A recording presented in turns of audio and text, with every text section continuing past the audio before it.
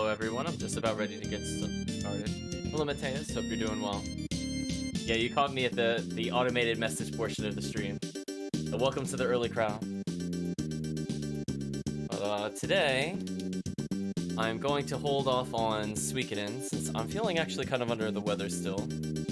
But I figured during this time, why don't we talk about where we want Axe Armor to go? Do some experimentation, do a little bit of runs, see how we get treated.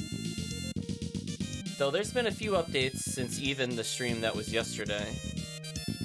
So we have a better balanced jump, we have momentum tweaks, we have relic tweaks, whole bunch of changes. But before I get too far into it, give a shout out to the people that recently followed. I see some people follow between streams. So special thank you to Tom Burger Stand. You're wide open! I believe I recall talking to him on Shrike's stream. Thank you for the follow. And also thank you, Mick Bob X. You're wide open! Who I usually see on Jupiter's stream, but I believe this person I've seen on a couple other Castlevania streams. Thank you again for the follow. Hello Chris, hope you're doing well. Try sneaking in. We have arrived. Yeah, I don't normally do the messages for the subscription. Hopefully people aren't offended, but when we're in like a Let's Chat or a end of stream kind of scenario, it's the perfect time to sneak it in. The early people get the messages recorded. I do see them on occasion. They end up in the activity feed, but I might not read them right away. But that time I caught it. Welcome, Try. Hope you're doing well. So yesterday was quite something. I did my first start to finish Axe Lord Armor Seed. And I was just practicing a few different things.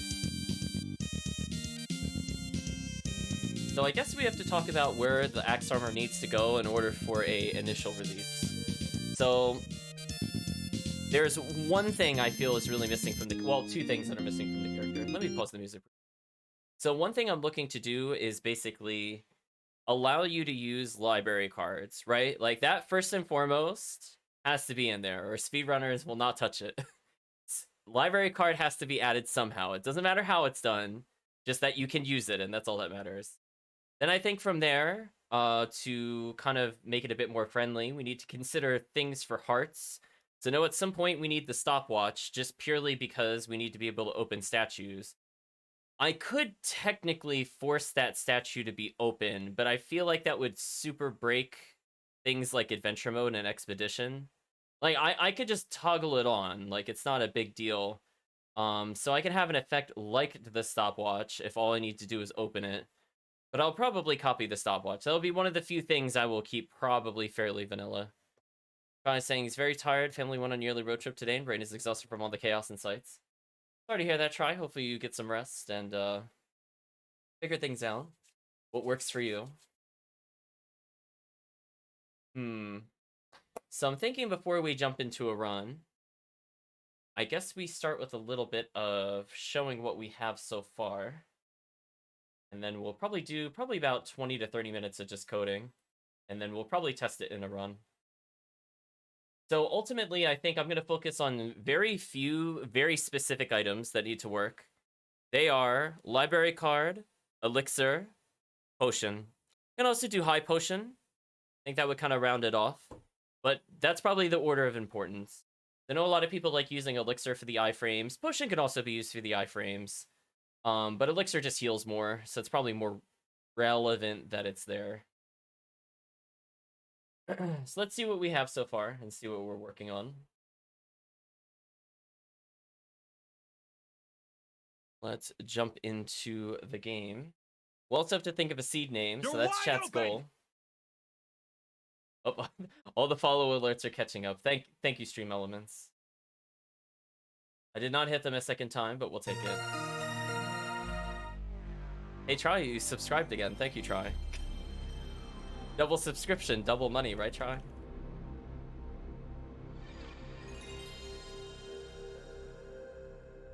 Yeah, Try's so good. He's celebrating the anniversary twice. He's like, take that, everybody else. You're doing it wrong.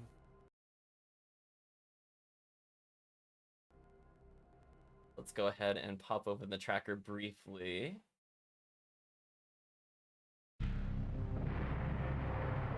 Mana Prism shouldn't be as important as it is in the vanilla game, right? Probably reduced priority. I'm not going to say it's unimportant. It would probably be the item after regular potion. I feel in order of importance. Healing right now is not possible. So that's why it's rated a bit higher, I would say, personally. There are 2 spots in the game that I fully agree Mana Prism is super important at the moment.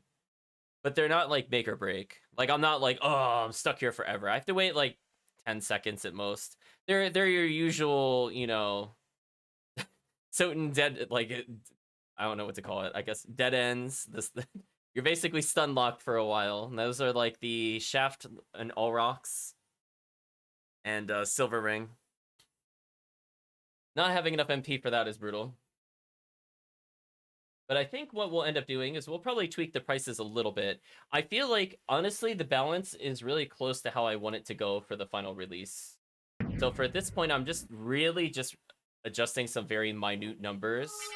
The majority of what I'm looking to get is here. So we'll just boot up a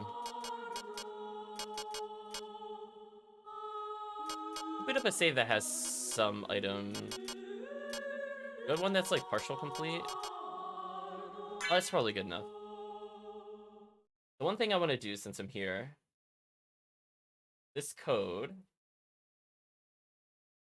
to get Axe Armor, we're gonna officially add it into Mayhem. That takes the highest priority because right now there's no way to skip death with Axe Armor. So if you could just force it on him permanently, it doesn't matter. Let me write down this code. I actually need to copy this. This is 097 COC. So like the 09 region tends to be equipment, so honestly that makes sense to me.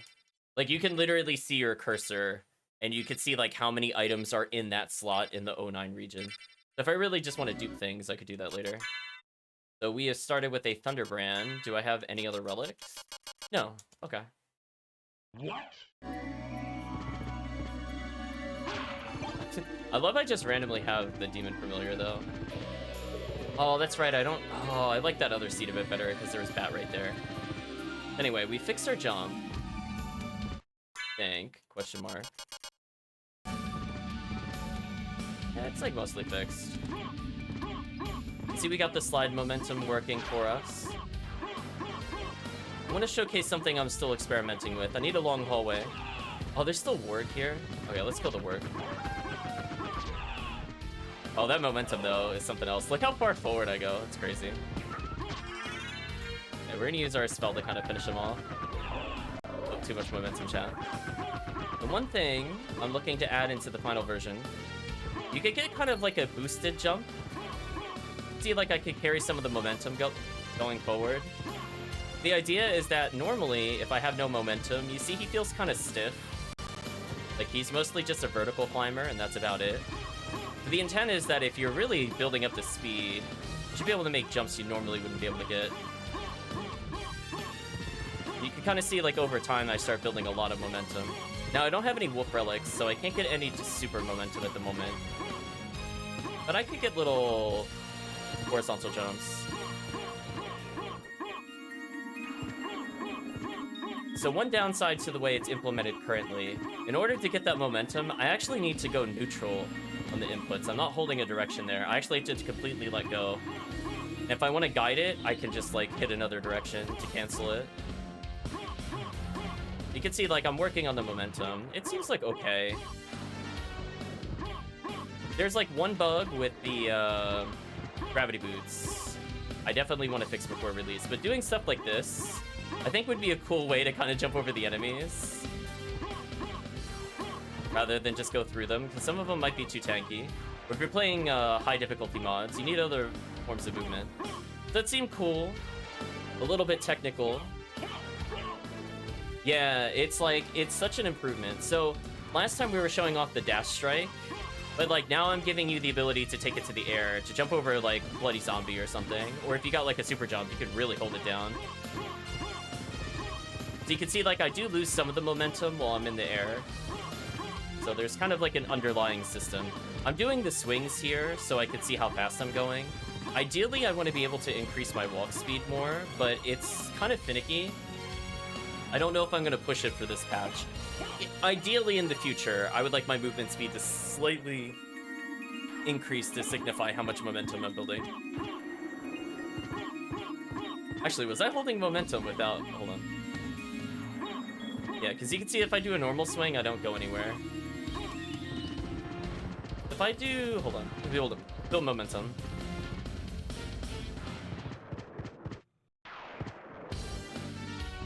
Oh, okay, it canceled out there.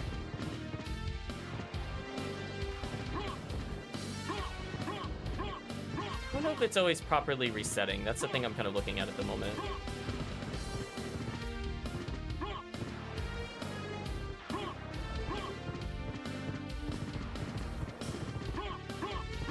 You like having to swing to go faster? It's like backdashing.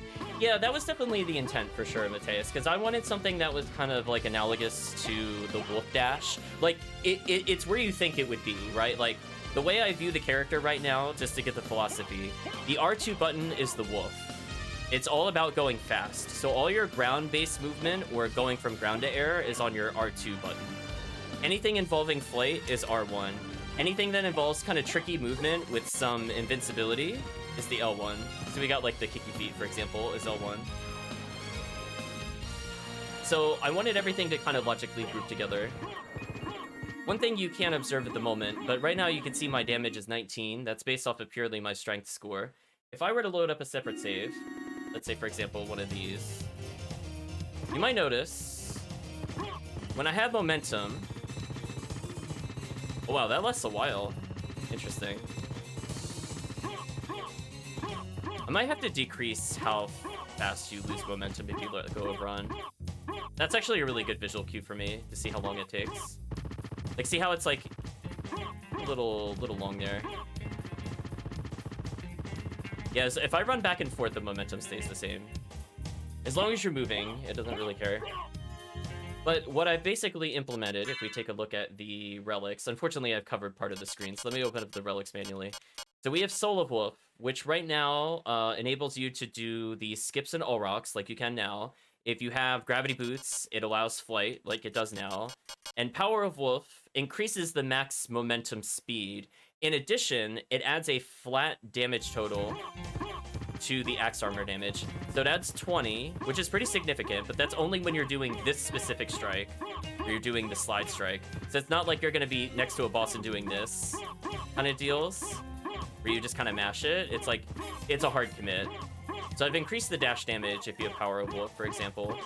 Soul of Wolf, I think, just gives you 5 in general, so that's why it increases by, I think, 25 instead of just 20. So every relic should do something now compared to what we saw before.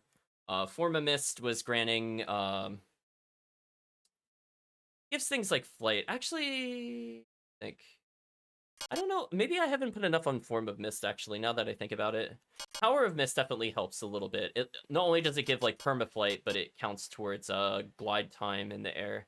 I don't know if Form of Mist by itself really does that much. I might have to revisit that one. Right now, I think it's okay. It has some functionality. It's not useless. It lets me do this, where I go slightly up in the air. That's from Form of Mist. So it gives you a very small movement option, but it's very important. Get through the Mistgate. So Soul of Bat is one of the 4 Bat Relics. So I've reworked the Bat Relics a little bit. So you might notice, if I'm in the air, I have a different color fireball. I'm not sure if I'm in love with this color yet. I have to kind of feel around for it. So essentially, you start with 2 fireballs in the air, right? That's just the base number. Every single Bat Relic, for now, adds 1 additional fireball. So because I have Soul of Bat, I get 3 fireballs. The default fireball, I've actually switched from doing fire damage to holy. And I'm thinking with, I forgot Force of Echo was a thing. I'm not even kidding you, Mateus. Literally was like, I'm like, wait, there's a 4th Bat Relic. What did it even do? And I had to really think about that. So I think in honor of the Force of Echo, I'm actually going to give the fireball a different damage type. So like normally, let me back up on a high level, especially for people that haven't played the game before. So normally when you do an attack, it usually only has 1 damage type. Now that doesn't mean there aren't moves that don't have 2. It just doesn't work in the way you think it might work. So, for example, if you have Richter's Whip, which is normally, I believe, Holy and Hit, I think is a great example. By default, the game will check first because Holy is first. It takes priority. So if anything is weak to it, absorbs it, or is strong against it, it's going to apply that one first. Now, if an enemy happens to be neutral to Holy, like let's say, for example, Axe Armor, but they have a weakness to Hit, then the other one will trigger. Now, if they have a strength against Hit, that actually doesn't do anything. So it's literally just a free way to get extra damage. So I figured in honor of the Richter Whip, we're going to go from a Holy Fireball kind of thing to just literally from Holy Holy to Holy Hit. So that way you can hit more weaknesses. It still doesn't override the things that Holy is strong against, just to be clear. But I figure it'd be just a small, cool addition. It also changes the look of the Fireball. In fact, let's just load up on Relics here, just so you can see the difference. Okay, I just got all the Bat Relics. You might notice, chat, there might be a slight increase in the number of Fireballs you shoot. Just a few. I'm thinking what I might actually do. I love the downward Fireball. That's my favorite for sure. So, yeah, the color of the Fireball changes. I like this color for sure, but I feel like it makes more sense for the Holy Hit Fireball. Fireball! Cat redeeming the Fireball. So, yeah, you could just straight up, like, absolutely destroy everything near you. So, like, these poor fools. Yeah, no chance. Yeah, we have, like, what is it, 95 int? Yeah, they're not gonna survive.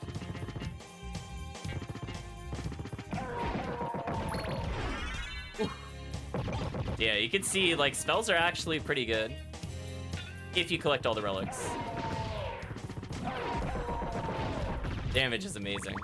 Also helps you have 96 int. Not a score you would normally see with testing, which is why I think it's important when we're done with our runs, we kind of take a look at what the game feels like from the vanilla standpoint.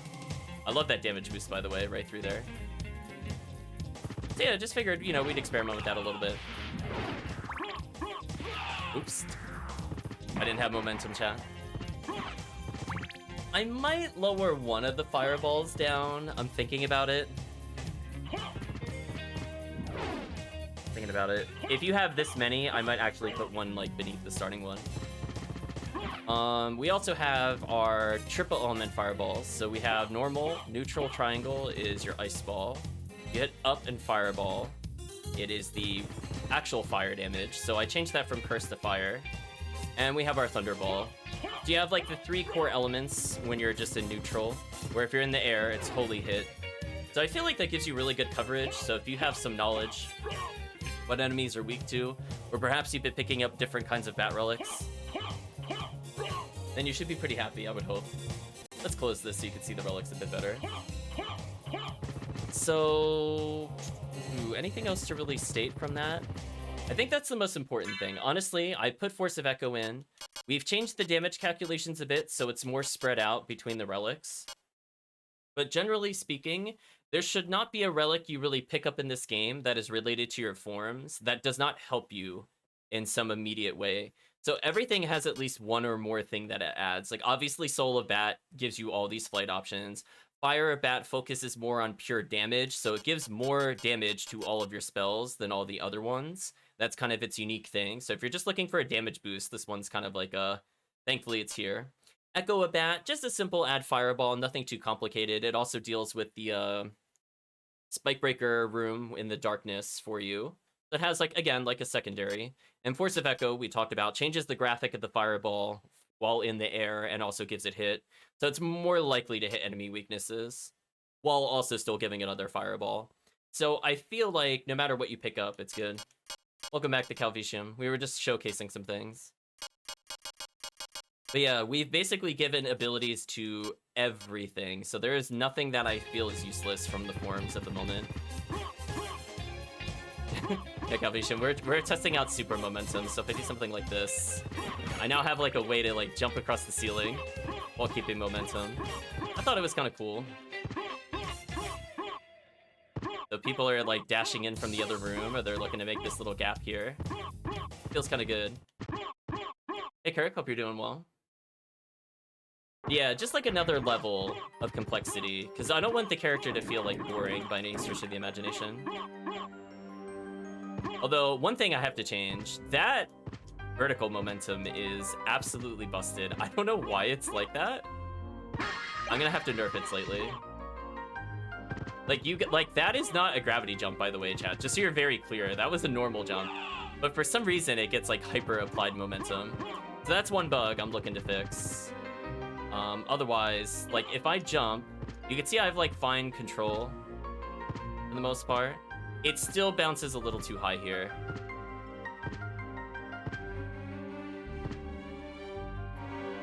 And it's weird because I could see, like, for example, like, that's the normal jump. That's, like, the super high jump. The normal jump's fine, Calvicium. Yeah, see how much lower the normal jump is? It's the gravity boot jump that's a little weird at the moment. It's not, like, game-breaking or anything, but I definitely want it to be nerfed. It's having a strange interaction with momentum. It seems to be applying, like, if I'm not moving, it's applying a lot of the momentum up rather than forward. So I'm gonna have to fine-tune that a little bit before final release. But it's pretty close, I would say, to what I want. It's probably just like a small flag I just need to set, specifically if you go dead neutral. But yeah, I was showcasing the different fireballs. We got all sorts of fireballs. And then our wonderful, wonderful holy fireballs. So we should have a good Drac killing option. Because that was kind of the problem we were running into. Like, normal fire is reduced by Dracula. So we had, like, nothing to fight him once he got high in the air if we didn't kill him before his next phase. Now I feel like we have something without really changing too much. Yeah, I love that wall of death, by the way. It's amazing. So as a reminder, you can only use the giant fireball on the ground. You can't do it in midair. And the only way to do these fireballs on the ground is to hold the flight button, but not actually jump or do anything else. And while you're on the ground, it doesn't cost you MP, and you should still be recharging MP. Case in point. But like, if I'm walking forward, I went to 603. It looks fun.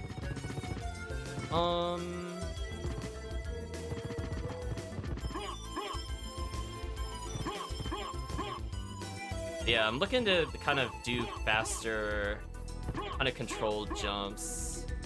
But you can see, like, sometimes it's just with gravity boots, the momentum gets really weird. So I have to see, like, where in the code it's going somewhere it shouldn't. I imagine it has to do with the air friction, because there's kind of like a air control code, if it makes sense. So, like, normally out of 255, I want to say his normal jump is 200. Gravity boots is 255. But for some reason, that makes him go extremely vertical instead of just horizontal. Like, I'm okay with him going horizontal, just not that vertical. So I think temporarily, while he has momentum, I might have to make sure that that is set correctly. I'm thinking just a simple flag will result in a fix there. So I think our goal is, let's see, for today, we're going to try to implement so that you can use some consumables. Somebody calling me? 1 second, chat. Oh, nothing important. So our goal is to be able to use certain consumables. I love that we're at 0 defense. I was gonna say I must be holding a duplicator.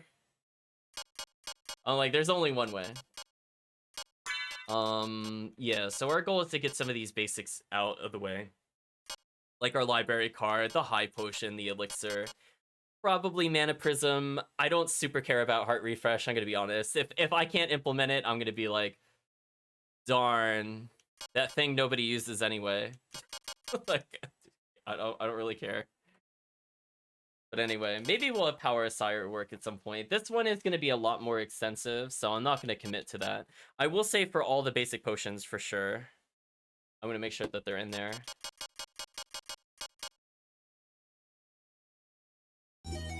So yeah, so the goal is we're gonna do probably about a half hour, 40 minutes of coding, and we're gonna just talk about things the chat wants to see, and then where we're kind of going from like an overall perspective. Yeah, you can see like I'm using these kinds of rooms to test the momentum. It like kind of works. Yep, but sometimes you get sent to the ceiling. That I don't want to have happen. But other than that, we've basically removed the second castle buffs altogether. I decided that, honestly, like, I know I have been playtesting it a lot, but I feel like I really didn't need them at any point, honestly, so I'm just going to remove them. And instead, for now, since there's kind of an issue with getting equipment stat bonuses to work, I've, for the moment, at least added Ring of Vlad, which gives an int plus 10, as well as the Tooth of Vlad, which is strength plus 10. And I made sure that applies to all your abilities. So there's still more relic scaling. So I feel like that's a mostly fair compromise, because I think that gets added as an additional stat, and that isn't read correctly by the system. So let's take some time. Let's listen to some music. Trying to think if there's anything else I really wanted to cover before I go into coding mode. We got the 097 COC, so I have to add that into the cheat list. In fact, let me do that right now. So the intent behind it is that there's not really a way to skip death, because there's no, like, wing smash that'll carry you through the cutscene. Like, the game will seize control from you very quickly. It's not that you couldn't reach it, it's just that, unlike the other ones, you're not in, like, a locked animation, so it'll just exit you immediately. So this will be the workaround, just making sure that this is active. So if people want to do pure Axe Armor only challenges, and they do not want any cheaters in their races thinking they could just unequip their armor as they please, wave your finger and make them hit the checkbox. tell them to get good, chat. Let's see, we only really need a couple digits here. 097 COC. I think one I could just make a single digit, honestly. I'm going to call this one Armor Index. This will be our first change in the name.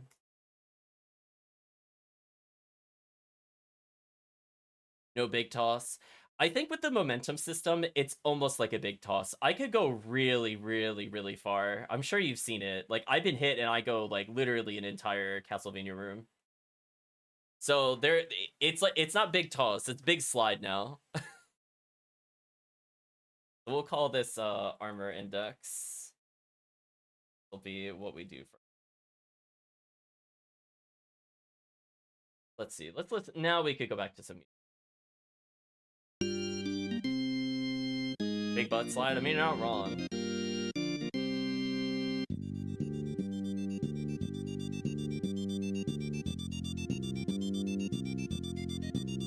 Let's see. Wow, it's been so long since I touched the UI. I had to think about which one it was. I'm not even kidding. And then I opened the wrong one anyway. 10 out of 10.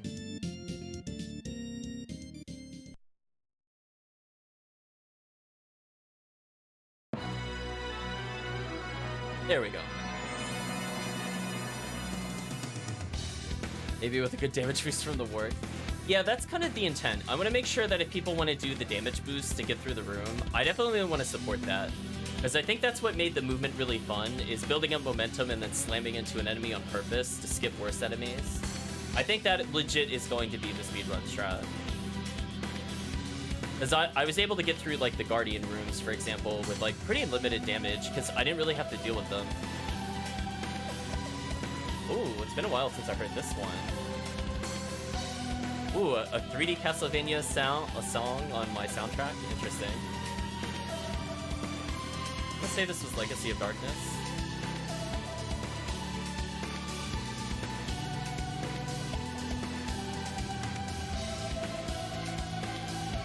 Yeah, it's been quite some time since I played this game.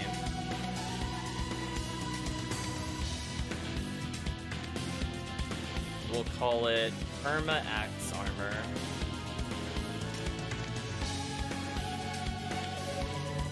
This is like the starting area theme. Pretty early in the game.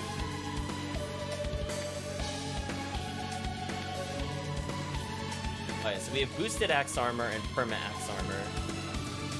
So I want people that still want to play with the boosted Axe Armor to do it separately, or if you're really masochistic, you could lock yourself into Perma Axe Armor. The game would not be playable, but you know. Right, chat? Like, I can't help you on that one. Poor life choices. But we're actually almost done with the UI, so that's one thing almost out of the way already. I forgot how good this song was.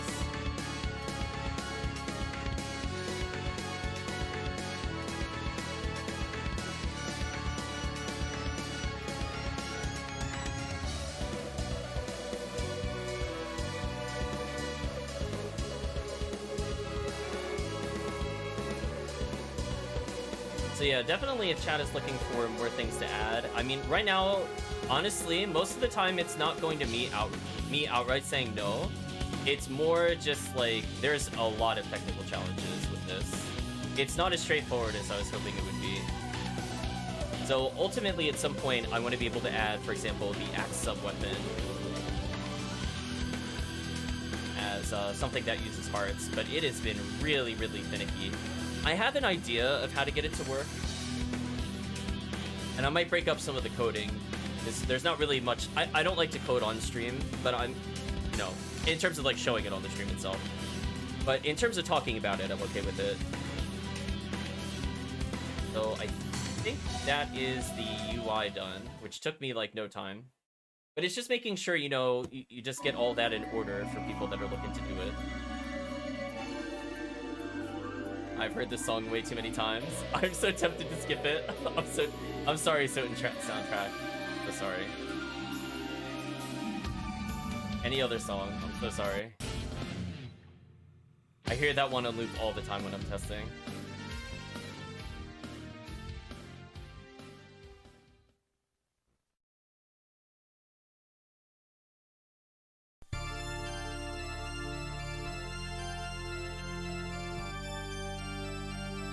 Sounds like Simon's theme again, but which game?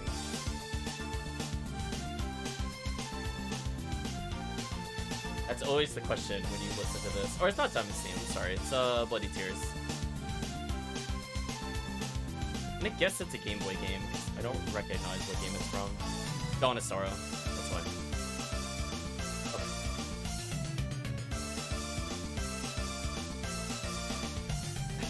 I was like, it's one of the DS ones, but it's like, I don't know. I didn't really play much of the DS ones. I think I did play this one, maybe? Because this one was on dual screen. See, I remember Dawn of Sorrow is dual screen because that's what the abbreviation is, and I'm sure they did that on purpose. And I remember not liking this game. I'll be real honest with you, chat. I am not a big fan of whenever you're in the middle of a lot of action and you have to stop to draw seals. That took me completely out of the game. I got very mad.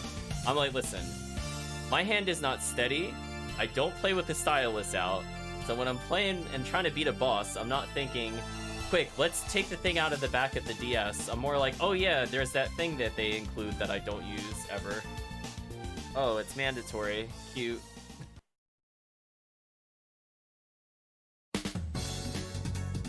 Ooh.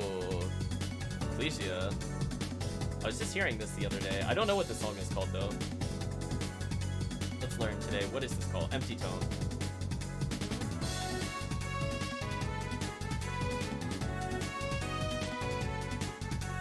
Another good, solid theme.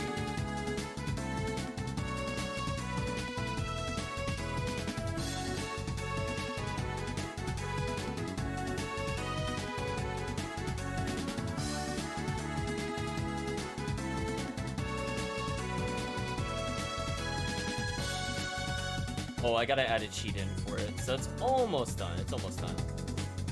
So this is just gonna allow you to do the races without needing to do much else. Hit the checkbox and you're good to go. Should also technically initialize this, I guess.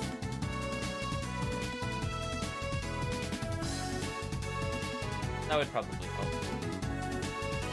Getting a little ahead of myself here.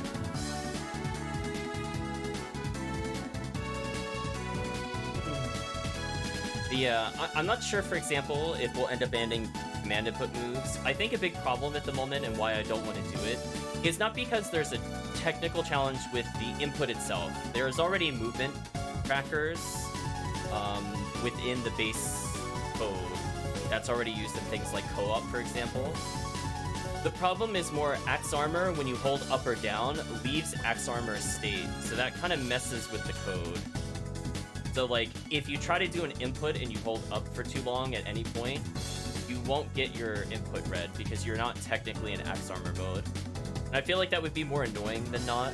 So just having a single button for now is good. Ideally, I'll figure out how to activate things like the warps and the elevators without needing to go to Alucard. But honestly, it's very, very hard to figure out where it is. So we'll see. I don't have high hopes, but maybe one day.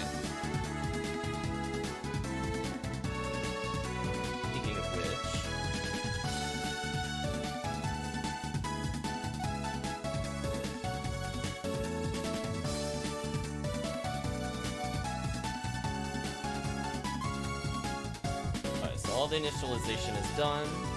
And the reason why I want to kind of take my time with this before I push it out is that whenever you add a cheat to the cheat file and you need to update a setting, that's going to force everybody to restart anyway. So like, for example, if I pushed out the build that we had already tested yesterday, you would have to just keep updating it like every single time I touch it. So rather than you going through all those iterations and going, what did he change? What do I need to refresh? I'm just hoping to get all those little settings and cheats out of the way, like for example for the permanent axe armor, and we just think about it from like a process standpoint, so that way we deliver a ideal product. You recommend something not Castlevania? Try Voyage of Promise from Blasphemous.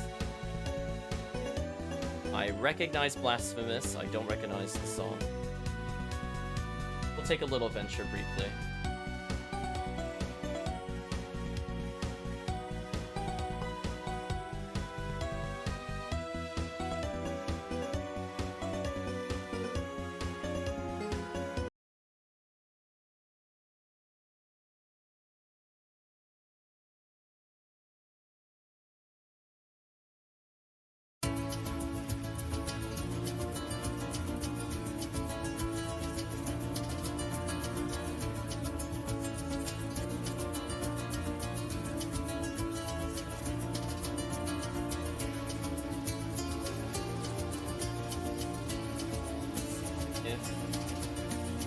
Config.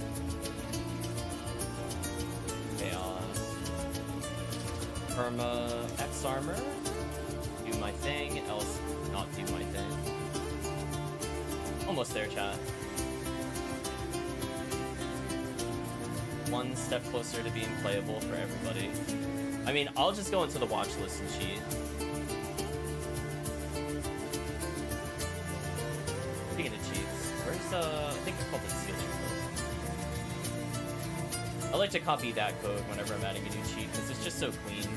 It's used in so few places. All this like perma axe armor.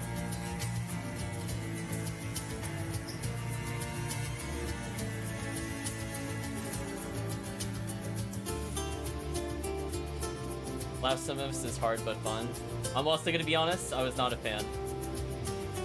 I can see why people like it, but it lost me super fast, super hard on wind mechanic and birds diving at you in a climbing section. And I was like, no. I'm like, no. No. But for people that like the challenge, it just seemed interesting.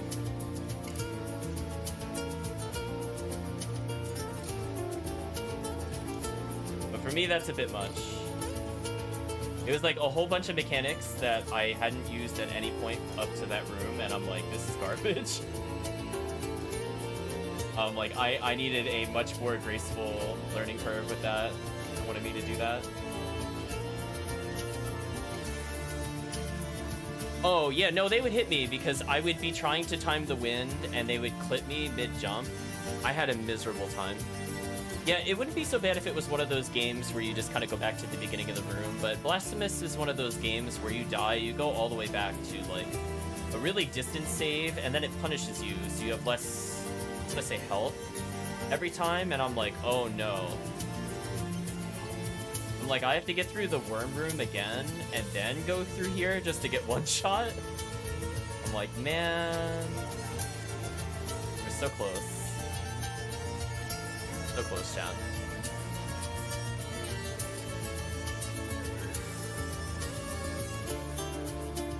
It was one of my first ones. I went to literally one other boss for that, and then I'm like, this is awful.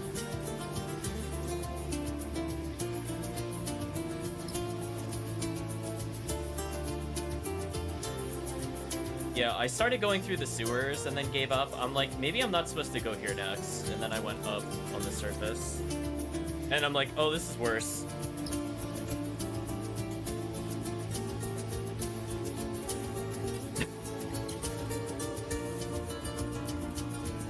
Yeah, and then I learned there was some kind of time quest, and because I took so long, because I died a few times, I missed a quest. And I'm like, I think there's a list of I don't know what to call them. Not forbidden RPG things, but if you want to make me very mad at a game very quickly, there are certain things that video games can do, whether it's a trope or a specific character or action style that will disinterest me very quickly in a game.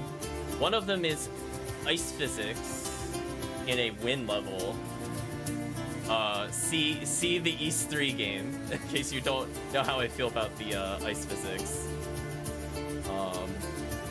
Clones. I get really bored of games with clones. I'm so over them, chat. I could go another 10 years without having a game where the plot is you're a clone of somebody or you fighting clones of something. I would be very happy. I wish that would stay in the 90s, chat. Listen, we've come a long way with game development. I'm like, please, can we get past this plot point? Yeah, I think I killed 2 bosses. That's what I mean, Calvicium. Like, I didn't know, like, what triggers it. So I guess I did kill a second boss, because he died when I was doing it. Or she, I don't remember. I was like, oh. Yeah, not a fan.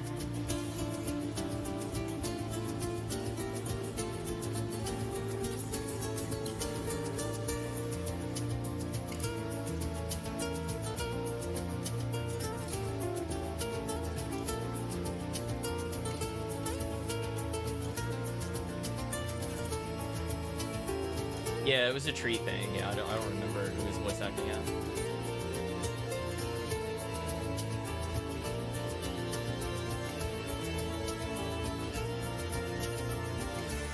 Okay. So permanent axe armor has been added to the game. I'm just gonna add that to our notes. Actually, I guess I could at least stream the notes. That way you guys have something to look at.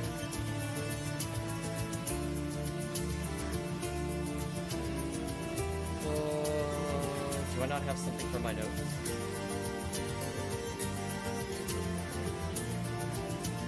Guess I don't. Thought I did. Maybe I deleted it.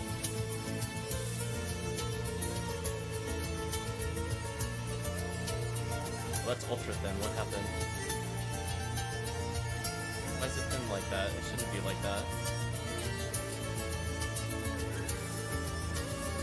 I could briefly go to my coding screen. Why is it like that? Question mark. I want to show the chat something. Behave. Did it just get like really squished?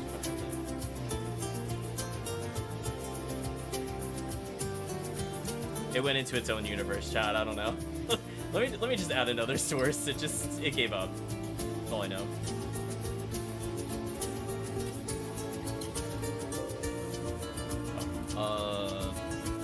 I'll call this one Notepad++, I guess.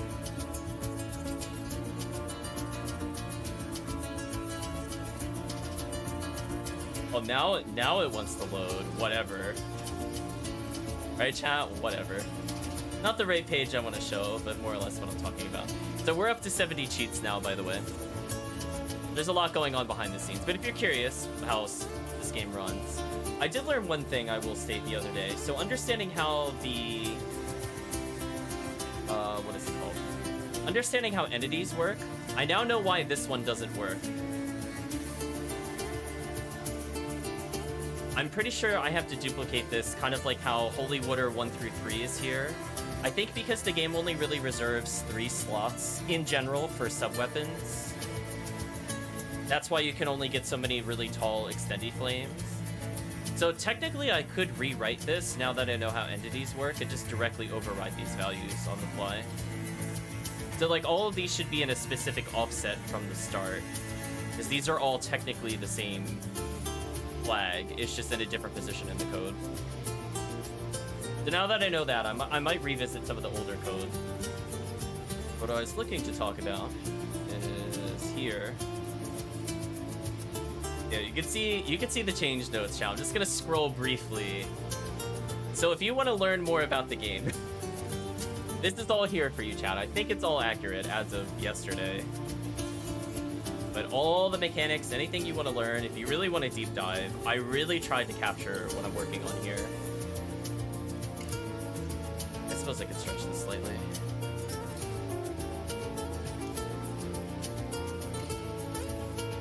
Probably good enough. But yeah, just all the little mechanics that we're doing kind of between these things. I wanted to capture it here. Yeah, we've made a long journey to get to this point. So I tried breaking it down. I called it L1 face plant, R1 flight, R2 for movement. Originally, this was just gravity jump. Yeah, it's breaking down basically anything you would want to know. If you want to see what the relic does for each button, kind of there. So it's there for people that are interested, for sure. So if you want to learn more about something, it's better just to go into a particular subject and probably read it from there. Oh yeah, one thing I thought was funny when I was testing, I apparently never gave Boone an option to give you Force of Echo. That's how much I forgot this was a relic, chat. I kid you not. I forgot to put this in the game. So in all the previous versions, when you granted boons, it could never give you Force of Echo. I forgot it was there. I was like, oh. So that was awkward, but still kind of funny. But hey, we're learning. So I guess now I'm just gonna update the list, so it would be... I think I called them system changes. Yeah, I did. New option. On player.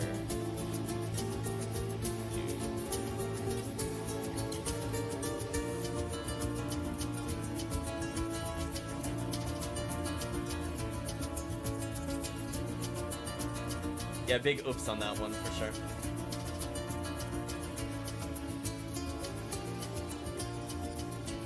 Speaking of which, I realized I almost defaulted it to true. That would have confused a lot of people. Can you imagine you're just trying to set up a race? And all I hear is huh, huh, huh, instead of the Alucard sounds. Or what? No worries, Count Visham. Take your time, do whatever you need to do. That's one more thing down. Let's talk about the other thing that I want to make sure we do. Let's try to give ourselves some functionality. So I could give it to 2 buttons. Let's just keep it really simple for now. So we talked about 5 items. Let's make a new function for this.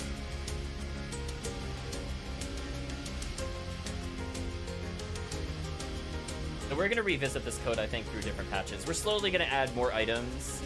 I just want, like, what are the bare minimum you would want to check for a particular run? And I feel like healing items is fine. You're immune to all status ailments, so they're not really relevant.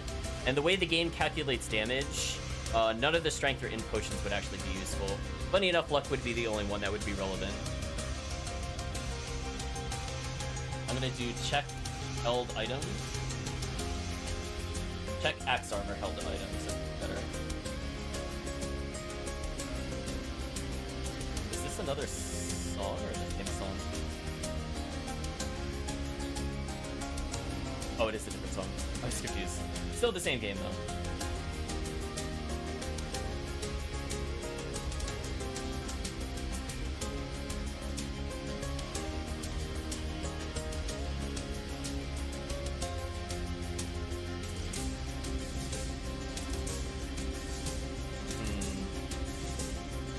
We need to see what weapon they have.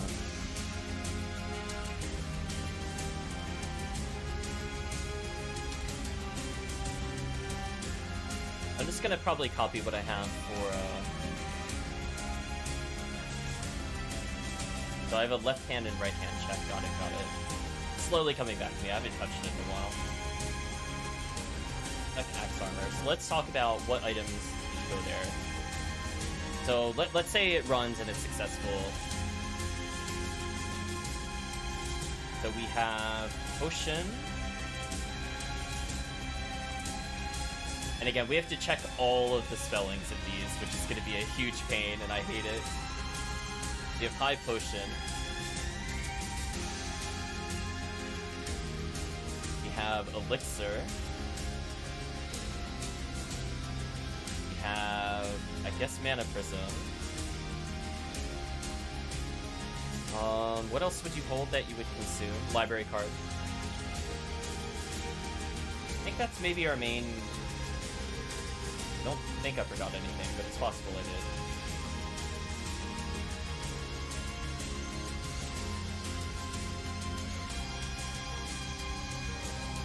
I'm gonna give the game a second to load. So I have the full item list of what it would be expecting at least, so I'm just gonna cross compare. Oh, it's lowercase p and high potion.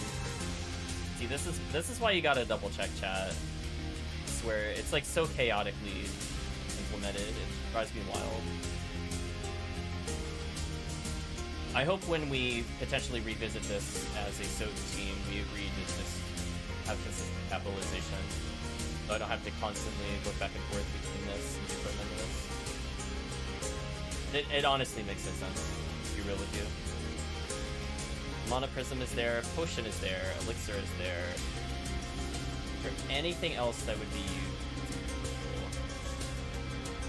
I could technically have the meal ticket be.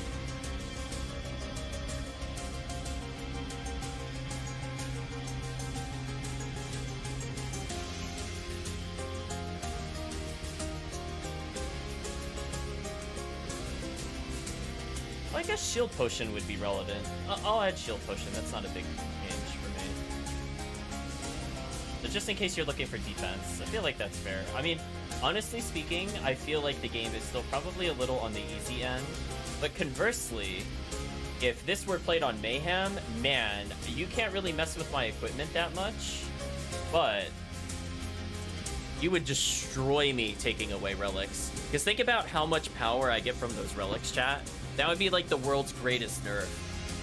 Like just losing 3 out of 4 bat relics, I'm suddenly doing like, I don't know, literally 50% less and then flat damage. So maybe we're like 60% less damage. So yeah, you could definitely have more of an impact with certain Mayhem commands due to how the game has been implemented.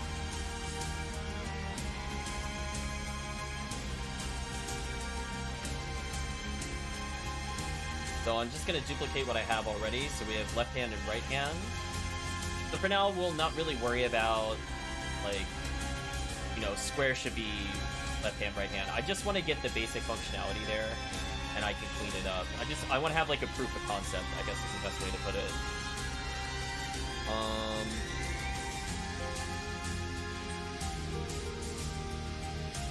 There's going to be a wall of if statements.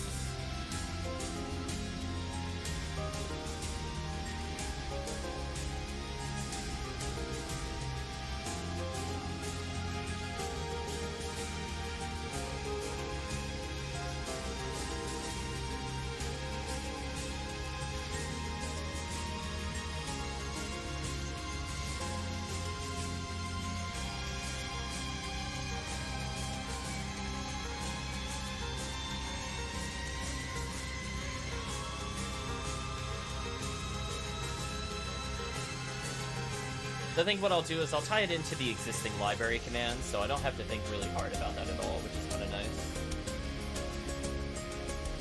For potion effects, there's something called activate potion, I believe it is.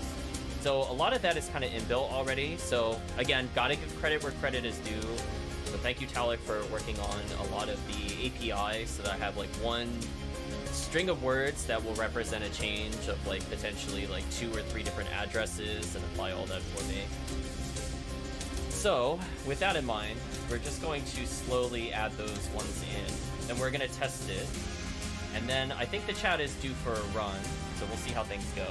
I think I'll do one last look at the momentum, see if it's something I could fix quickly, like it just pops out to me. And if it is, I'll make the change, otherwise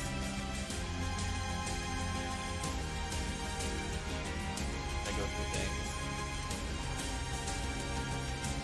We'll do, I guess, just a wall of else ifs. But we're gonna add in several items to the game. Honestly, I feel like the game was very completable without them. Granted, I feel like we were slightly powerful because we got the relics in a pretty good order.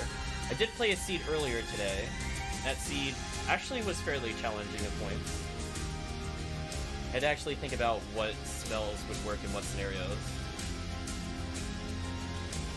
But still probably on the easier end, for sure.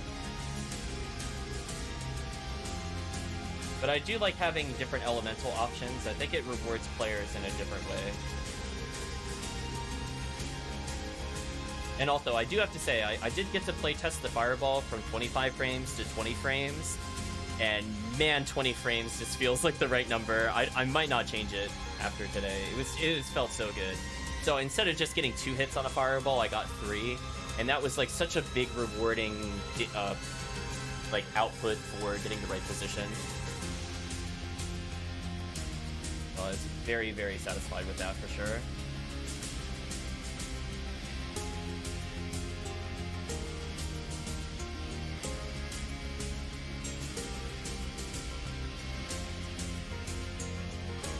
I guess I could always see what other potions are here, because I technically have the potion command. But I feel like those are the most common ones. I mean, I guess since I'm here, I could just make Luck Potion work. Not that most people would ever use it.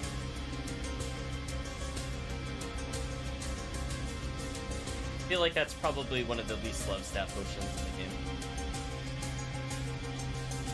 But hey, it's here, I guess.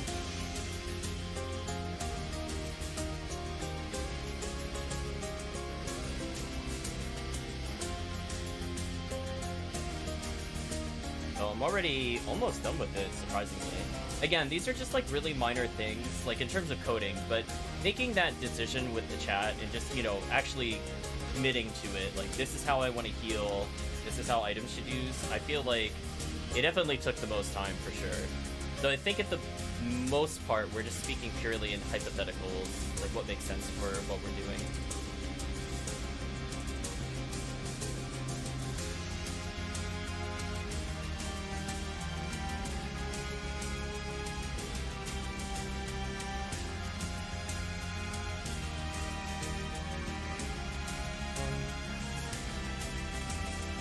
Yeah, that was easy.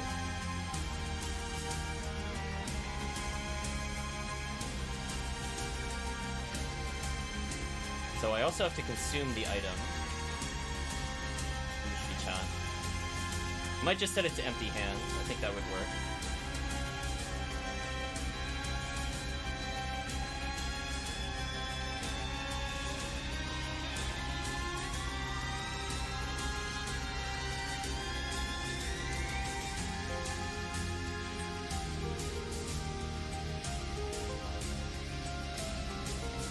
I forgot what I called the function chat. It's like panicking. I'm like, I called to check something. X armor held items.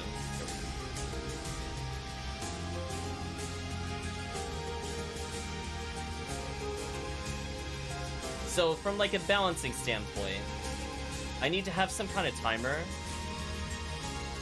right? Like if you hold the button in, it shouldn't rapid fire.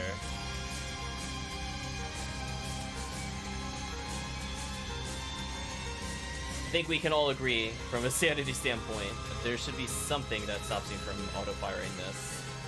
So we have a basic check. It checks the correct hand for the correct item. It replaces the item. It calls the function. So we're like 80% there. Now we have to say things like...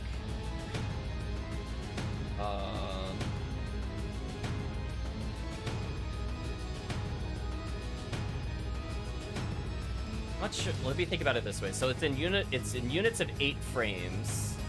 So how long should you have to wait in seconds? Then we have to convert that to frames. Probably 4 seconds. Again, you should not be able to rapid fire it.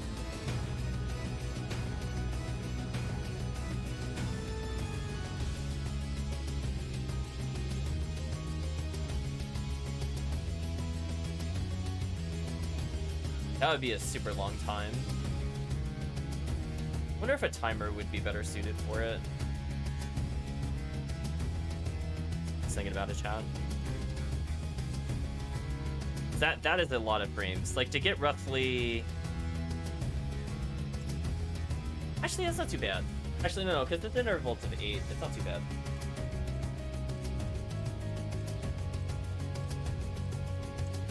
So every 8 is about 64. I need about 4 times of that. So I could set it to like 31. For how long you need to wait. Be good enough. Just doing very fast and loose math, chat. Feel free to correct that number. It's not 32. 32 would be too high.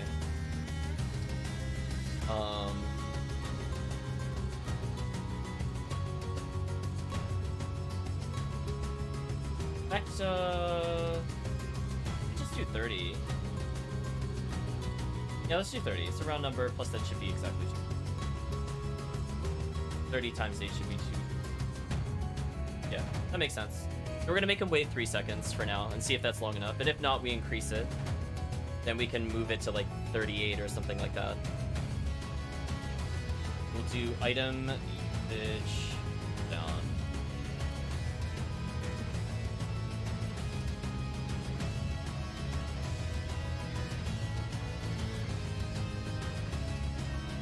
I almost did it again, chat. I forgot what I called it.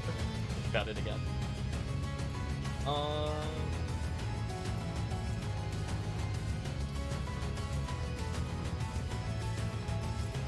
gonna say is valid.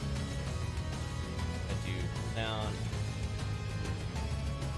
Now I need some kind of generic flags, so let me simplify this.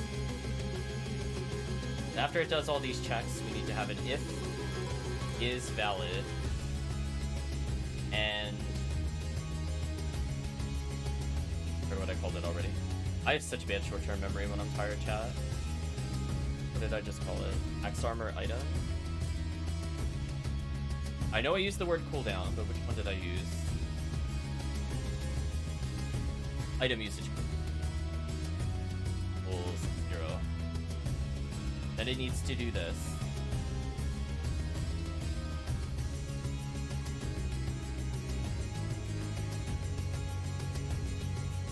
Actually, no. Let me think. Higher level. It shouldn't even run this.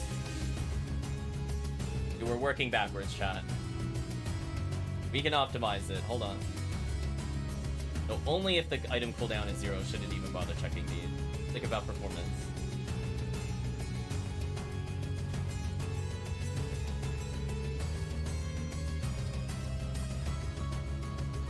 Then it can do all those wonderful checks. And then only if it is valid, then it'll run the other delete function. And all I literally have to do is copy paste and replace the words right hand, chat with left hand, and I've covered both hands. So as long as we only focus on one set of code at the same time, or excuse me, at once, we'll be able to implement this pretty soon. But we'll actually get to see it live in probably about 15 minutes, if I had to guess. We're implementing pretty major functionality. Fortunately, it's not complicated.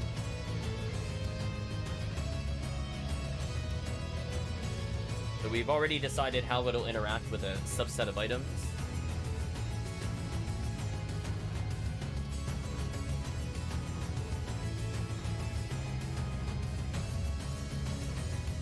Unless it's telling me is valid, is not valid. Boolean. You want from me. Oh, you're just being glitchy? Okay. Right, chat, I'm like, but I don't know what you want me to do.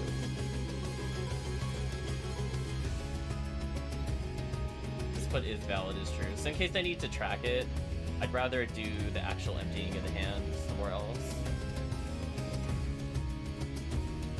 That way it's also less for me to maintain. I just set a flag and then just act on the flag. Go that way.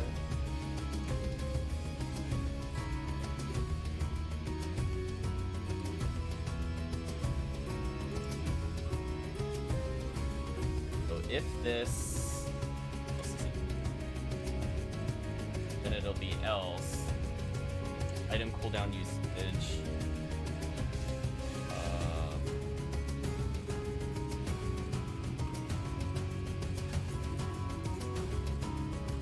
Actually, I don't need to worry about an else if there. I can just do item cooldown usage minus. That should be good enough. So we're just gonna slowly count down from 30.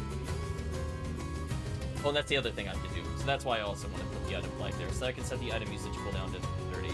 If I need to change it, I just change it in one spot. That's very convenient. And that is the entire right hand already coded. So let's go ahead and see if it builds. It kept telling me there were errors, and then now it's telling me there's no errors, so it's being kind of funky with me. Obviously, we're not done. We need to do the left hand.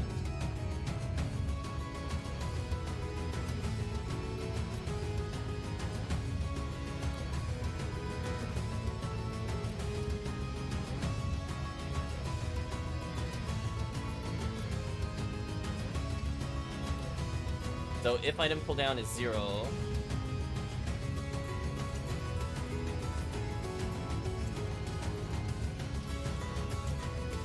then I can encapsulate everything in there, so I don't have to worry about an else if. So I could do if SotN API a la carte button press. Thinking about it, chat. Talking out loud.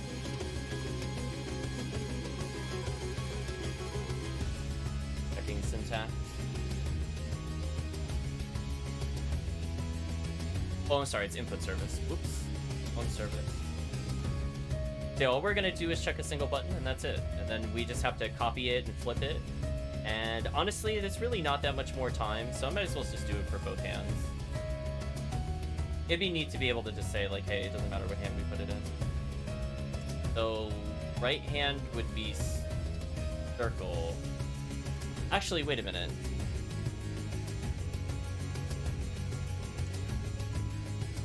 I think, yes. Yes? Maybe? I mean, I think circle is right hand. I've never actually thought about it before. It just kind of happens. I think that's right.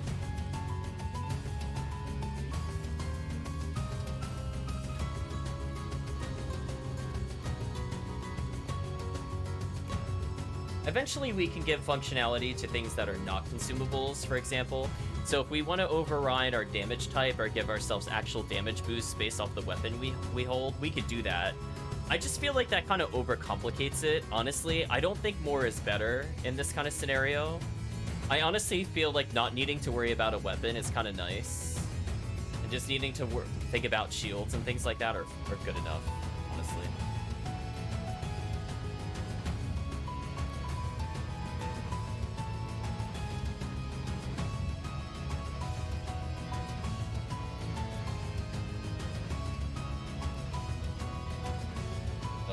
We are actually surprisingly almost done. I just gotta flip circle to the word square. Alright, we just talked about that. Then for right hand, I'm just gonna replace it with left hand. And that is literally it. There, we just added completely new functionality, chat. That didn't take too long. Not too bad at all. Decent time. Just looking to see if it makes sense. So you gotta hold it down. That should be fine. I guess I don't need to check if you hold it, just if you tap it. I think tapping is even good enough. I put the item usage to 30 outside the loop. Close that off. So all we need to do is I put this as a separate function in case we're looking to expand upon it in the future for different mostly for different potions. I don't think we'll include weapons or things in here. I could technically, I don't know, if holding items gives different properties and it doesn't grant it automatically, I could always revisit it. Yeah, not too worried. So now all I got to do is put our code in the has control and is not currently hit. So this would allow you to do it while attacking, jumping, or standing still, but not when you're being struck, which I think is fair. I think that's fair. We're just gonna put the function like really close to the top. And I guess we should go test it. Let's make a build. So unfortunately I have to update the changelog. That thing will never be finished. I should save it just in case. So, allegedly, chat, allegedly it succeeded. One thing I was thinking about, I'm not sure if this would be, again, like an overcomplication. It's a nice to have. I don't know if it would be healthy or not. But to eliminate waiting around as much, I'm wondering if it makes sense, chat, if we take ideas from other games that have similar mechanics. And by that I mean things like Ecclesia, where if you hold perfectly still and don't hit a button, you basically accelerate your MP regen after a short amount of time. So you still have to wait for a little bit of time, but then it accelerates. It's kind of like the modern take on the MP system. I haven't decided if that makes sense for SotN. So like right now I feel like it's pretty closely balanced to what I'm looking to have here. Now one thing I will state is that I'm not sure if the wolf movement stuff should cost MP. So that might be one more resource drain. If I do that, I think I'm more likely to add that as an alternative to get MP. So that way you guys aren't bored looking around. How hard would that be to implement? Not really hard. It would be literally about as long as it took to do the items. So it would be, I would have a 30-second timer, or not 30 seconds, but I have like a 30 check timer, so it would be for 3 seconds. And if you hold still for 3 seconds, then you would start getting MP faster. And then the MP rate would be, instead of getting it once every 15 checks, it would be once every check. I would just set it immediately to 1. So your MP would like skyrocket. So you in 1 second, I think you would get 7 MP. I think comparatively, it would recharge very quickly if I were to give it a number that chat would understand. So getting to like 60 MP would literally take 5 seconds, 6 maybe.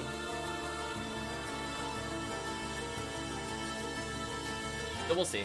One thing I have to make sure is that this timer is on the right scale. I think it's on an 8-frame scale. If it's not, I have to bump it up. Wouldn't really help the speedrunners racers. I think it would help for the silver ring. That was one of the rooms I was talking about before. Yeah, my concern is like, it has to kind of justify the, like, it has to be something that takes them out of what they're doing, so they can't just do this potentially whenever. But it also has to be rewarding at the same time. So, for example, if you're in a save room, I would have to get, like, that's where it would get more complicated. Like, if I saved, I'm technically not moving. I guess it also wouldn't increment the timer there. Never mind. That should be fair, because you shouldn't have control. So I want to make sure you don't just, like, overcharge in the save room. Yeah. Yeah, those are one of those things you just have to kind of talk out loud, and then you kind of hear the scenarios. Coding is supposed to be pre-planned, but we're kind of just winging it for the most part, and going back and optimizing where it makes sense. Now, one thing I wanted to take a look at, I think I was saying before, was the jump. So I'm going to see if this is like a really quick fix, where it's like, oh, just you forgot a flag somewhere, or if it's something more serious.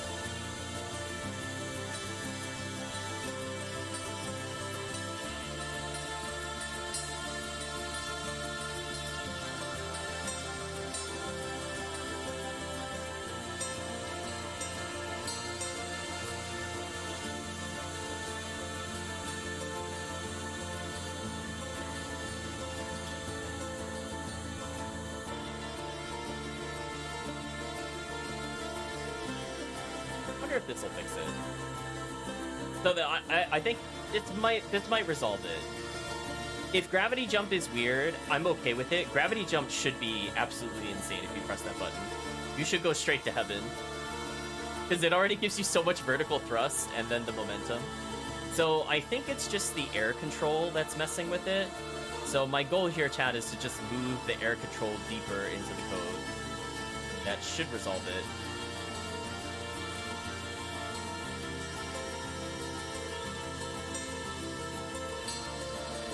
Because I want you to have a normal jump if you're hitting R2. Only if you get the gravity jump should you get that air control.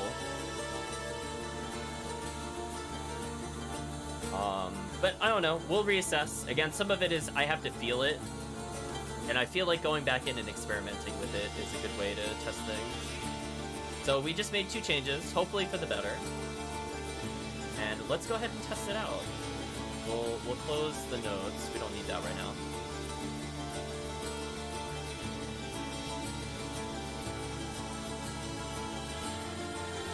Close all that, don't need that. Also, I forgot the room location, so we're gonna have to go back to those other rooms that I marked last time. I wrote what rooms they were.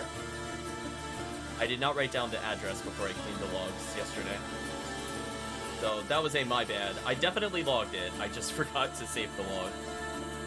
So I was cleaning it out this morning and I was like, oh, right. I never got those addresses. Okay, let's pause the music. That has been put on hold long enough. So do I have ones where I'd be able to test it? Oh. Rule number 1, let's go ahead and boot this up.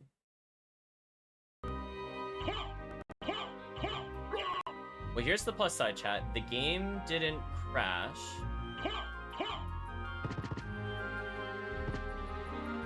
But did I move the code?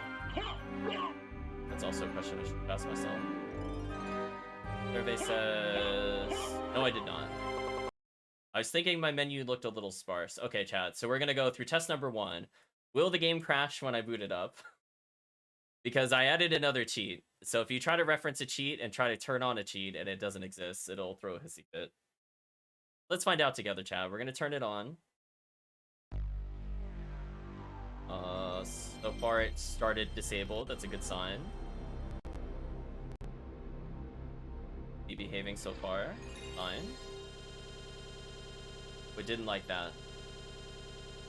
Did not like something in update Axe Armor. So it did not... Okay, so there must be a cheat that's missing. 1 second, chat. I think it's the armor index cheat. Oh, you know what it is? I never cleaned my cheats. Silly me. I know better. I changed the backup, which is what the game loads from, but I already had a cheat file, so it's not going to load from the backup. There we go. I failed the test, chat. One day I'll pass the test. One day, chat. We're close. I got through the menu, but I needed to get further than the menu. Now, the menu loads fine, but will it launch the game without crashing? It didn't crash. All that matters. Okay, so let's take a look. What is an item that we could consume? So we have 9 high potions. So one thing I'm not certain about, chat, is when I set this to empty hand, does that delete all of those set items or just consume it? So let's find out together. I hear a distinct lack of an item being used.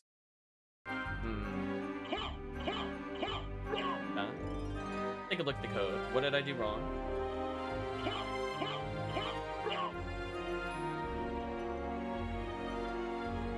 It's positioned correctly. It's being called.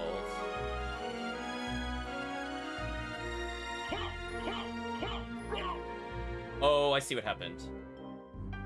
Oh.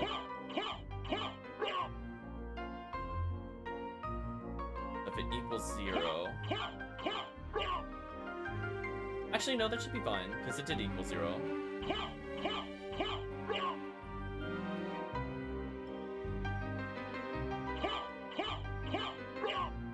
Why didn't that work, actually? Might add a log statement in here.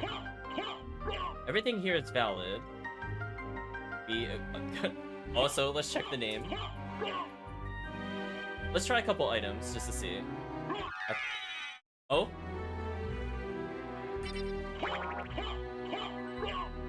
I inverse healed myself. That was interesting. Oh, that's right. Okay, so it is what I thought it was. SotN, for some reason, puts your right hand first, even though... I don't know why they do this. Okay, so for people that don't play the game, that item in my left hand, the neutron bomb, I use with square, but it's technically, chat, it's technically used by hitting square. Even though it's his right hand, and you think his right hand would be circle, because you would think about, like, you hold your hands up and you go, like, square is on the left side of the controller, circle's on the right. I was pressing the wrong button. So why don't we fix that? But it seems to be working. I just pressed the wrong button. I got baited.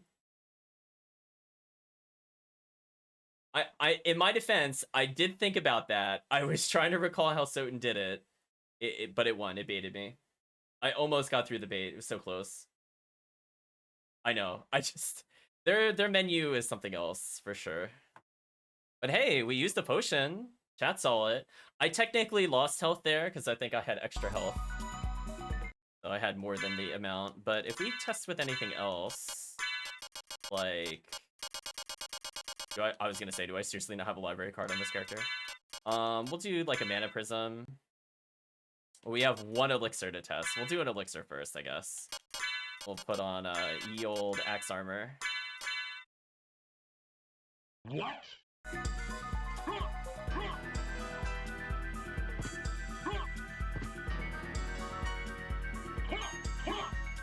Why is there a delay?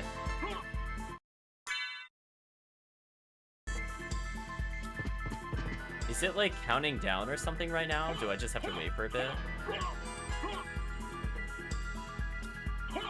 Weird. Neither of these are firing. High potion on replay.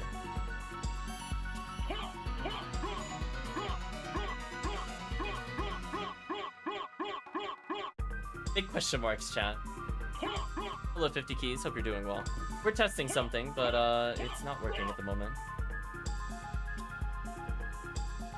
Now it's 30. Oh, I see what happened. I think I see what happened. We're very close, though. We're enabling limited item usage on the axe armor. Yeah, let me make another build. I think I needed one more. I think I needed to make an if and else. I think it.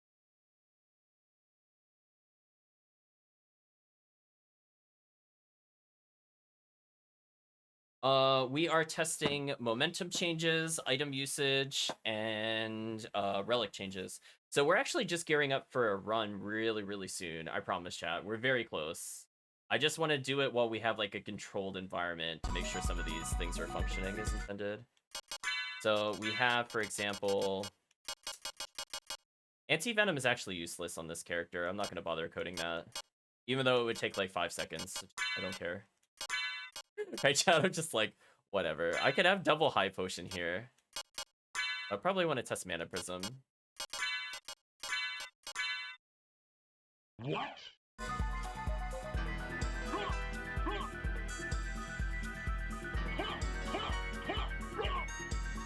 I'm really curious why it's not activating. Oh, hold on. I think it did. Hold on. I think I know why it's not activating. I think I I closed it. Might be why it's not working. Let's try this again. Axe armor, exclamation mark. Now it's working. You can see I'm attacking multiple times here.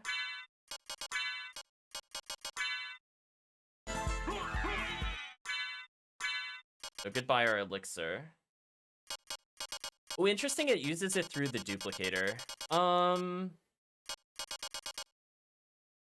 Do I really feel like coding for duplicator? I'm gonna be real with you. I feel like the answer is no.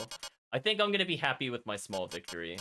I'm gonna worry about, okay, we'll make a small note, chat. Has to handle duplicator in future patch, whatever. I don't feel like checking for it, chat.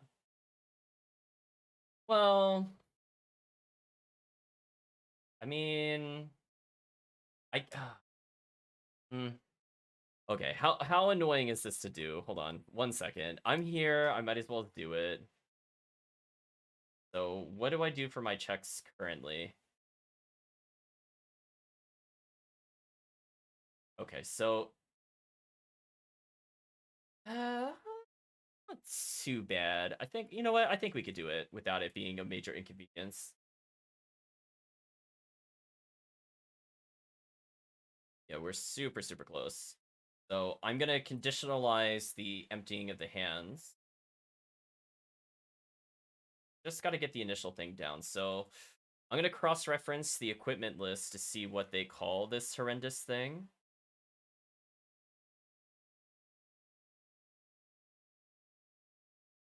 Oh, it's actually capitalized correctly.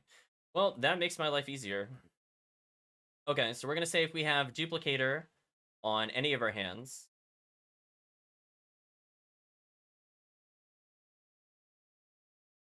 So we're gonna say equip duplicator.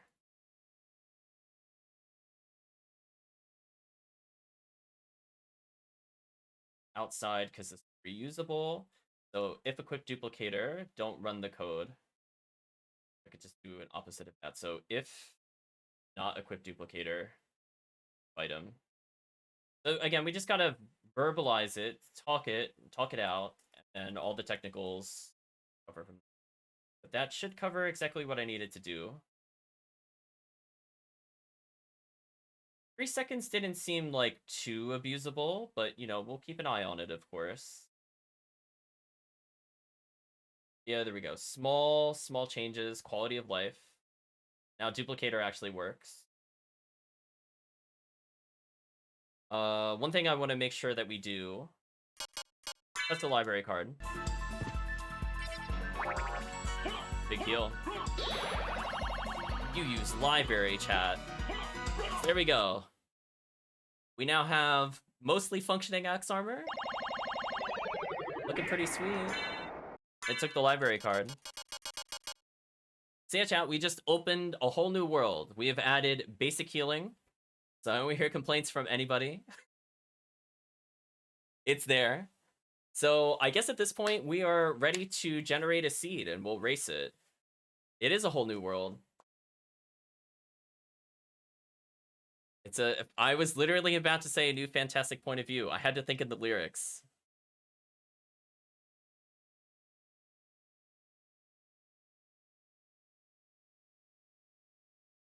So I think, Chad, if you have a seed name, we are ready. I don't think there's anything else I really wanted to... Oh, there's one more thing I wanted to test. But in the meantime, that'll buy you some time to make a seed name.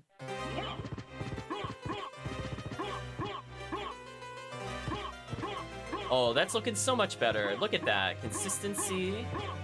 Oh, I still have the gravity boot jump. Oh, that feels so much better. Although I have to turn it off, apparently. Yeah, look at that spring.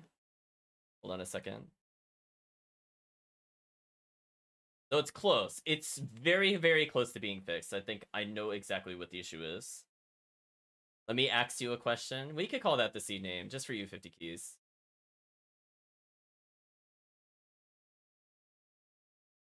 I called it gravity jump air control. I did.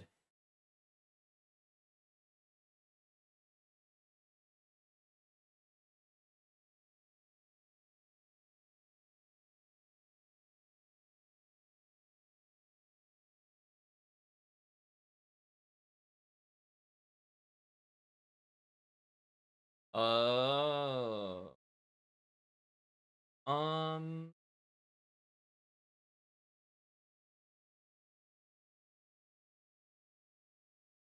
Yes. I could probably simplify the code later. We need a minor refactor. I duplicated logic a little bit there, which is a coding no-no. Don't want to see that in the code, but I think this should fix the issue. So we're going to do one more build, and we're going to make the seed right after, I fully promise. Because I think that addressed literally everything I wanted to do, and we did it pretty quickly. So we're going to go through the seed, and we will take a break during the seed if we see glitched visuals. As I have learned that I will not go back to them properly. That's a me thing, but I gotta work with how I work. Can't fire myself. Let's go ahead and do this. So, oh, also something we could test is permanent axe armor. Gotta make sure that works. We'll load into a seed. And it immediately put me into axe armor. Or it will give me circlet. That's not correct. Let me think. Processing. Why did it give me that? Hold on a second, chat. I'm thinking.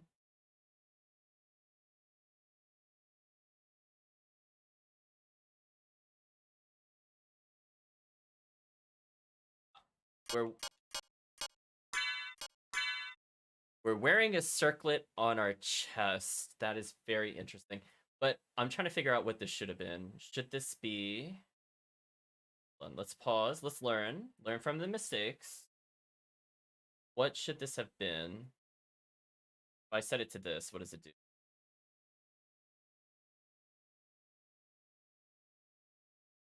goggles.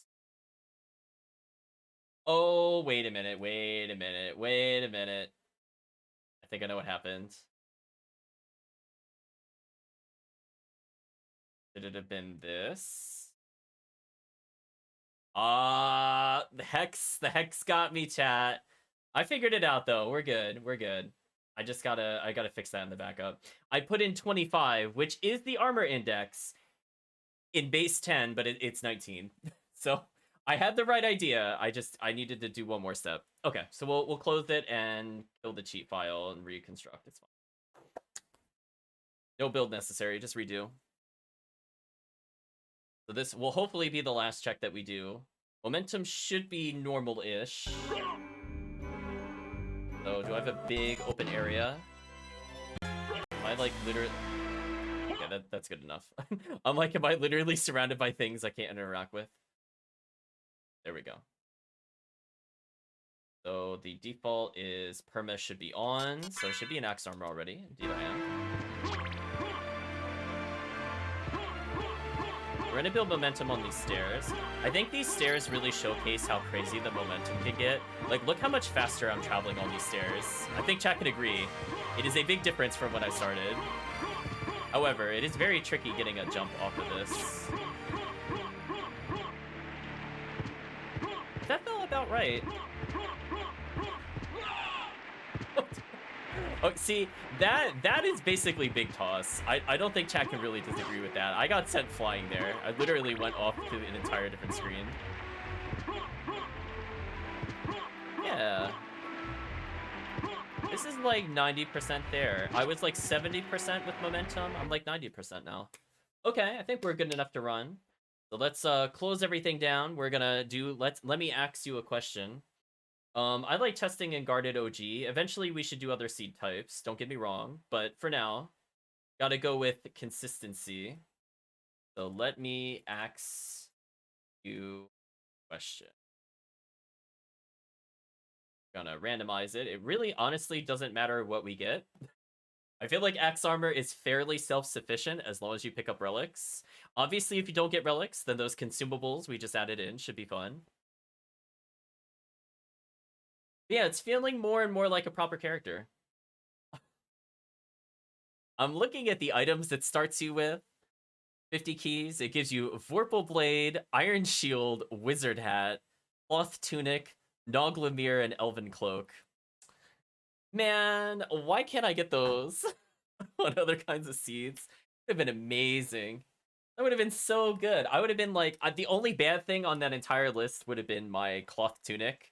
I otherwise had like almost best in slot helmet. I got a really great shield for Shield Rod, Vorpal Blade, obvious top 5 weapon, Noglamir's 15 defense. So I would have been basically unkillable and also had backdash capability to start. Would have been brutal. You're too good, 50 keys. We gotta learn from you. Gotta take some notes. Like Mayhem, tough coding, not anywhere as important as having a good seed name. I gotta get up to that level one day. Let's go ahead and take that new seed, and let's go ahead and play it and see what it gives us. I promise I've not looked at the spoilers other than that. So I really don't know what to expect. Also, fully expect me to mess up routing, as I'm feeling still a little bit under the weather. But hopefully things will go okay. This one, this, don't need this. I'm glad you enjoyed the coding. So don't worry, 50 keys. I know we put it on a very long hiatus. I wanted to kind of wrap up axe armor because I ended up coming in with a breakthrough, and that has taken priority over co-op and food fight. But just so you know, I haven't forgotten about it. It's there. I wrote it on the list, so the list can remember for me when I forget what it's called, but it's there. So interestingly enough, 50 keys, the code to do the food fight helped me understand how to do axe armor. It was kind of like the lingering steps there. So it's actually a very important thing to learn about how the game works. So for example, I could technically make almost anything you use have different properties. Like we were experimenting before with like thrown objects causing like neutron bomb. So technically there's a couple addresses in memory that if we overwrite them, we can reuse them as we please. It just so happens that when you put something on your left hand and the right hand, that will overlay what would normally be reserved for an attack. But that same logic of where it is, like it is from the, like let's say from a total object is maybe 180 lines of code. Let's simplify it. If it's at line 64 where that flag is, it's line 64 for everything. So technically, things like how enemies damage and things like damage type and everything else that I learned from Food Fight helped me kind of reverse engineer how enemies worked, which meant let me reverse engineer how doors worked, because doors are the same class as enemies, which are part of entities, and an item is also an entity. So I just kind of put that together, and that was kind of like the big breakthrough. And it's all thanks to Food Fight. You could take credit for it if you want.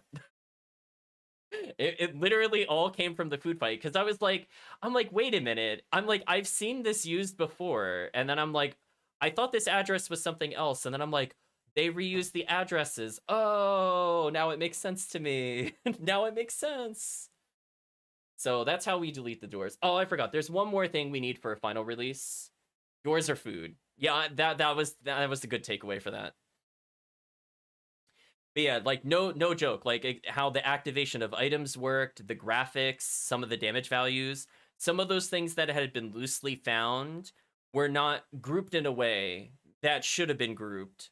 And you kind of look at things that are out there and realize they're all touching the same 180, I think it's 188 technically, lines of code. So like you might see things like you get an item from a Babooty candle, or you get like extra damage from sub weapons.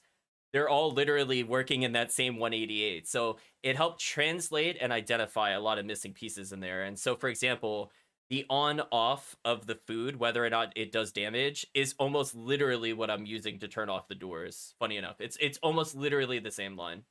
I changed it to a different value, but I think it's literally the same offset.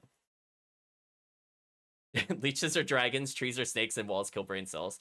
It's true. You gotta remember those. Those are super important. Yeah, so it's like you kind of have to go in with like a general coding knowledge, and then you have to go, now how did they do it? And so until you can kind of like feel your way around, and you have like landmarks where you're like, oh, I know this is related to Alucard, so all the Alucard codes within a certain range. But like you have to get your foot in the door. And so for me, Food Fight ended up being the foot in the door to understanding how enemies, allies, items, and doors were all technically the same thing. Which in turn is how I got through spikes. Because the way you disable doors is almost the same way as you disable spikes. But spikes are jank, and they coded all of them differently, and you can wave your finger at them. I don't know why they coded them 4 different ways. There's one where they're like literally an object that deals damage to you. There's one where there's like you could call it like a supervisor. It just checks to see if you hit something in a general region, and then it activates those areas. And then there's other ones that just seem to be their own self-checker. So they did it 3 different ways for 4 spike rooms, which I don't really get. The only ones that are kind of consistent are like Silver Ring and Reverse Silver Ring, and Clock Room and Reverse Clock Room. Yeah, so no, they're not all the same. That's where it's confusing. I'm looking at it and I'm like, what? Why did they? So like the corresponding inverse room behaves the same. It makes no sense. That's why I got stuck for so long on the spikes, because I was like, I fixed it in Silver Ring, so why doesn't it work in Spike Room? And I'm like, oh, they just did whatever they wanted. Oh. they didn't follow any coding practice. This makes sense now. I'm like, brains off. The spikes and alchemy lab. I have to think about that. Or do you mean in the reverse alchemy lab? Do you mean the ones that slide along the floor? Are you referring to those? Oh, I wasn't even thinking of those. You're right. I don't know how those are done. I'm gonna be honest with you. I think that might be like a supervisor thing, where they just put the switch earlier in memory and then that triggers it. I think maybe how those are done might be how they did the like the Allrocks hallway, I think. Even though there's no switch there. Again, it's very weird. Just it works in mysterious ways. So anyway, let's boot up the game. We also gotta name the seed. Maybe we'll call it 50 Keys in honor of the seed name. We already called one Axe Lord. I think we got a Sir Magic Penguin. We'll call one the Antares Convoy at some point. So yeah, we have made a ton of fixes. So I feel like the character is actually incredibly close. So we saw things like he can heal, he can use warps, he can save, he can use elevators, he can go between castles, he could go to all rocks, he could go through mist gates. Like, we have almost made this character glitchless, like, in terms of intended gameplay. Now, that doesn't mean he's 100% for every seed type, which is why I think we'll release another patch. But just for the standard purpose of testing the character, we're really close to what I was envisioning. We might do some very minor number adjustments, but I have a feeling what you see here today is really not going to be that far off from what gets released, I think, in a week. Your lurking took way too long. Welcome back, Calvicium. Oh, there's no numbers. Think about this. My brain cannot translate. How many characters are here?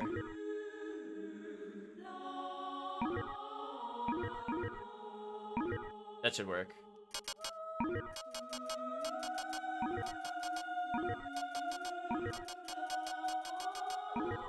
I looked at that and I'm like, I have literally no idea. There we go. We have to abbreviate it slightly. Well, sort of. You had numbers, but there's no numbers here. I didn't think about that. But we're good. So let's see how things feel. And I think I forgot to turn on the permanent. Hold on. Let's make sure everything is up and running. Before we go too crazy. The permanent axe armor is on. I shouldn't ever have to touch the RAM watch while we play, other than when I go to look at any kind of broken UI. We know there's a couple issues, I think, in the reverse castle, but I honestly wasn't seeing anything in normal castle that looked busted. So I think we covered every problem object that got hit by the door code. So there's only just a handful left in reverse castle. And honestly, it's not like a huge detriment for the most part. It's not like the platform is missing like we saw in Caverns or something like that. It's like a statue in the background is gone. But we'll still fix it. Anyway, start it up. Did I fix the high jump momentum? Indeed I did. I think we're good now. Because I was getting the gravity jump momentum on regular jump. That was what was happening there, and I want to get rid of that. I could give myself, like, slightly increased momentum. Maybe. I'll think about it. We're alternate blue Richter. Man, chat, we got the most boring alt color. It's, like, barely a shade different, chat. But I promise you it's different. It's just not different enough. We could do the color choice.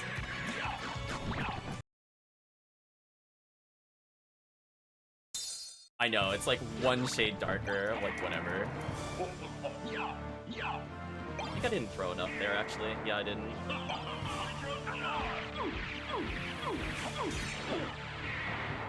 I knew I didn't throw it. Hold on, chat. This is not good. This throws off my timing. I might reset on this, I'm thinking about it.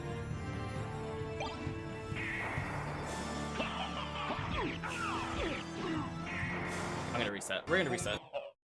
I wanna get used to it. I'll start. I realized I didn't count correctly, and I deserve that punishment. I just gotta throw 6. I think I threw 7. Let's try again.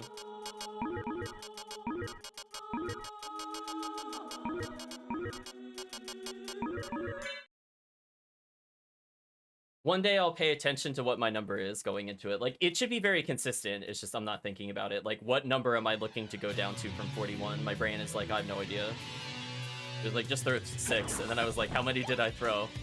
And then my hand is like, you just threw 7. And I was like, oh. Well, try that again.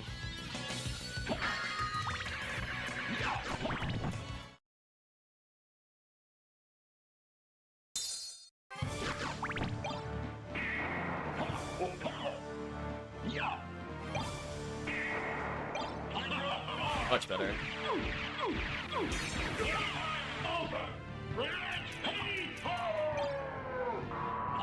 Oh, that was almost perfect. Anyway, he got wrecked. You know what I mean, chat? Like, when you get that setup that I was talking about, like, look how easy that was. It just do it every time. You always get the same stack. I'm doing a very specific thing for the timing. It was like off by maybe a frame from what I was aiming from, which is really close. We'll take it. But yeah, no more struggling at all with the intro. Axe armor, chat. Here it comes. Now, we will show up as Alucard briefly, so we do need to pause the game. I don't think there's a way to really clean that up, unfortunately.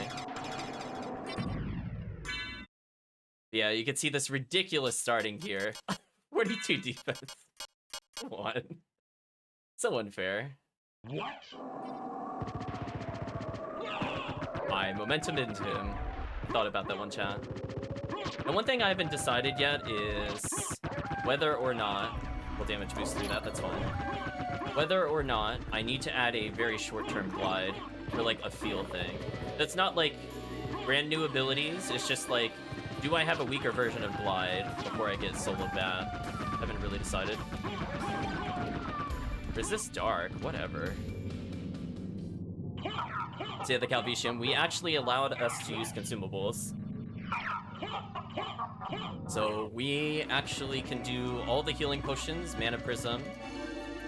I could technically do heart refresh, but it won't do anything.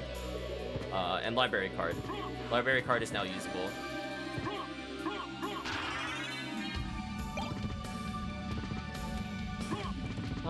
I guess I should save. Let's see what this guy has. I was gonna say strength potion, then I'm like, no, that was yellow, so it's a attack potion. Right idea, wrong item. What? So yeah, it's a lot more complete, so I feel like people would enjoy it more, because I feel like people would legit complain. Like, if they go to, like, Spike Breaker, for example, and they can't get a library, well, if they get a library card and can't use it, I feel like they would get mad. Another start with Jewel of Open, right at the start. Huh. Okay. We had that, yesterday, actually. Oops, I did not jump correctly there. That was a player issue, not a game issue.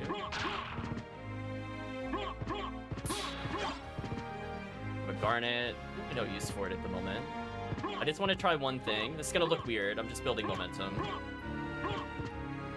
Do like this. Like, yeah, there we go. No, okay. Just making sure you can't like momentum your way into there, because you still go kind of far. I think for now I'm gonna disable momentum. I don't want to build it. I'm doing a mostly vertical climb. It's kind of annoying. But on any other area, it's fun to build momentum. Like here, it's not too bad. And as you saw there, I actually damage boost over the spike, so there's not really a time loss, as long as you just expect to take 1 damage.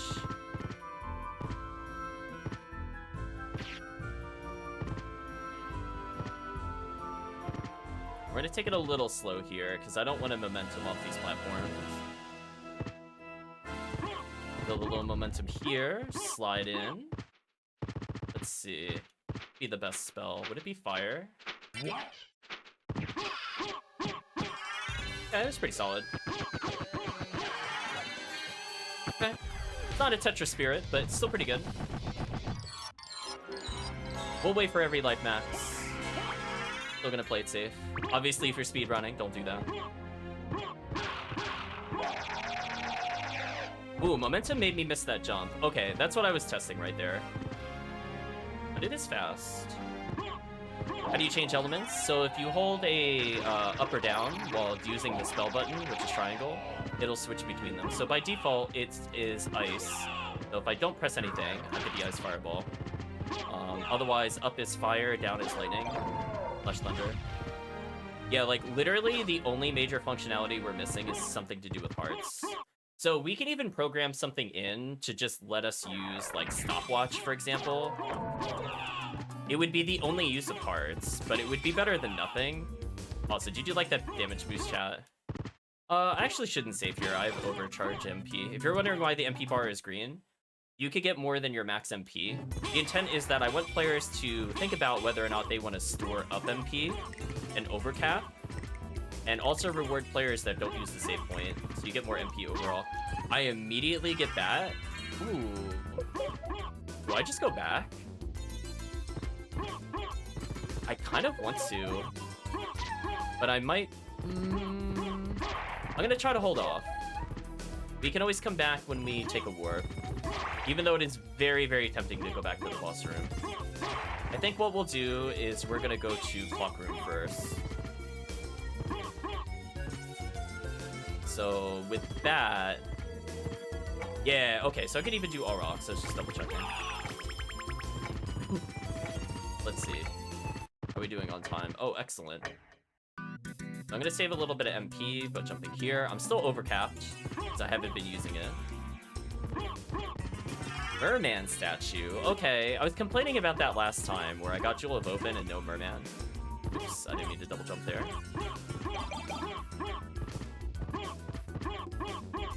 So thinking what we're gonna do. We're gonna just ruin Allrox's day, chat.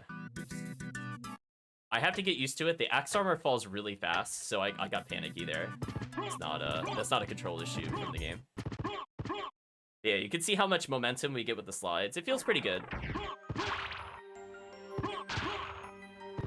Cool clear caverns, assuming you can blind bat. I almost could 50 keys, like not ironically. I could probably do it with this. I actually just want gravity boots. Like, no joke, if we get gravity boots, I'll do blind bat for you. It's weirdly enough that it's way easier to do it with gravity boots with this character than any other item. Once I get that, I'm basically home free. Speaking of home free, perish. Give me that level up. Anyway, we're still overcapped in MP, so as long as I don't use the save point, I could be kind of aggressive here. If I need to use spells to fend them off me, it would be ideal.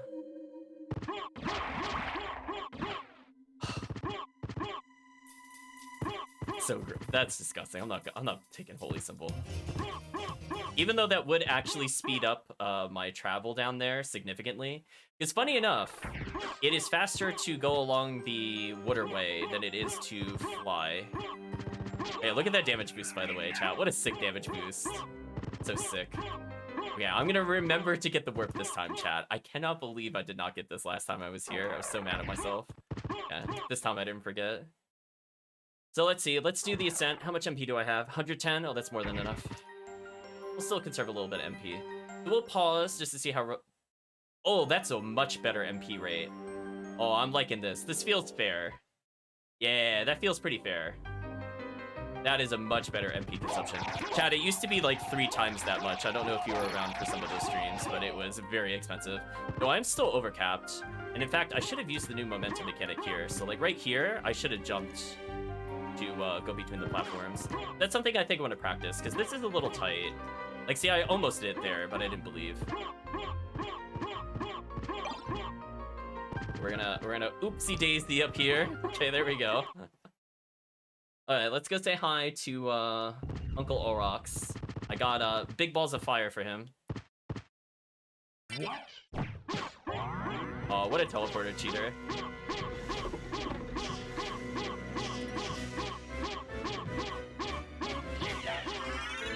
Okay.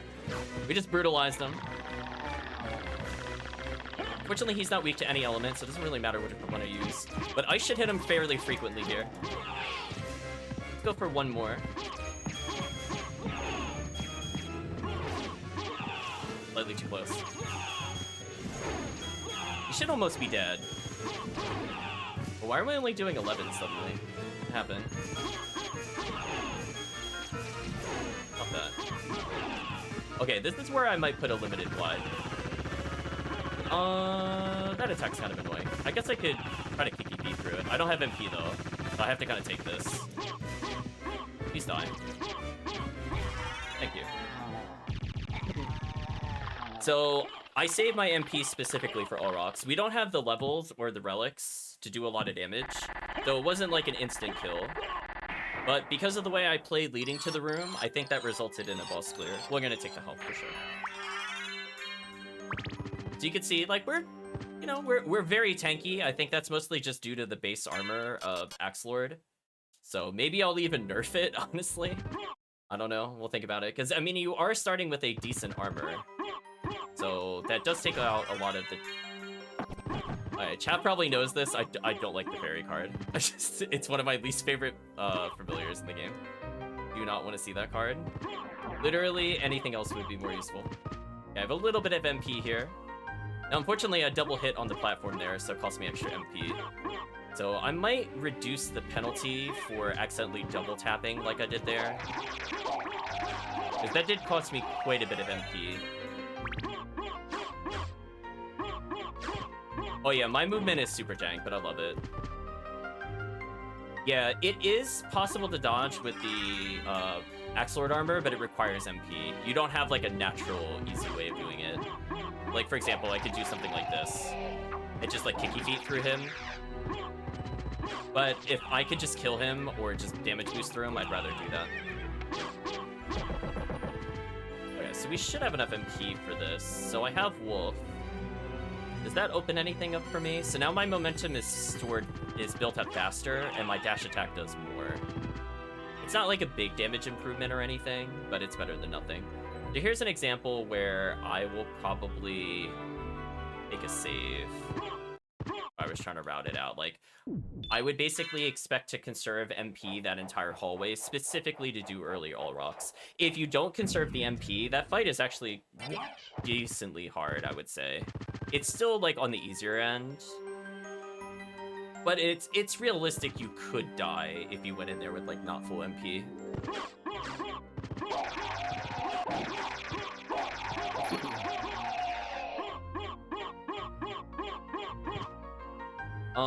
What do I feel like doing?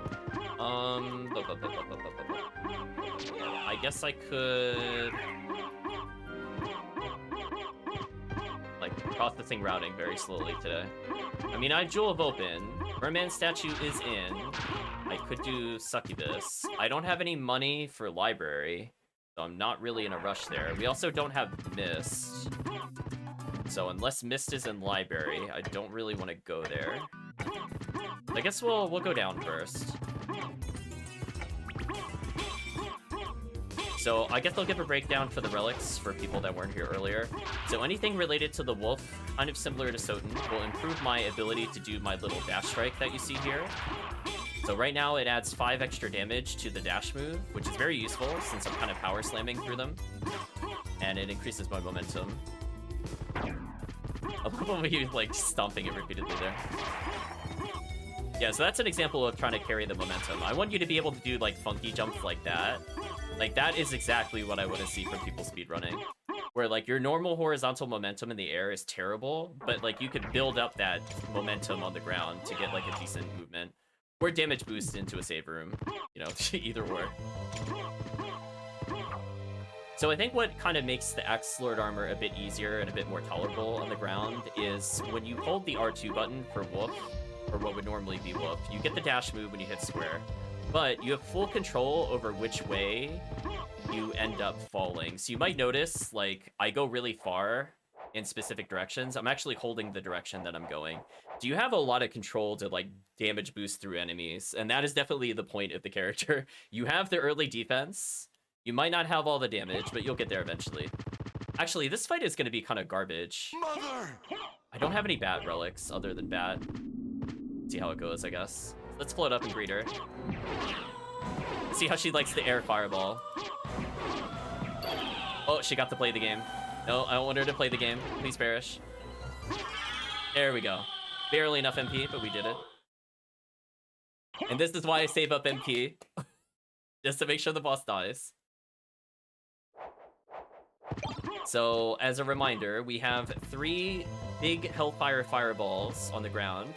If I hit up in triangle, which is the spell button, that's fire. Neutral is ice, down is thunder. If we're in the air, though, we get what would normally, I think, either be the double fireball from Hellfire or the fireball from Bat. I forget which graphic it specifically is. But instead of doing fire, it actually does Holy. But we can upgrade that to Holy Hit if we get a Force of Echo, and the more Bat Relics we get, the more fireballs. So normally we would start with 2 fireballs. Here's a good example of when I would want to save just to get MP back. But since we have Soul of Bat, that increases the number of fireballs to 2. So it's like not a bad boss damage spell. Like without it only doing 60 is honestly not that big. So it's really just dependent on our power of getting those relics. Speaking of getting those relics. Ooh, not quite enough to kill. Very close though.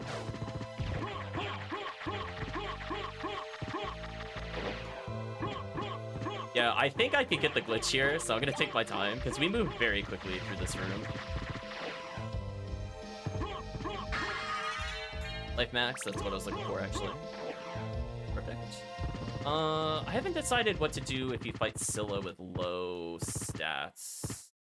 Something like that's the best. Yeah. Good call. I'm so sorry, Scylla. You're really not a real boss. I'm so sorry. Ooh, Kiki Feet. We got Kiki Feet, chat. So those that have missed it before, whenever I do the slide animation, you sometimes see him doing the running in place on the floor. That actually does damage with Gas Cloud, and it does quite a bit of damage. We might cheese a couple things with it. We'll see. We'll probably Kiki Feet through some of the frogs just because we can. Well, I gotta lose the momentum here. I'm gonna hold R2 as I'm falling to build momentum to get additional damage. I'm gonna say, I think we got ice healing. I vaguely recall what I picked up, chat. You should feel proud of me. I don't think anything else in here is useful, so we're gonna ignore it. Now, if I had Holy Symbol, I would just run along the bottom here. We'll probably do that on the way back. But yeah, it's very fast. Also, I need to probably duck down. We'll crouch his Alucard briefly. Don't mind the graphic, chat. Oh, Axe Lord armor, shield? Sure, why not? Thematic.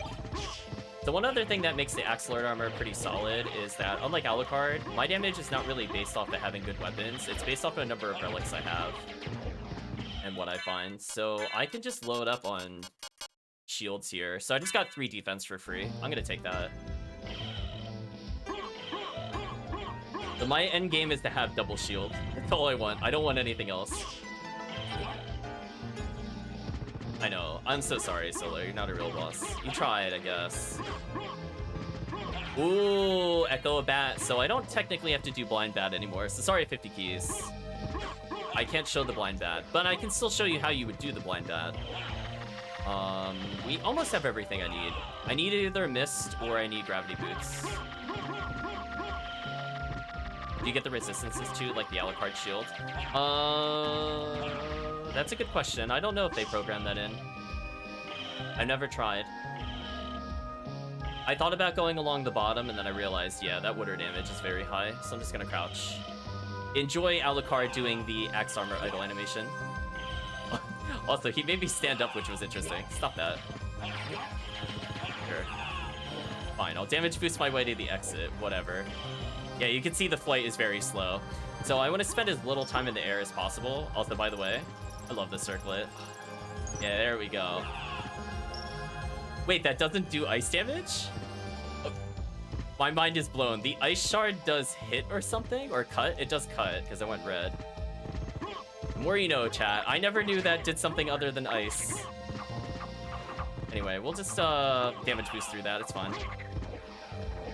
Listen, we don't have time to go slow. We gotta go fast. Here's an example of where like really good momentum conservation could probably. I got a random Chrysogram. What a shame. Without usable in the seed. Just a Zircon. I feel like with how fast Axe Armor can go through that room, I think it is actually worth doing the item check down there. It's so fast, chat. Look at that damage. I know. Too bad I can't use most of them. Oh, here's another good room. Hold on, I want to practice this. If I build momentum here, you can almost make it in one jump. Almost. If I had gravity boots, you can do it. Switch toggled, nice. I'm left with a difficult decision here. What do speedrunners normally do? So, like, I want the entrance check and I want alchemy labs, but I also want to do catacombs. What would be the right call here? I think I should go left no matter what, because I've already committed. But, like, I never really thought about it from a routing standpoint, what they do in this scenario. Like, I want all of the checks. Guess we'll do this one first. Clear bottom. Yeah, because I'm not going to go back to... This is literally the only time I would come back here. Is right when I'm doing this. Oh, bottom and entrance. Catacombs until teleport first. Teleport second. Interesting. Yeah, I gotta fine-tune it a little bit. I'll still check this, though. Because if this is missed, this would actually help me. Because I don't have what I need for Spike Breaker. But I think it is worth doing this. Yeah, generally with how I'm gonna play, I'm not gonna save split. But I agree that save split should be used here. Although, I'm gonna keep that card because give me some Demon Bro. Yeah, I need to do the Silver Ring. And Spike Breaker. I still don't have Form of Mist, which is unfortunate. I have like 2 checks that require Mist. So like, I could go to Keep, but I don't feel like that's worth doing. Like, I could have gone, I guess, from All Rocks to Keep, maybe. But I had Merman.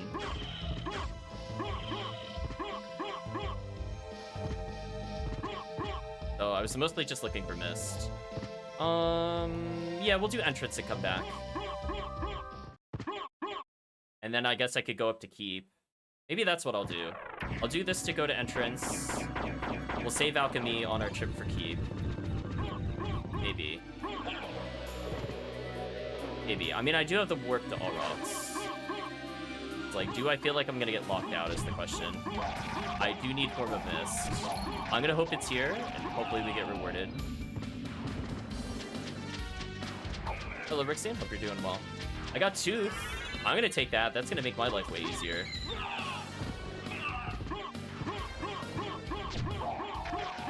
We're gonna pump our arm, go super fast.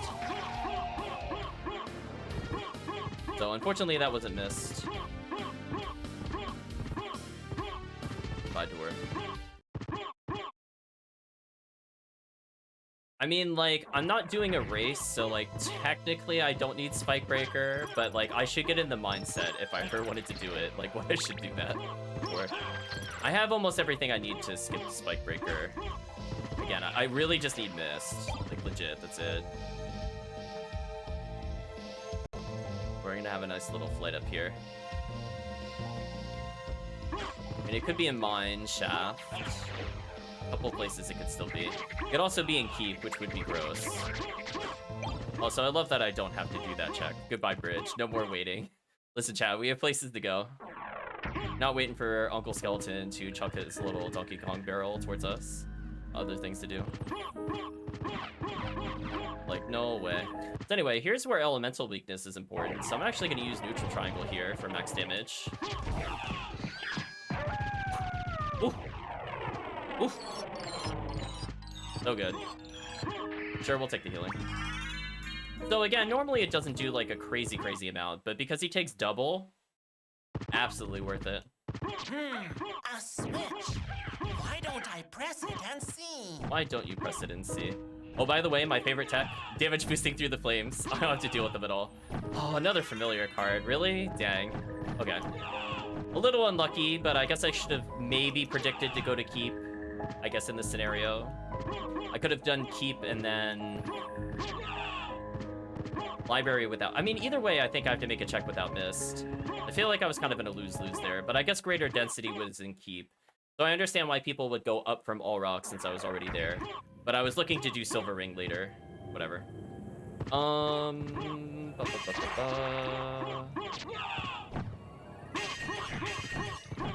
let's do this real quick. We'll pick up all the items, too. Did you see that damage boost? That was so sick. Hope you enjoyed that, chat. I got every item, and I clipped the ledge to cancel my falling animation. Look at those damage boosts. Yeah, I have to go back for Holy eventually anyway, so Silver Ring can be dead last, for sure. Yeah. Oh, I bonked. This is where I think I want to do this. Oh, wait. Wait. No, I could get Spike Breaker right now. I lied to you, chat. I could do it right now. I forgot. Do something like this. slightly chill after the ground. Oh yeah, now fortunately this time around I have Flight. This is not a nightmare fight. Thank you, Thunder Spear. That is so much easier with Flight, chat. That is so much easier. Just come up and whack them. No more like goofy double jump, gravity boot shenanigans like that. So okay, let's go get Spike Breaker. We're fine. Yeah, I had to do that fight earlier with without Solo Bat. It was brutal. Not an item I want to see. So future ideas for the Axe Armor include obviously more heart usage, because right now there is none. But essentially I thought of the idea of actually being able to break your current sub-weapon to give you something. I think that would be kind of cool. But yeah, that damage boost is so sick. Love it. Look at that, chat. I'm just going flying. Yeah, there we go.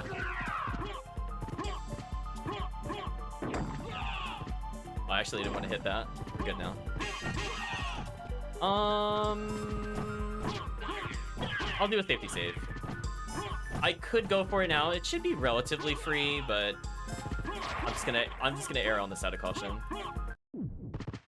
Okay, what does Cupid Zoe actually do? So it allows handles to drop hearts and other sorts of items, and I can pick up sub-weapons. What? So it is useful for getting money, for example, for library. So like if I pop this, it could potentially drop something. In this case, it was a single heart. See, I got sub-weapons from that lantern. I'm not gonna switch it though. But yeah, right now sub-weapons don't really work with this character, so it's like probably the most useless relic, which is unfortunate.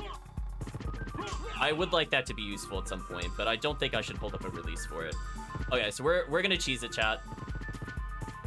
We got Echo of Bat, so this is already lit up.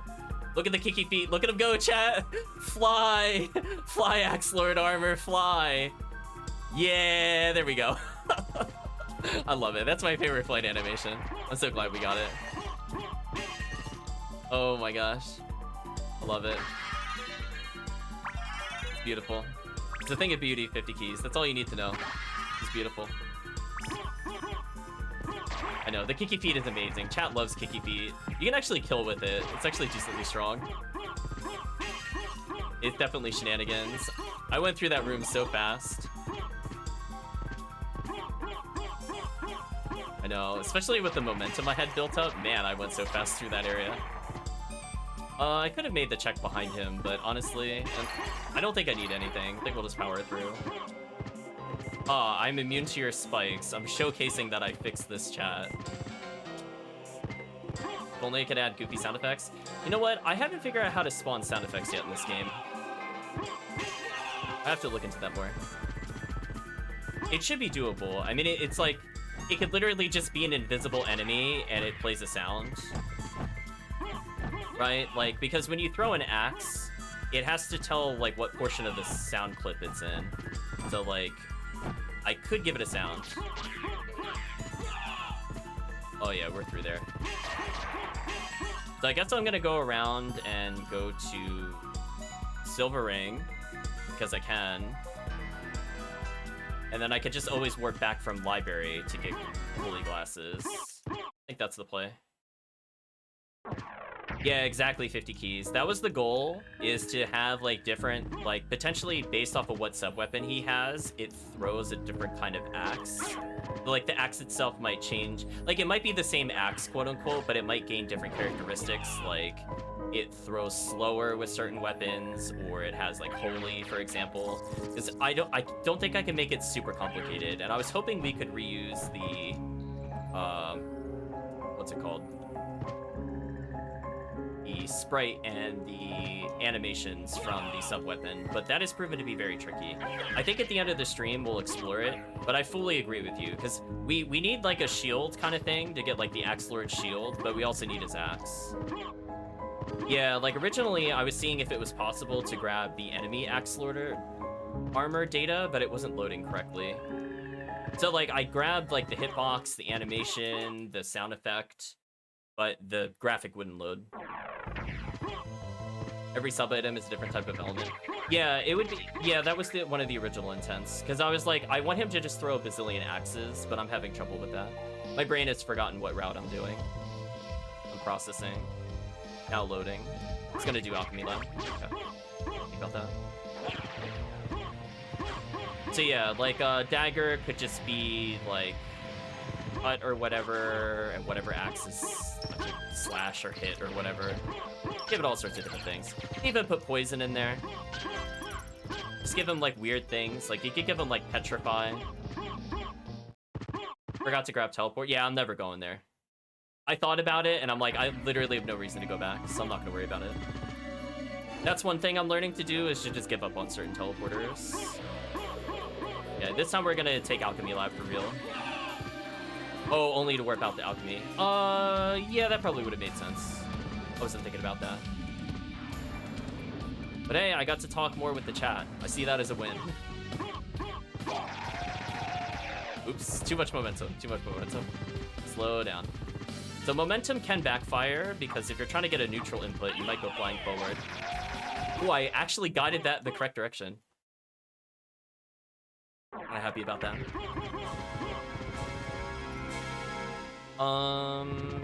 This is fine. Yeah, you can see flight is very slow horizontally, but it's not bad vertically. It's better than my normal jump. So I feel like the important thing of this is that every movement option should feel unique. As I pick up the sword card that I don't want. So hopefully chat, if they end up playing the game, will end up finding different uses for all the different things. Like kicky feet is amazing. It's one of my secret power weapons. I only use it on some bosses though, because I think it is technically more efficient to use other things. But kicky feet is always funnier. That can't be denied. I almost bonked my head on them. That would have been terrible. You're gonna kick all the way? Yeah, you just need gas cloud. That's all you need to get it started. So I got a little bit of a momentum boost there. This is what I'm talking about. See how slow this is? I think it would have been faster to actually fall to the floor. So yeah, I have to kind of think about like what is optimal. Oh yeah, there we go. Gravity boots, that's optimal. Oh look, okay, so let's compare. So this is my jump. The chat could get a rough idea. I get a second jump, right, as Axe Lord Armor base, just in case I need to reorient. My horizontal momentum terrible. Now let's look at the gravity boot jump.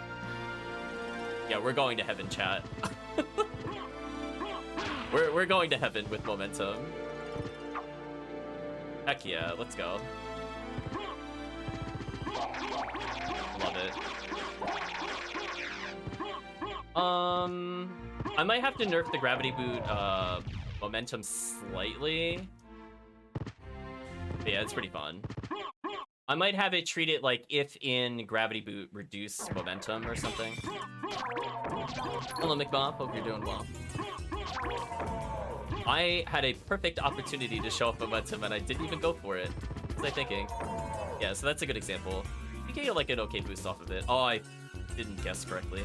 Okay, I have to land where the curtains part. Got it. We're gonna wait for this if we have to, because I'm getting silver ring. Oh, didn't even wait. Godlike. Also, I'm out of MP. That's what I get for showing off. How's the seed? So far pretty good. We haven't really come across any major bugs. We added more functionality. I haven't had a reason to use a lot of it this seed. But hey, our momentum change is working. So again, it's just about being creative of when you should apply that momentum shift. Like there, I actually used it to weave around the staircase. I'm gonna use it here to damage boost and skip that enemy. We're in a bit of a pickle. Do I have anything that recovers MP? No. I could just equip the eye potion, technically, if I really need healing. I don't think I do, though. Let's moon jump. Oh, no, gravity boot too expensive. I can't do that. Dang, we gotta wait. Just a little bit of time, though. So I was thinking, chat, if the player is stuck waiting, do you think it would be fair, or should it be skipped, to increase the MP rate if you don't touch anything for at least 3 seconds? Not like 1 second, like you have to, like how we're waiting right here, if it were to fill fast. So if you think it's fair and it makes sense, we could do it. So that way there's more speed in the run. I accidentally gravity booted, and that was a big mistake. That was a big mistake. I gotta wait. Is there anything I could do while I'm waiting? I guess what would be smart to do... I'm gonna take this warp to go recover my MP, actually. What? Yeah, I can make it 50%, for sure. Like, we could talk about what's fair. So, like, right now, I think it recovers... You trade hearts for MP? I could do that. So I could give myself, like, 66 MP. There's a lot of things that could be done, but the question is, like... What makes sense? What's balanced? What would be fair? So I definitely want to give use for heart other than MP. But it's not a bad idea. I just came here just for this. Literally. Because it's faster than waiting. So right now I think every... Let me do the math. Every 2 seconds I get a decent amount of MP. But that's still a lot of lost time if I mess up my momentum. So I got a little trigger happy showing the momentum, but I needed to remember I was coming up to this area. So if I'm looking to conserve MP, flight is still the cheapest. You can see it's draining pretty slow. If I want to go fast, I could gravity jump.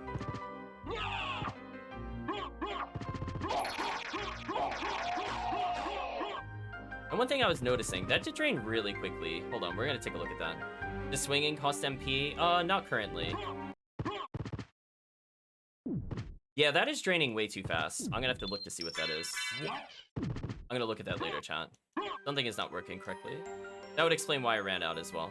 It should be only taking 4, so I think I slipped a value somewhere it shouldn't be. Why am I going to all rocks? Need to go down here. There we go. Got to get silver ring. I could make this like literally cost 1 MP. Something cheap.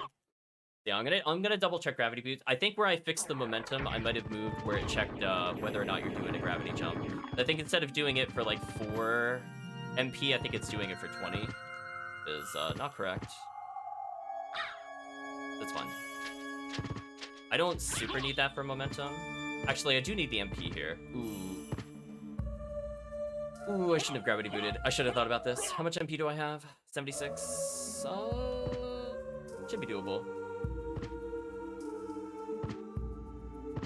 Or not. Or I'll just fail. Oh. Why can't I go through this? What's happening? Game. Uh-oh. Did something get undone? Why couldn't I go through that? Question mark. We'll give it a few seconds. Yeah, I'm not sure what happened there. I have missed.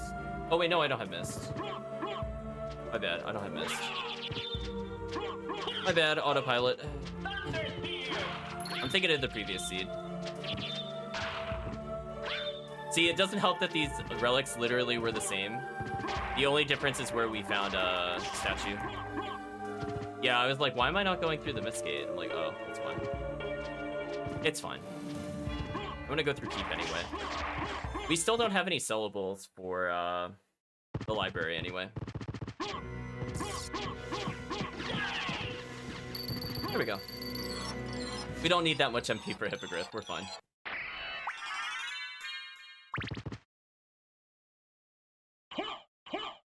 So yeah, I'll double check gravity boots. That's a bug. Other than that, I think things are going fine. We can jump up there. Not like I don't have a bazillion alternate forms of movement. Oh. Okay. I mean, if I time it right, I should just go right through him without getting hit. There we go. Much better. Have a little bit of MP. I guess I'll restock MP up here.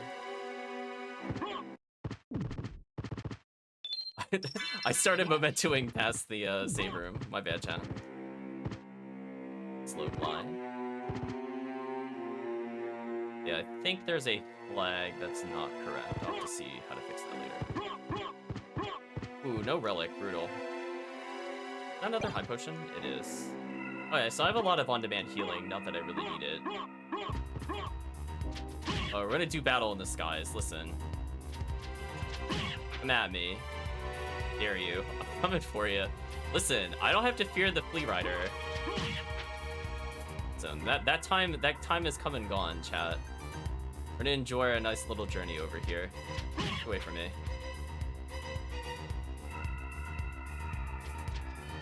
Nope. Ooh, Power of Wolves. So my dash just got a big improvement.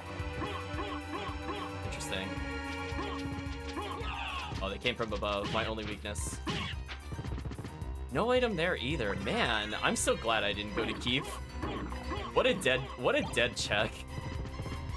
Nothing in any one of those locations was what that card. What do you mean? Confused. You confused me. There is nothing there.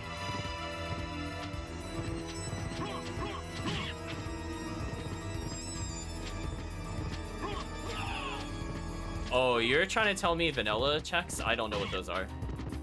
I am not the person to ask. I have no idea. Up here.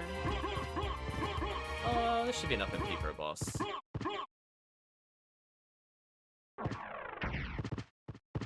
Make sure we grab that. I'm not making that mistake again, by the way. Oh my god, what a waste of time. Like, you get holy glasses, and you're like, damn.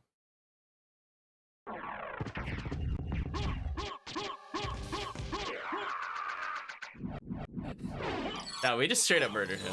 Try again. He's not a boss, chat. You can't tell me otherwise. We're too powerful. We have ascended to another plane of existence. That plane... Oh, we're one-shotting the Sword Lords? Thank you, Power of Wolf. So, for people not aware, all the relics do something different at the moment. So Power of Wolf increases my dash damage by 20. And only my dash damage, not my flight damage, not my, like, air strikes, only specifically that momentum strike. So it's not very often you get to chain it. It would be very difficult to do so, in fact. But hey, that was a damage total that let us go past them, which is kind of nice. I landed on Heartbeat. That was unfortunate.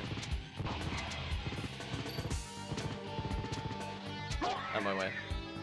On my way. Listen, chat, we have things to do. You can't mess around with them. If I had been smarter, I would have used that ramp as a launch, just to see hypothetically how far I could have gone, but I had no momentum. Speaking of which, are there... Did I really clip my foot on him? That's so unfortunate. Boy. Still no real sellables. Oof. I really hope what we need is not in the shop. Yeah, use momentum to get to the other side there. Okay. Should have just enough MP. Yeah, I think the flight is like perfectly balanced. Annoying. Of course it was here. We have to go back. That is so unfortunate, chat. Well, I guess it kind of made sense. It had to either be there or library. Pizza, whatever.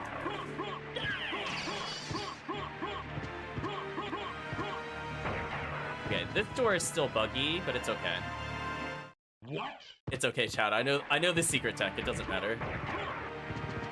And there was nothing in elevator? Oh, what? This scene is gross. Where are all my relics, chat? Was that almost 5 dead checks in a row? I mean, we did get Form of Mist, but it was literally nothing for 4 of the 5 checks there. That was horrible. Well, I'm glad we got Cube and Zoe for money, I guess, because I don't seem to be getting anything else. We'll see what we can get here. That was a very quick decision to turn around with momentum. I'm surprised that worked. But we'll take it. And no money. Just looking to see if those drop money. In case we have to purchase something stupid, like... I don't know. Like, Power of Mist in there, or something weird. Or if it's a Bat Relic. I will be very happy if we see a Bat Relic. I don't care what it is, just any Bat Relic. Yes! The best one. Okay, here we go. So, for those not aware, normally when you get a Bat Relic in the Axe Lord armor mode that I'm working on, you get 1 extra fireball in the air. However, Fire Bat, because its only purpose is to do damage, also increases the damage of all of your spells. And we got Swift / Skill of Wolf. Nice. So now I have a lot better momentum control. Nice. Also, my damage is increased by 5 while dash attacking. They're very minor bonuses, but they're important. So as I was saying, Fire Bat adds, I think 15 damage to each fireball, and we have a lot of fireballs now, so we have a boss kill spell now. Thank you. Thank you. Thank you. I'm interested in this. Oh, it's just Ghost card. Disappointing. Shield Potion technically works. I guess we could show that off. I mean, I think I already have reduced the shields. Well, shield kind of nice though.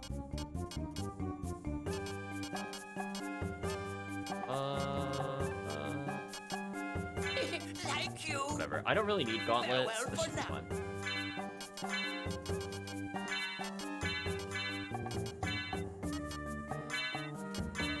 Sure, we'll dual wield shields real quick.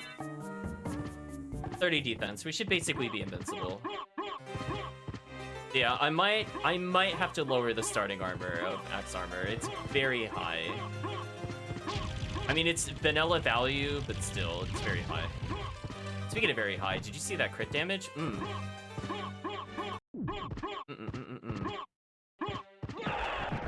Yeah, we're doing 80 plus the fireball now because we picked up how many bat relics as a reminder?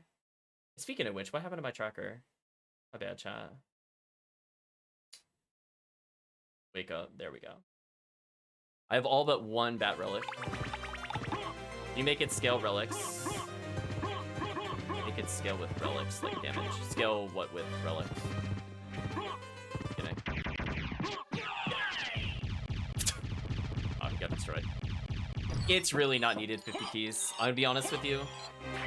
You're gonna see. This 30 defense is gonna get me through all of Castle 2. Which should be fine.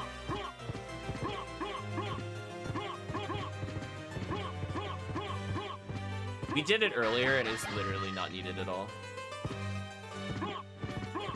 Saying the opposite. Oh, to scale down the beginning. Maybe. Yeah, I could do kind of like the inverse of what you're saying.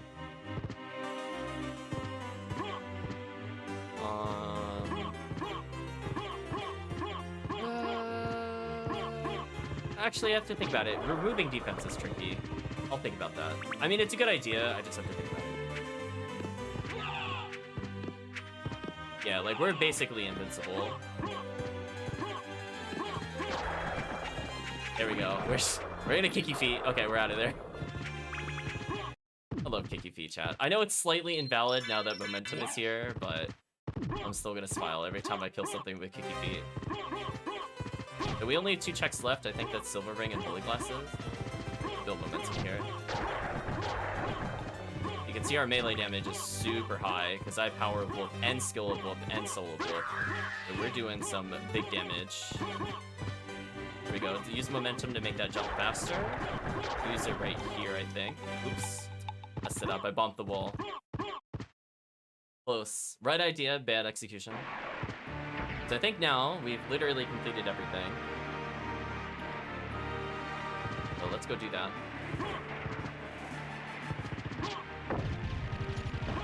So I'm very glad I got those works earlier. I guess I could have taken elevator actually. Now that I think about it. That's fine. Just gonna pretend the door is here. Be our little secret chat.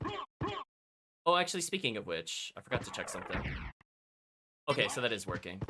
So I came across a weird bug with Alucard when you switch between Alucard and Axe Armor. So I had to remove anything that would cause a transformation. So I was just making sure that works, and that appears to work. I feel like no matter what, it's a long journey. It sucks. Oh well.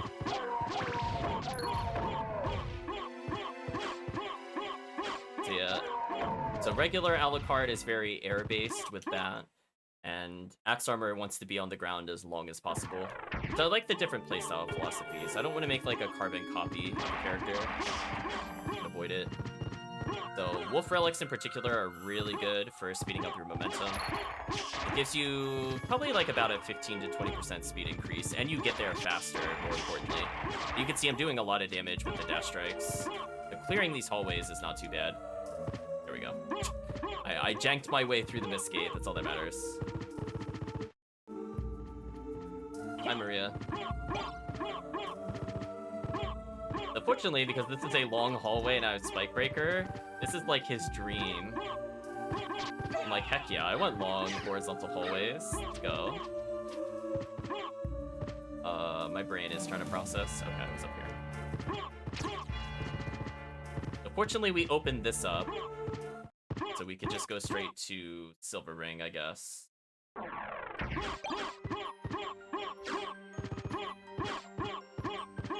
I'm thinking we could go faster here, because this is just a horizontal line, versus I have to climb the other way. That's my mentality for it. Yeah, that's draining way too much MP. That's fine. Why we have overcharge MP, in case I make a mistake. That momentum was terrible. A little better. It's bad. Burn our MP, because it doesn't matter, because we have to wait for the cutscene anyway. Yeah, we'll figure out how to kind of fine-tune it. What's the cap on the overcharge? Right now it's double. I might reduce it slightly. Got it. It's mostly for like people doing what I would consider like hard mode challenges where they leave themselves at level 1. That way the game is completable. Because sometimes you need like 30 MP, and you might not have it if you're just level 1. Or 50 MP if you want technically everything unlocked.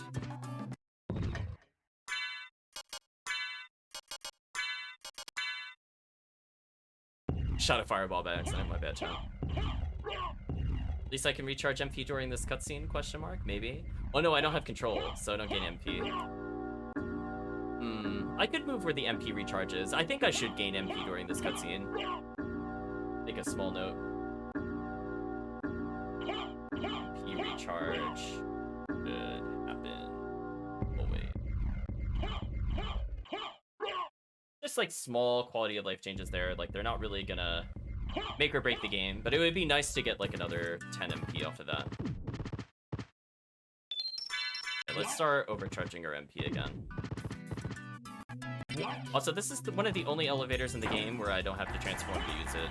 Let's get to taunt on our little elevator journey downwards. So we've collected almost every relic. I don't think I'll do all bosses. I think as soon as I get them, we'll go. But it looks like almost every relic was in Second Castle, which is brutal.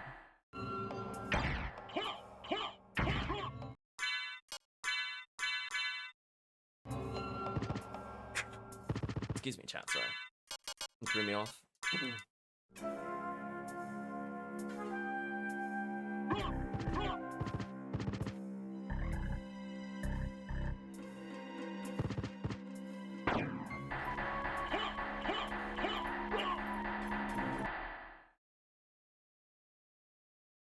Yeah, I could see maybe taking like a 5 defense hit. I don't think it's too crazy. Makes it a little more interesting. Clock, really? How far am I off on the clock? Oh, the whole minute. I'm not waiting it. Incoming Galamoth? I really hope not. That would upset me. I mean, he's easy, but it's just like... just really out of my way. I'm gonna say, I'm hoping for last relic at Bees.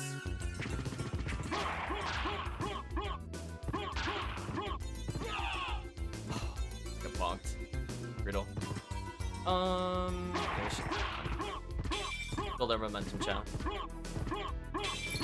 Do the arm pumps. I almost did that correctly. It's close.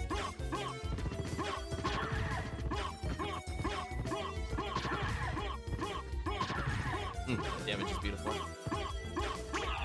Oh, I missed the head by like 1 jump. Slightly too early again. Right idea. Not the right jump height. It's fine though, we'll damage boost through. You just kick him. Actually, I found out the orb is immune to the kicky feet, so you can't cheese it. I was wondering if we could just instantly destroy him. The answer is no. I was very sad to learn that, I'm not gonna lie.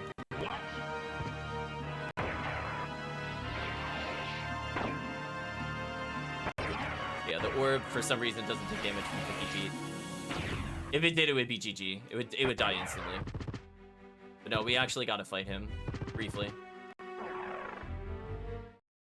No, not to the orb.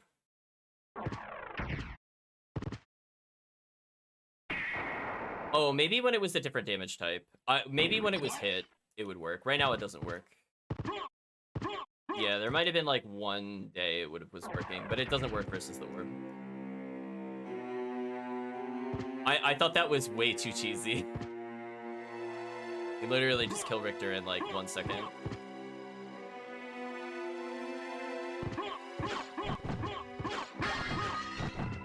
Let me think about this. I don't really have a great multi-hit in the air. Oh, Richter, your color looks a little weird. I've been waiting for you. You've been waiting for me, but your color looks wrong. It's fine now.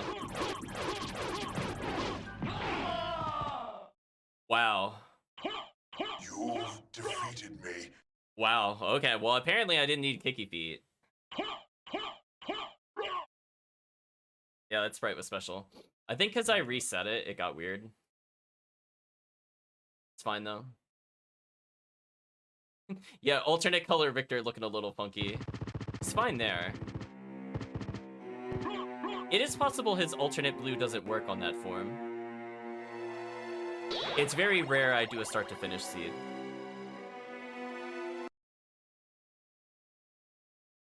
So we still need 4 Vlad relics. Brutal. I think we're doing okay time-wise. We full cleared first castle. We paused a little bit to take some notes. But like about an hour. We didn't get we got Form of Mist earlier. That would have saved a lot of time. Thank you, Kavishi. Hope you're doing well. Yeah, I know, that's what I'm hoping for, basically. I was thinking, like, you know, I'll give him some leniency, and I said, you know what, if it's bees, you know, one of these could miss, but, you know. Like, oh, no. Darkwing. Does Darkwing Bat have a weakness? I actually don't know. Should probably learn this. This would help for setting up damage on him. He flew upward and dodged the bottom fireball. That was unfortunate. Also, it's low HP is a good enough weakness. You're not wrong, 50 keys. Yeah, we are quite strong, especially since I have boosted damage in the air thanks to the wolf. Now, I can't go through the ledge that's above me. I haven't decided if I want to code for it or not. So since Gravity Boot is acting kind of weird, I'm just going to avoid using it. Normally, I would Gravity Boot this because it's much faster than the blade, but I kind of want my MP more. Now, I actually don't have heart, so could you die for me? Yeah, die for me. Be real appreciated.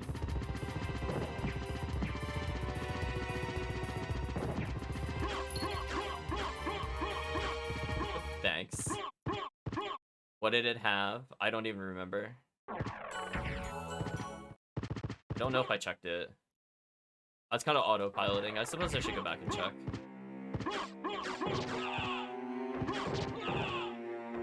Is it immune to Kicky Feet? It is, okay. Kicky Feet would also chase that enemy out of oblivion.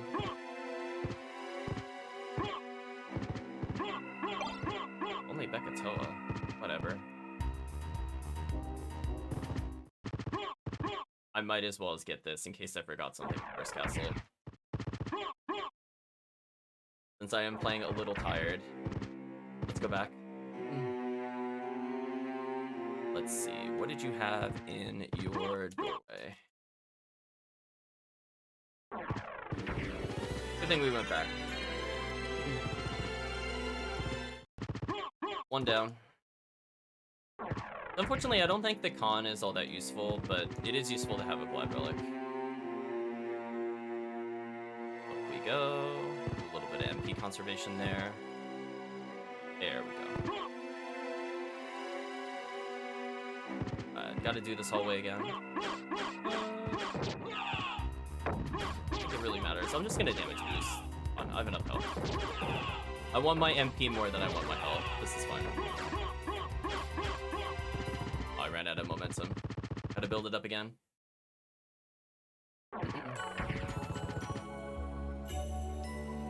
You're gonna build it up. I am so glad that is there to restore my MP.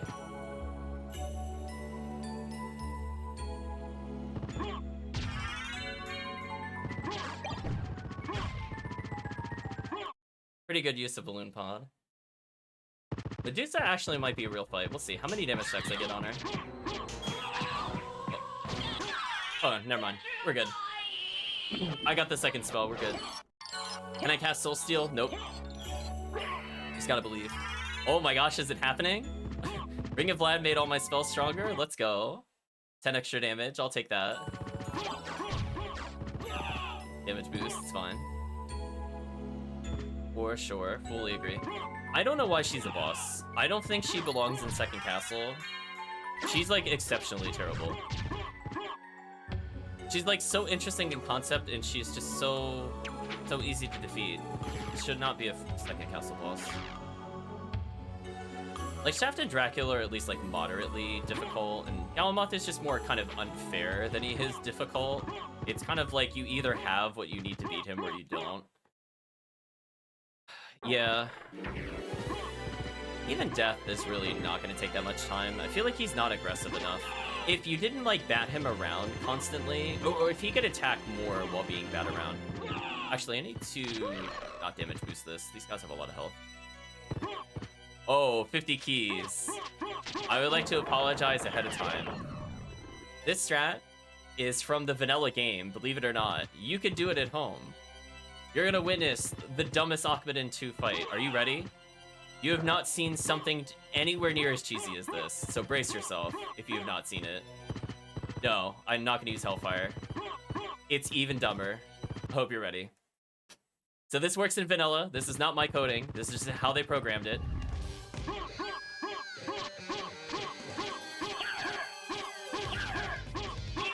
Anyway, he's dead. He can't grab you. It's a free boss. He can't do anything. GG. Oh gosh. Goodbye. Good day, sir. Yeah, he can't grab you.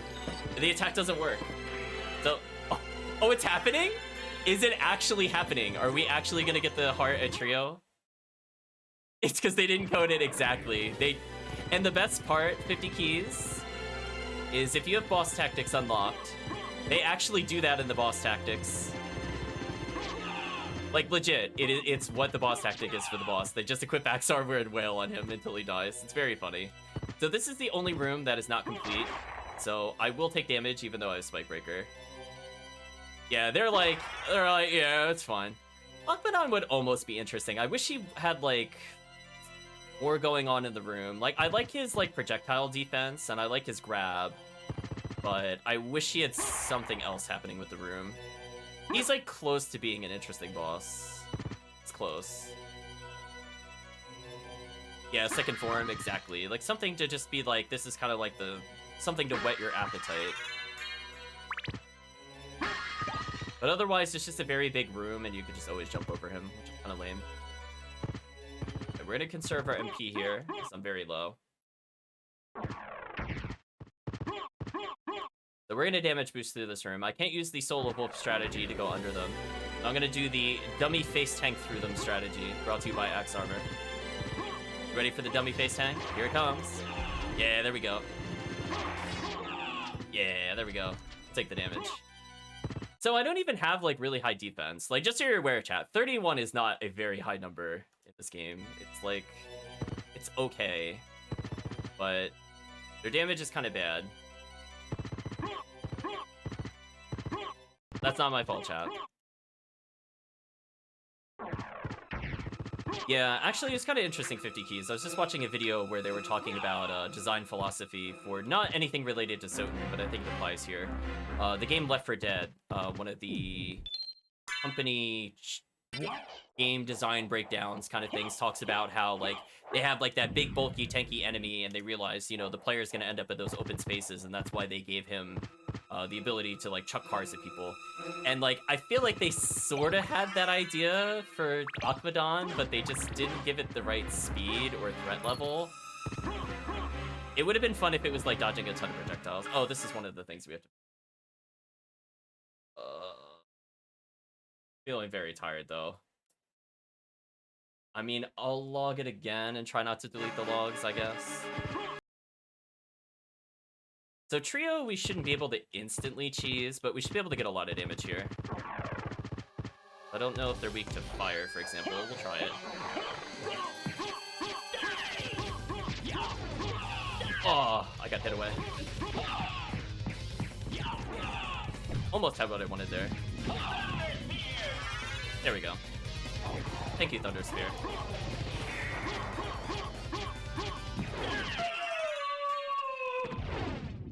GG. She's in the air. She stood no chance. Final Vlad? Oh, it's okay. It could go to bees. I did ask for bees. I'm gonna get revenge on my bees fight. Yeah, I fully agree. The trio actually feels like a real fight. It's just that, unfortunately, you know, weapons in this game are kind of crazy. But from like a low armor or low equipment standpoint, that fight's actually kind of fun.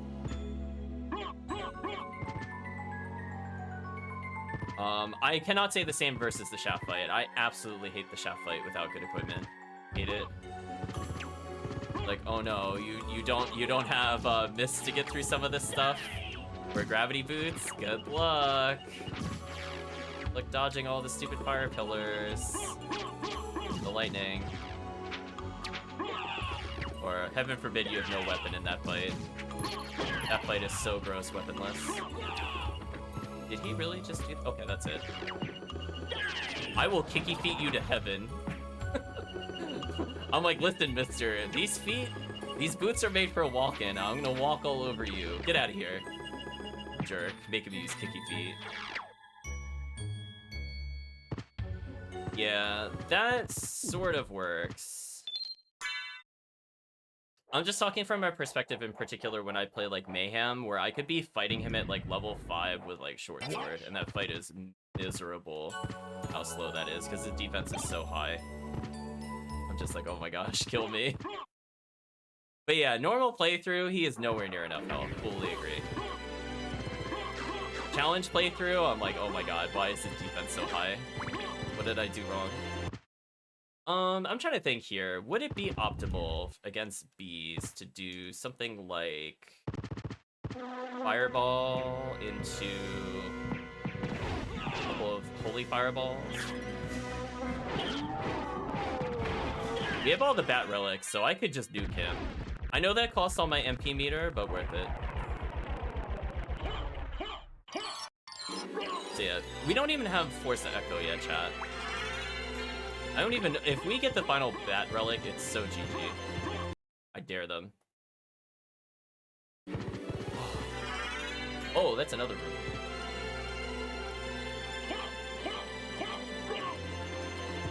Let me make a note here. Bees, treasure room, equals D1. In fact, what I'm gonna do, I'm just gonna make a save state here, because I am never gonna come back here normally. We'll just save over the first slot. This should... I'll come back here later. That'll help, because this isn't too far off from the other check either.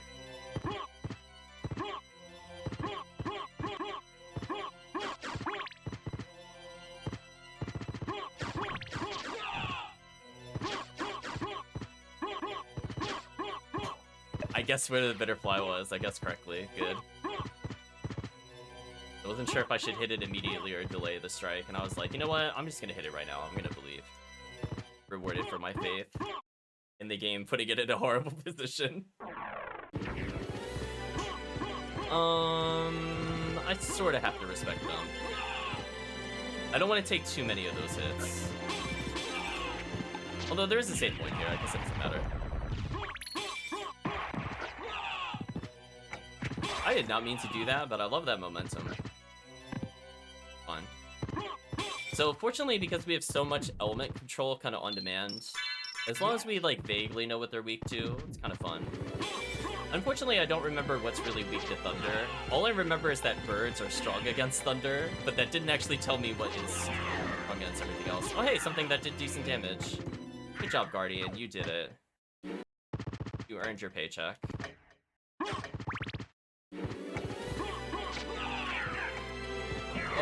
There we go. I wasn't sure if that was enough iframes, so it can be This place is actually kind of annoying. I'm gonna respect this. We could die here. I'm gonna respect the spikes. They're gonna do like 40 something.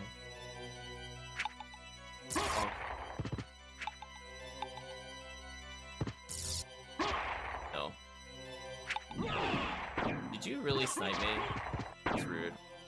Listen, I'm taking it real slow so I don't get hit by those spikes or the lasers. I'm so glad I have more MP. That made me mad.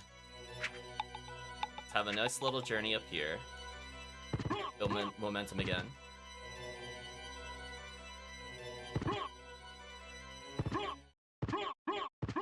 Reverse Marble earlier is where movement is key. Yeah, I haven't quite figured out what the best way is with the axe armor. I'm thinking about it. But it'll be interesting. Do I just skip creature?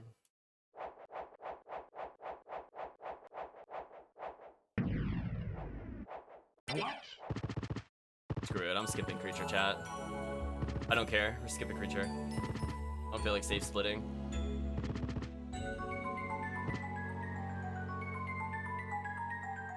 Actually, I'm gonna boost my movement here. Go a little faster there.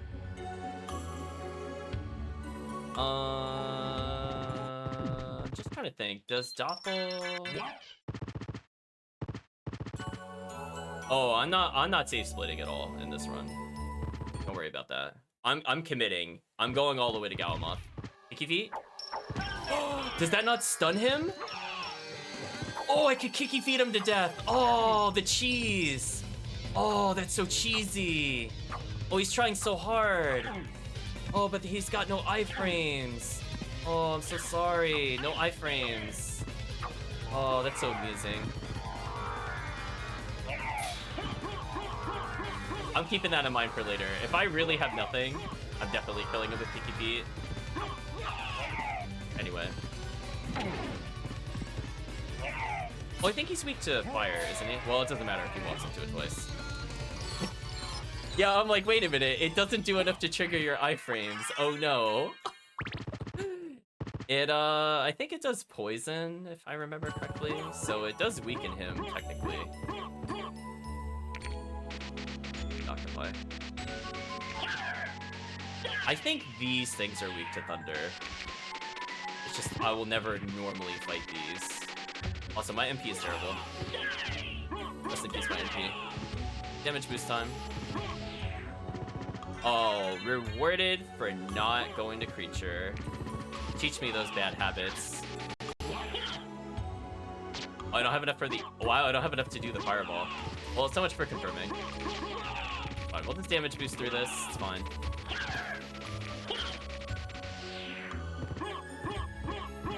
Away we go. Up to the races, chat.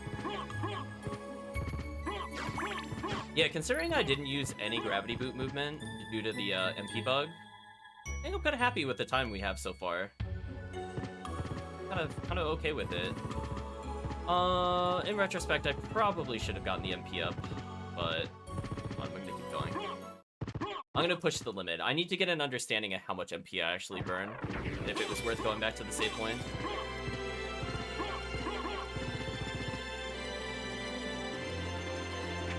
Bonk. Almost there, almost there. I'm respecting the spikes. I have just enough to do that fireball. I'm gonna actually conserve some MP here. I'm gonna take the damage on purpose. Random Vorpal. This seed started me with Vorpal. I got random Vorpal, and I already picked up random Chrysogrim. Wow, that would have been quite a seed finish normally. Oh, you should have seen it 50 keys. And the seed that was almost exactly like this one, there was 3k Varda in the shop, and Chrysogrim was 6k or something. I was like, this is just not fair. Oh, conserving that MP. Conserving the MP. Oh, we're through though. That's all that matters. Get me out of here. So, yeah, the MP costs are about where I think they should be. Like, I did actually have to try a little bit there.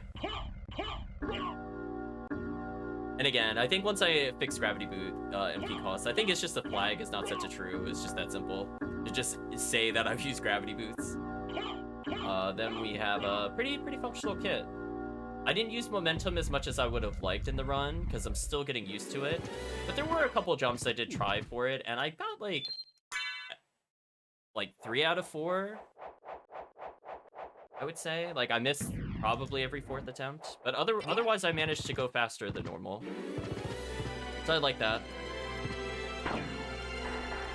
Now, we unfortunately never picked up Force of Echo, which would have let us do Holy Hit with our Fireball, but it is what it is.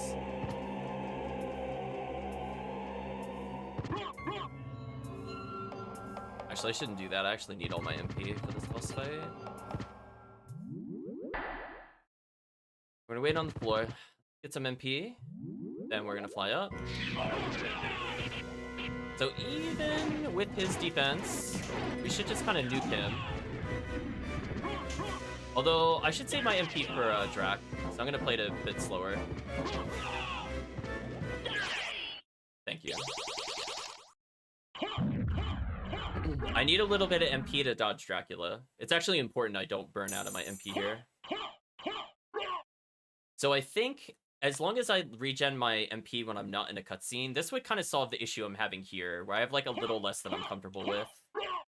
So I could have been gaining like 10 to 15 MP, for example. I'll still not allow it in menu, like I think that's fair.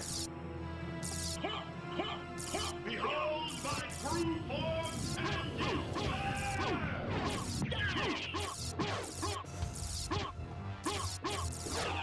Oh, he's like going upwards, just dodging it.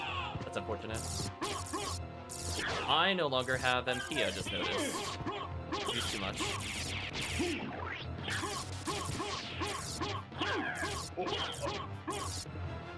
I mean, I guess I could showcase that these items work. Not that I really need it. Luck potion or something randomly.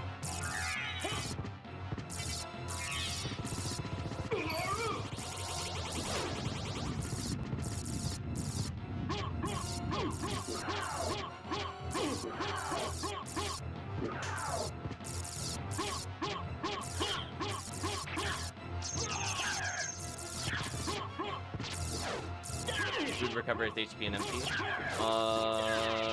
No. I just used Lucky Potion just because. I don't want to crouch with this character because it's kind of awkward. Oh, let's regen MP.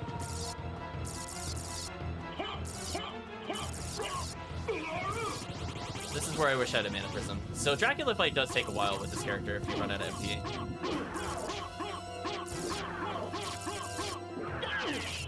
Float a little bit. Okay.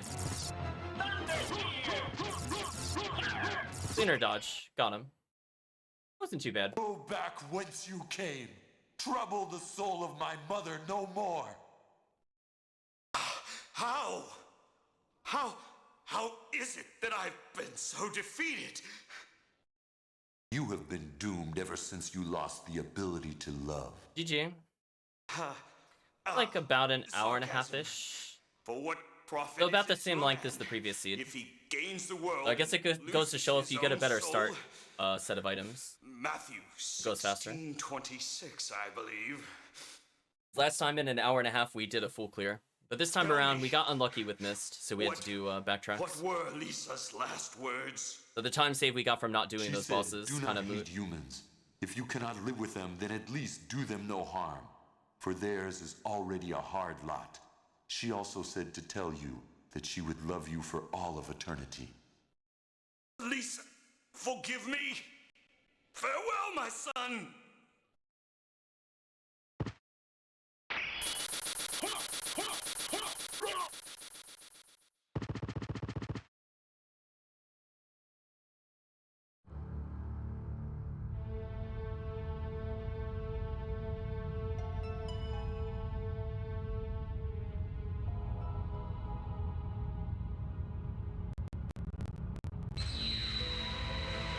So we'll talk more after the credits.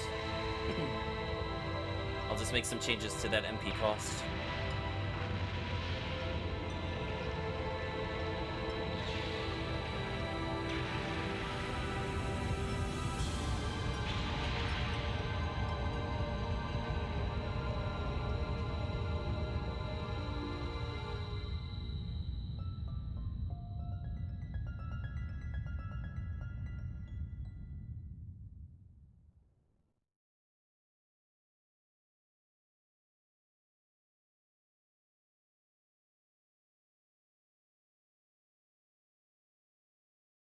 So you made it. Alucard, I'm glad you're all right. I'm sorry. 'Tis my fault you had to fight your own father. Fear not. I had my own reasons for destroying him. It must have been painful for you. Indeed. But you must always remember that the only thing necessary for evil to triumph is for good men to do nothing. I understand. Alucard, what will you do now? The blood that flows in my veins is cursed. 'Twould be best for this world if I were to disappear forever. I see. Farewell, then. We'll not meet again. Alucard, Don't you want to go after him, Maria? no, it's best this way. I can't ease his torment. Someday, perhaps, we will meet again. And on that day, maybe. I see. Let's go. Everyone's waiting for us. Yes, let's get out of here.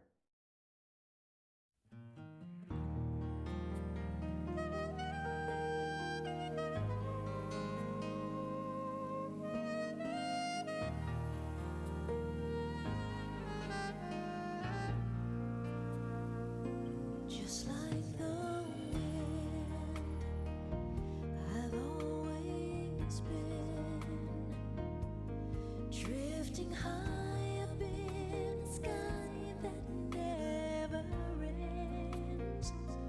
Through thick and thin, I always win, 'cause I will fight both life and death to save a friend. I face my destiny every day I live, and the best in me is all I have to give. Just like the sun, when my day's done. Sometimes I don't like the person I've become. Is the enemy within or 1,000 men? Should I walk the path my words so bad I have?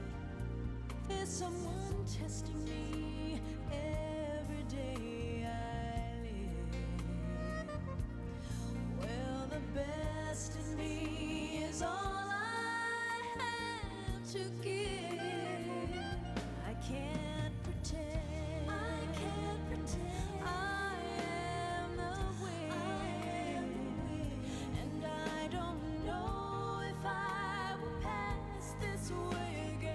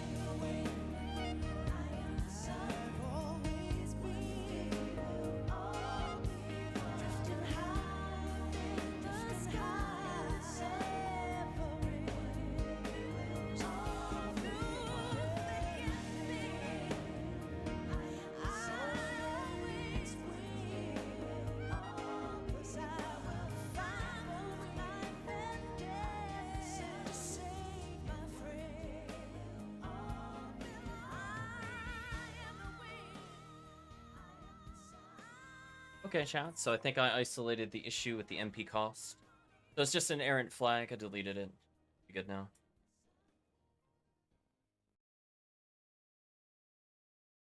We could put the thing where if we're stationary, we gain more MP. Probably be our last major function. I'm feeling quite exhausted. But I had a good time, I think, so far with the seed. I think outside of the MP cost for the gravity jump, I didn't really notice any major issues. I mean, we have some of the rooms denoted where I just have to capture the ID of it. That's about it. Honestly, like, I think I would be okay releasing this as is.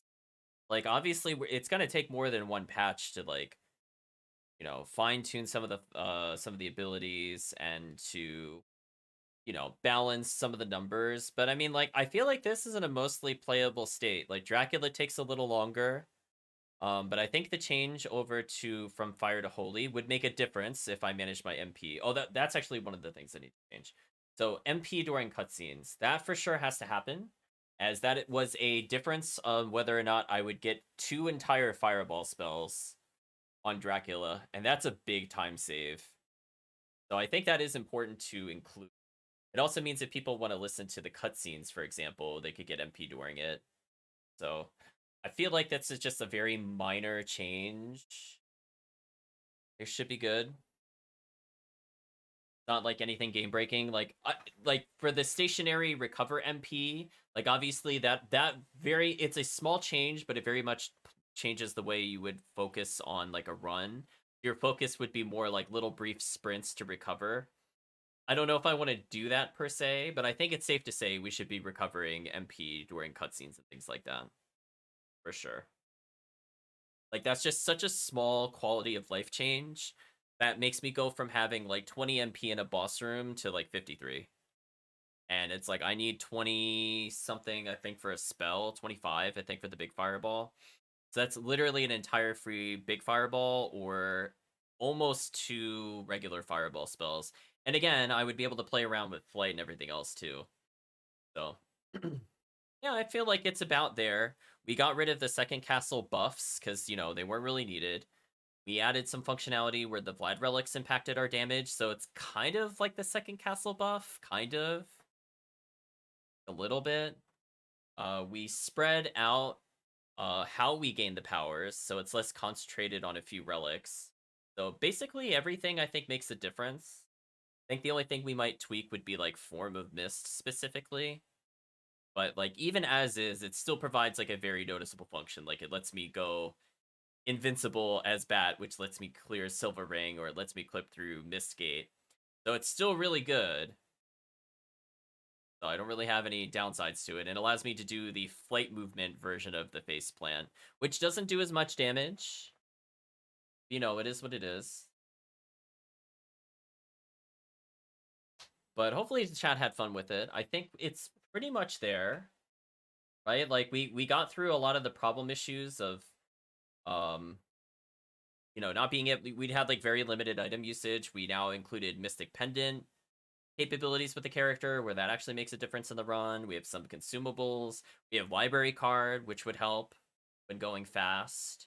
So I feel like more people would be enticed to do it.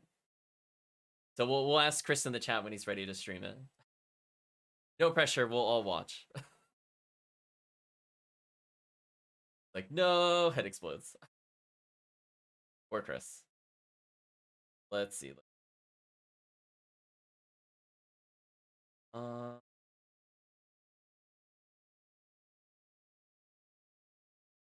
Can't stream, wish you could. One day, you'll get there eventually. Where did I put the MP code? Hold on, my brain is processing. MP reach. I might need to separate this out. I'm thinking about it. Oh, it's like right here at the top. Oh, yeah, it's... oh, yeah. Cut, copy, paste. So, like, when should you not recover MP? I think when you're not in a menu. I think that's fair. I don't care if you have control. And you should also not be hit. So I think the only thing I'm really moving is the has control out of this check. Good. Anything else I think still applies. Like, you should not be in a state where you take damage.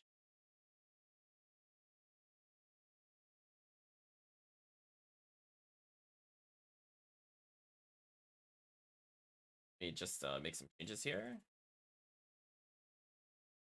Yeah, just like really small quality of life. Just want it to be fun.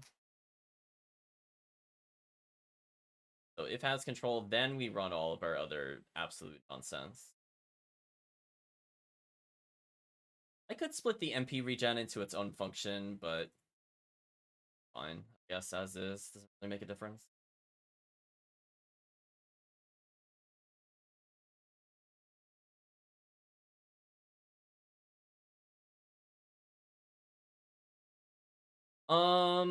I think for now I'm holding off on it. I'm just thinking about like timing wise. I've separated the MP code for now. I need to think about it a little longer. Like even if it's just at the end of the stream, I just need to think about it. I just want to make sure I'm not like forcing people to play a very specific style. I just don't want them to be super punished if you're waiting for MP. Like it would be useful, for example, in the Dracula fight, because I'm almost guaranteed to be waiting that whole time. But I have to think about its impact in other rooms. I think that's mostly what I'm concerned about. Like when you're saving, I don't want it to like super trigger, thing like that. Thinking about it. Oh my gosh, this code is like taking forever to scroll. I mean, I might need to split this code up into more functions. There's like way too much to scroll through.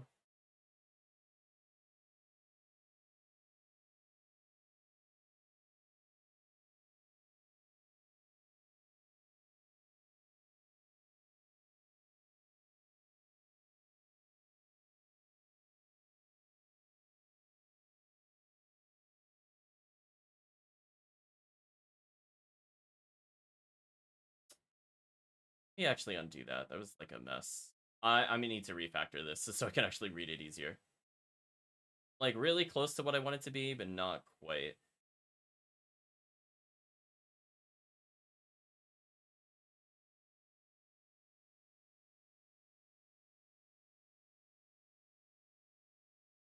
Like I don't want to do the not taking damage stuff. That's kind of going into the that's way too much to start tracking on like a frame by frame basis. I don't want to do that. If they get hit out, they would change the state. Yeah, I don't want to speed boost it in cutscenes.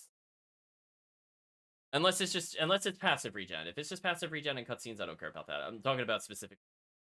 I don't want the super boost to be like guaranteed kind of thing. Like you shouldn't be like if you listen to the Dracula cutscene, you suddenly end up with like 200 MP, for example.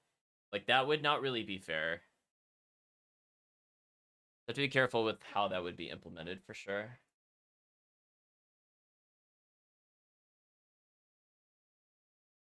Yeah, that's why I'm like trying to think about it. So it's just like I agree with it. I like the idea. It's just how it should be implemented, I think is more a discussion point. So it's like what would be the parameters in which you would get the boost? Because I think you would be okay, so state 40 just means you're standing still, you're not attacking. I can explicitly check to see if you're not attacking, so just action is equal to 0. So like those would be the basic checks. Probably has control to cover cutscenes. And then if any movement is applied, then it should just nuke it and reset the timer. That might be okay for like a testing standpoint. That might be enough conditions to keep it in like sanity.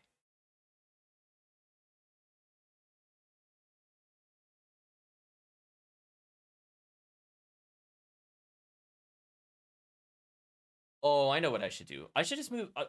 I should just make. Yeah, I need to make this its own function. I'll just call it subfunction. That makes so much more sense. Okay. I was gonna keep it nested, and then I'm like, oh, but that's gonna mess up my if-else statements, and I'm like, no, just pull it out. Who cares? I checked the condition partially again. I don't really care. I don't need this to be super optimized at the moment. We'll get there. That's what refactor is there. We're experimenting. We're touching features. Once it's in a final state, I'll go back through. So everything here, That's going to be another if statement. So the only thing is just if I'm not in a game menu, and this is not the state, this is what should happen. That should cover the MP regen. So what could happen? Would Hearts the MP be more fair? Maybe. Gotta drop off Ziggy. Thanks for a great stream. I'm glad you had a good time. 50 keys. Definitely, if you're interested in playing it, I'm probably gonna push it this weekend. Honestly, it's really, really close. There's like a couple of visual defects that I said before are not really like game breakers. I think the only thing that would be kind of annoying is the doorway in Outer Wall. And I might just release it with the disclaimer that it's like it's a beta. The door is there. It's very finicky. It's the only door in the game where the teleport is tied to the door and not a thing you interact with, which is the dumbest thing ever. Don't know why they did it, chat. It's literally the only door in the game, outside of maybe the reverse door of the same nature, but it's technically the same door, just got put in two different places. But none of the other doors work like that. Stream for funsies this weekend, if you can get it up and running. Well, hopefully, if you end up trying it, you'll have fun. It'll be on the GitHub as 1.110. I think right now we have 109. So we'll probably clean it up a little bit throughout the weekend, and we'll probably do one, we'll say like Expedition or something like that, or an Adventure Seed on Saturday. And that'll be the I'm satisfied with it run, and it's good enough to push. I think that's the intent for it for sure.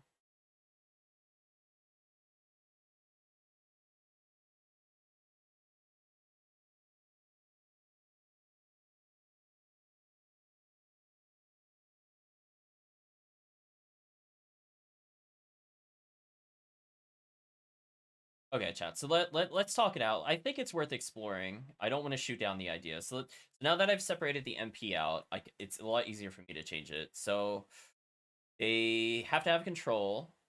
They cannot be in a menu. Their state has to be neutral. And their action has to be 0.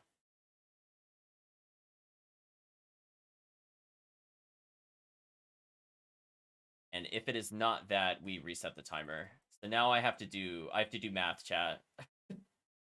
If chat wants to help me, I think it's gotta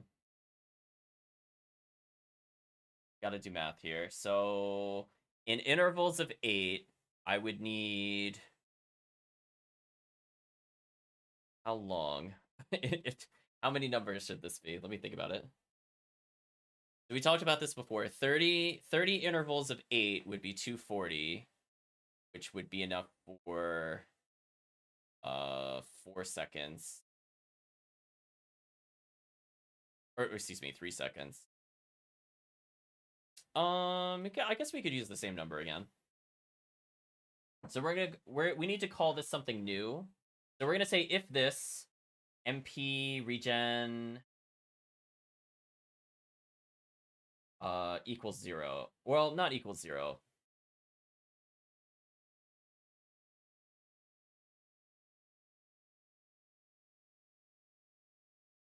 Trying to think how I could do less checks. I could subtract 1, so I can double the regen rate by just adding another subtraction point. Just talking out loud, like what we would do. Like we could see how much like a double rate feels, if that's worth doing. Because we still have to wait anyway. Maybe that would be fair, because right now I think it has to go through 15 checks, so it would do it roughly every 8, which would be every second would be more instead of every 2 seconds. I guess that's okay. And if I have the Mystic Pendant, that's also much, much lower of a goal to hit. Kind of interesting. So let's see. Has control, not in a menu. State is 40, action is 0. Use some kind of cooldown. Call it Axe Armor.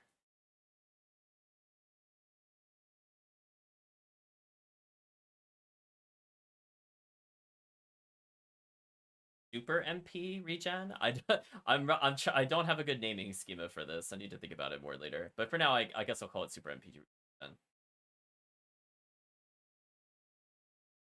If this value is 0, do this. Else it needs to remove this.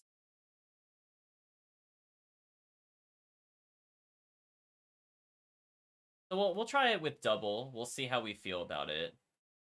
So all I'm doing is basically I'm basically doubling how quickly it checks the timer. So I'm not like doing any super crazy math with it.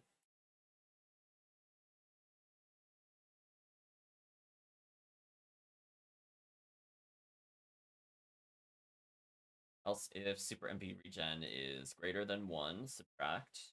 Cool.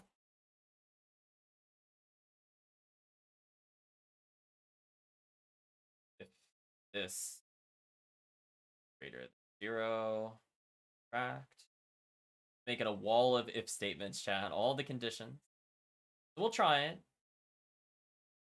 As I said before, it just leads to a faster run, which is not a bad thing. It's like about on par with where I want it to be. So to give chat an idea, like a casual OG seed by people that are really good at running Castlevania, potentially we get sub-hour, but it's more realistic to see like an hour, 5 minutes. So like it's a little slower than that, but not by like a huge margin. And there's still room for improvement. As I said before, there's that whole momentum mechanic. I don't know how that's going to play in the long term. We still have yet to get a single library card. I'm not using save splits. So there's like a big time save from how I played compared to like the people that race it every day. Like it's close. I borrow some of their strategies, but some of the routing and some of the strategies, for the stream's sake, I don't want to be save splitting and doing things like that. So like I think it's reasonable to say this right now would be, I think an hour 20 would be reasonable for people that race the game. I feel like without doing anything too much crazier than what I'm doing now. Granted, you know, they still have to get used to the Axe Lord armor itself, but I feel like, you know, depending on the seed, it could go really quick. It's not unknown for an OG seed to go like to an hour 10, or in rare cases like an hour 15. So it's like, it's not too far off. So anything that kind of makes the mobility a bit more easy to use or something else like that, I think it's pretty good.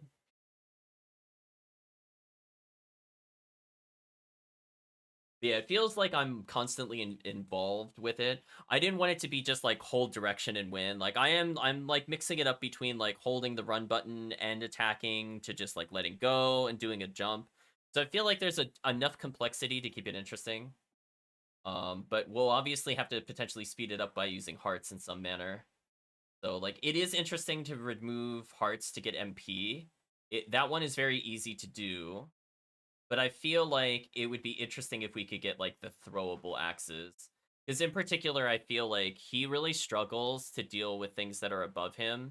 So fights like the Succubus without Glide or Grand Falloon are kind of awful without Solar Bat. Like they're sort of doable, but they're very annoying. And to some extent, Bees is like that, but more often than not, we've ended up with Bat. I think just due to the nature of the seed type. So covering that kind of diagonal in front of us, or even slightly above us, that would also help with the Fleet Riders, for example. So there's like a couple of niche sort of situations I would use it, or if I could use them at the same time as spells, be interesting. But I feel for the most part, the spells are mostly fair. I think the problem is just like the enemies in the beginning of the second castle just have really low health. And even as we scale with the other relics going to the end of the game, you see that like Shaft still takes more than like 2 seconds to delete. He took like a good 10 to 15 seconds. And Dracula was closer to a minute, maybe like a minute and a half. Because we got almost to like the third cycle. I think we got to the tail end of the second cycle. So like compared to like somebody dual wielding Chrysogrim, Varda, you know, that could kill Dracula in literally like 10 seconds or less, you know, where I never want to see Axe Lord armor get to that point. So I feel for the most part that mission has been accomplished. Obviously there's some bosses we can't help them. Like Akmadon, I'm so sorry. There's nothing I can do to make you interesting. Not even with duplicate bosses on Axe Armor. It's just the freest run. So that's a little unfortunate. But hey, things like Tough Boss's Trio, that would be a lot of fun to fight. Their health totals would mean like I really have to kind of choose between dodging and doing other things. And granted, this is built within the Mayhem system, so the intent is to be able to handle some of these harder challenges, where I feel like it's maybe like a step too easy from where I want it to be.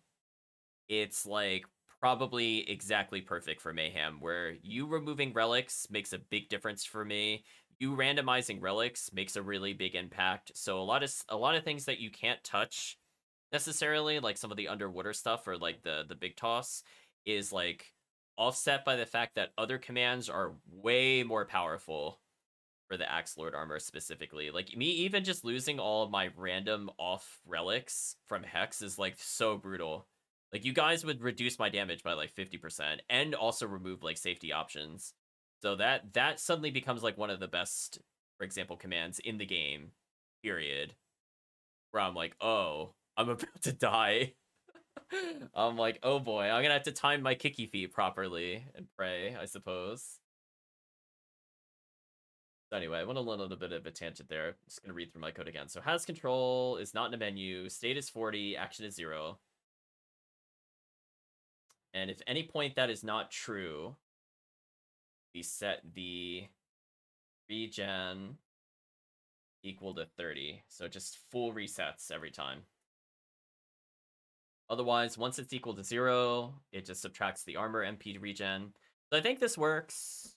I mean, there's obviously ways I can reduce how many if statements I make, and those are just kind of like the second and third pass. That's what future patches are going to be for. Like, if I catch it because I planned it, great. If I'm like not sure what the conditions are and I'm literally changing it every 5 minutes, I'm not going to worry about the optimization yet. I'm just trying to get that proof of concept down. I need to be able to feel and experience it. I feel like that's more my coding philosophy at the moment.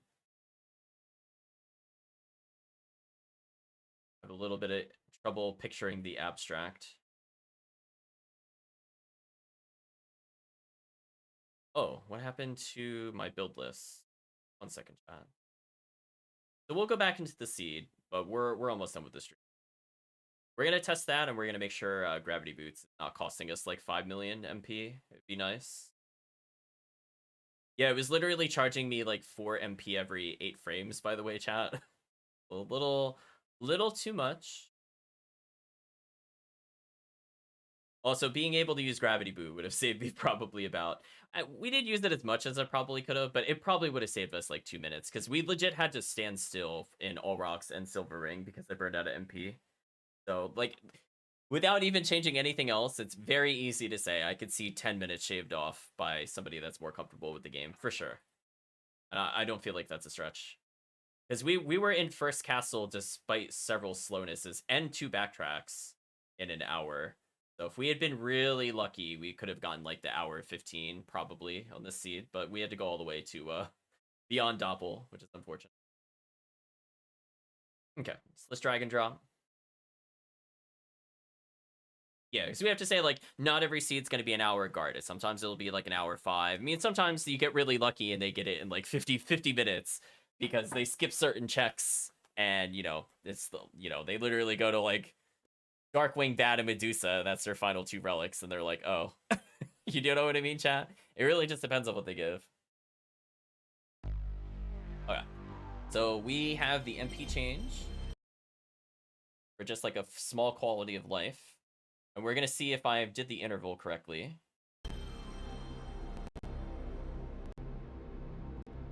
I love that it just has perma axe armor on, chat. It knows.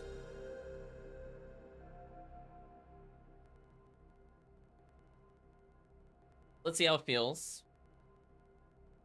We should see a very noticeable rise in MP. Unless I pick a save file with like crazy MP. I think what we'll do is we'll go to 50 keys save. I feel like that's a good comparison to what we were looking at before. Level 37, pretty high level. That says we only did it in an hour 12, but I'm pretty sure we took closer to an hour 30. I'm pretty sure. I mean, I could be wrong. Maybe I looked at the wrong 10-minute on my watch, not my watch, on my computer time. Let's take a look. Fortunately, I'm overboosted. Oh yeah, see that? Yeah, the MP looks fixed for the gravity boots. Even when I'm mashing it here, really not losing that much.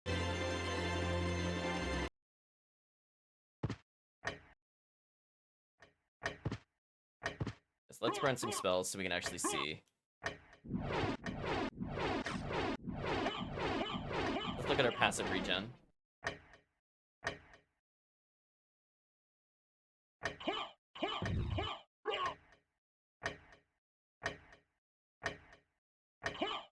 We're at 26 right now.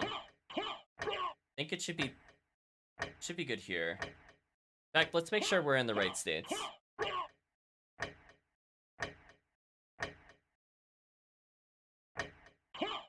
Oh, I'm hitting the menu, which is resetting it.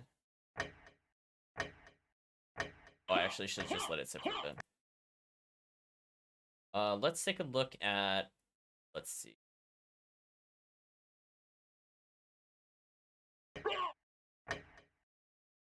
I could get my MP total here, so I don't need to pause the game.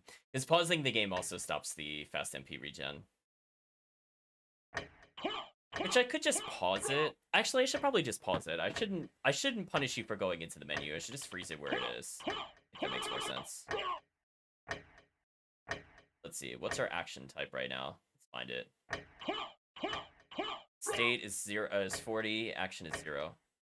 So I think we're getting it. It's just not super fast.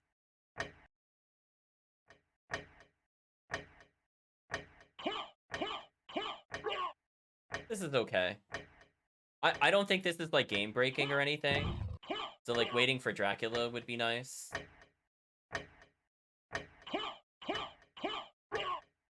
In the meantime, I'll make that change.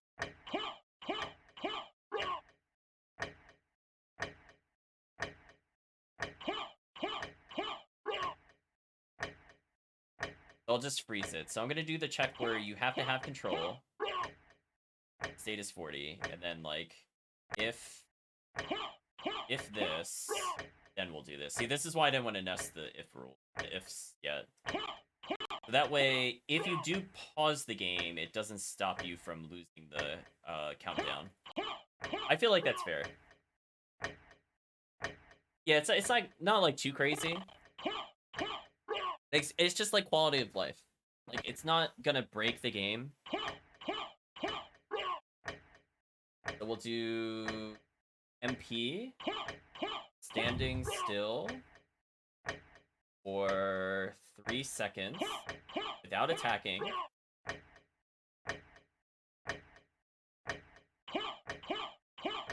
Doubles MP regenerate. Just like a real simple line in the notes. So if we do have to wait, it's less downtime. I think this is fair, because I mean, with the Axe Armor, you should almost always be moving. I feel like the problem rooms in the game are still going to be basically Silver Ring and maybe Blind Bat Room, maybe. So if you do mess it up and you do need to try again, this does make it less horrible. But I think this is fair. So it still takes like a second to get an MP. That's about the rate that it's giving it.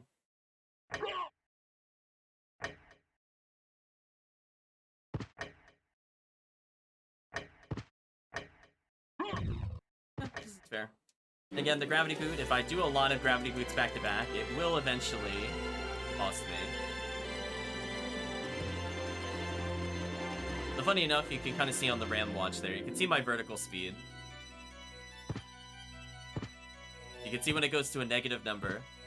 Just remember, chat, negative means I'm going up. I know. I don't know why they did it upside down. It hurts my brain every time I think about it. Like, negative should... I'm like, listen, when you draw a graph with X and Y coordinates, negative numbers are almost never above the starting line. You just don't draw it like that. It doesn't make any sense. I mean, I know we're in the reverse castle, but that doesn't mean the grid has to be reversed. So you can see, like, we're in state 42 when we fly. If we attack, the state becomes 1. I could check to see if I'm using spells, but, like... I guess I could do a safety check there. Mostly just triangle. I mostly just care if they're using triangle. Because if you do anything else, you wouldn't be in the normal state. Because R1 wouldn't use any MP and R2 wouldn't use any MP. So I think just, like... Just check to see if you did triangle, and if you did, shame on you. I think that should cover us, so no spell spamming.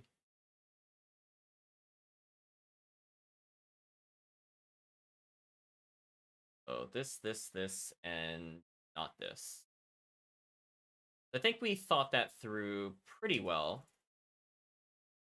I think we covered scenarios where, like, you're not gonna, like, gain 6 trillion MP in the cutscene. But now you're gaining MP in general in the cutscene. So even though our MP is not, like, astronomically huge, because I think MP is random for some reason in this game.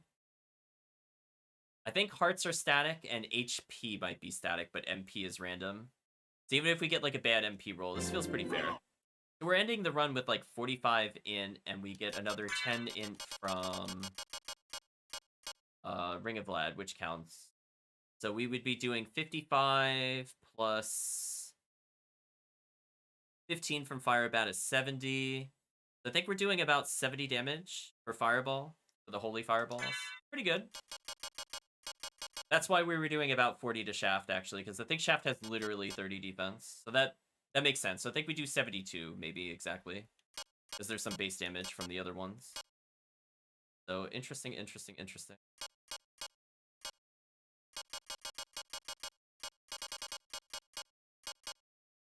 I'm looking at this, and I'm like, where are my other moves?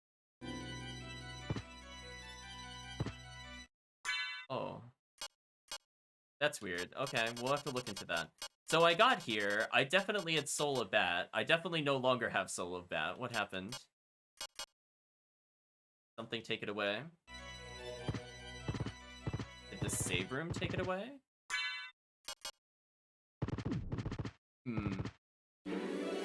Okay. I don't feel like investigating that tonight, but that is a bug that will hold up the build. Make a small note here.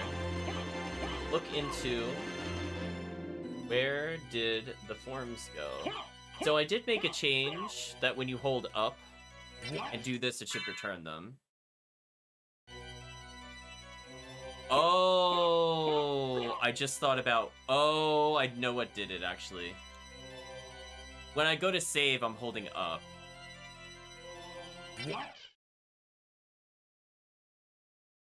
Think in chat. I think I know the solution already. Okay, so when holding up, specifically disable in save rooms. And that should be good. So X armor relics. X armor return relics. So if all of those millions of things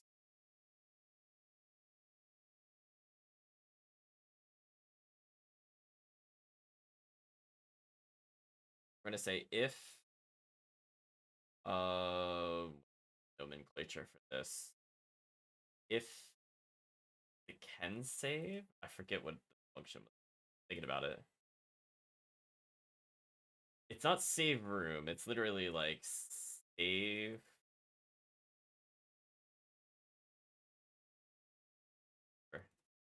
I'm gonna look for it. Oh, excuse me. Dot can save. Okay, I was like, so if you cannot save, then take the relics. Yes. Yeah, that makes sense. That makes sense. So I think I have not I have not died with axe armor, so this is not something that has come up before. So this is where, like, I need people to, like, be bad at the game for me. Chat, we haven't died in a while. I forgot. So somebody play poorly and let me know what happens when you die. We've actually literally not died as axe armor this whole time. And I've been nerfing myself, chat. I swear I've been nerfing myself. Like, our strength total actually feels really balanced right now. I don't feel like it's out of control. Our magic values versus Shaft and Dracula are probably, like, a little below average. But it makes the fight more interesting. Be bad at the game, your time to shine. I mean, honestly, you need to die in like really unusual scenarios. Like that's a big issue that was happening with Mayhem. It's just like I get so used to playing on like a certain seed or like a certain area that I legit will not die. So I will not see, for example, if you have certain commands overlapping you that like play with your relics, but you die, but then you like mash through the menus and it's like still technically active when you go to the main menu and then you go back to the same game. Like it's like all those scenarios where it's a kind of like a compound situation. I'm like, I never test them. So it's like I needed to go to other people. I'll do like really basic tests like, does this command work? Does it work with random other commands? I'm not gonna test like literally every single one with every other single one. But if I do something that impacts like stats, I'll try to at least touch all the stat commands. You know, because you have to give a cutoff limit at some point with testing.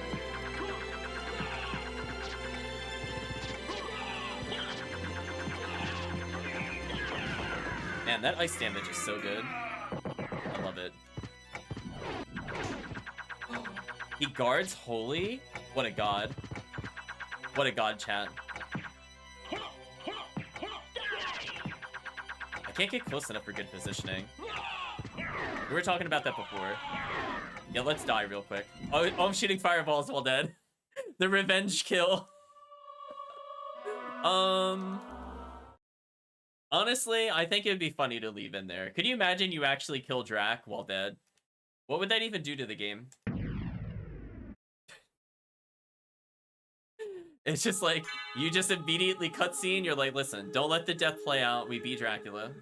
Fine.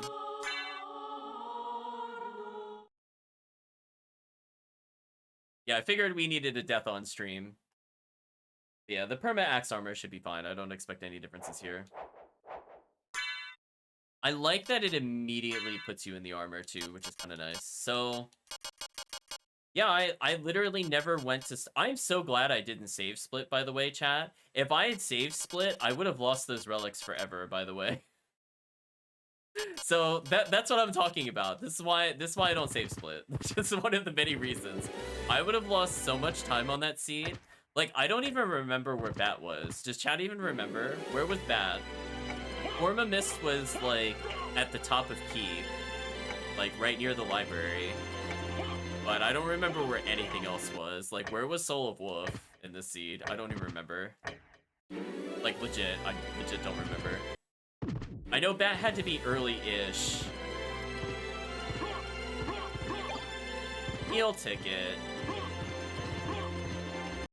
Yeah, that's the thing, too. If you're playing Mayhem, you have to have a really solid memory if you can lose relics. Especially when you're playtesting something new that removes relics, so I would have been bodied for sure.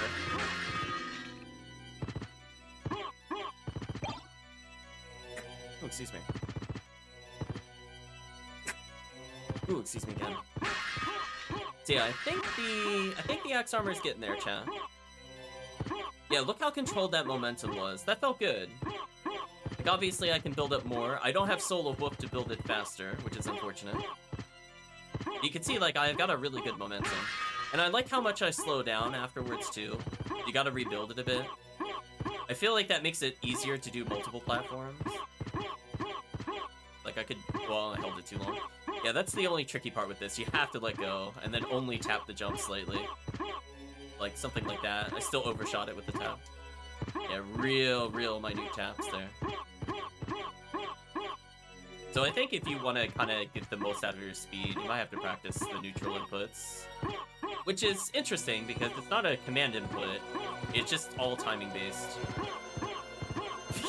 Using the momentum, the giant robots will come for you. That is quite a 5Ds reference. I don't know if anybody else would get that in the chat. But kudos to them, if you know what that is a reference to. That is unironically one of my favorite shows. It is so dumb. I love every moment of that show, chat. It's the gift that keeps on giving. Like, just when I think it tops itself, I just have to remind myself it's supposed to be a show for children's card games, as there's, like, missiles launching and, like, criminal hanging, and I'm like, oh, indentured servitude. Hello, I didn't expect to see you here, but you're here now. Yeah, for sure. It's all good. It's fine. It's appreciated. Yeah, quite a reference. Oh, I don't have any glide. So I guess that just begs the question. From a challenge standpoint, do you think it's fun to watch if I don't have any form of glide? Do you think I should keep the challenge in there or give them like a short burst of it? See how like you have a little bit of it here with faceplant? Like, would you be able to do that with just glide? I guess that's the whatever the chat prefers one. To me, it does. To me, I would prefer to have the glide, but at the same time, like, there has to be a way to add challenge to the game. So I'm either way, honestly, whatever the chat wants. Yeah, like those are the tricky decisions. It's not coding it at the moment. We've gotten past all the ridiculous coding nonsense for the most part. Speaking of which, oh, we have stopwatch. That's not what I want. There's one thing I want to check. Here we go. 1 second, chat. What is it's called? 073FB. I want to see what this code value is. I had like a maybe epiphany on how the weapon is supposed to be summoned. So I was very, very, very curious if there is actually a workaround to this.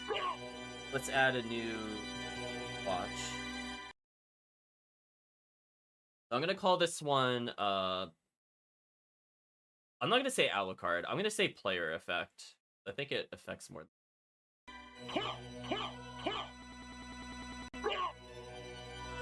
So we're gonna briefly go out of Axe Armor. Although I don't think the game will let me.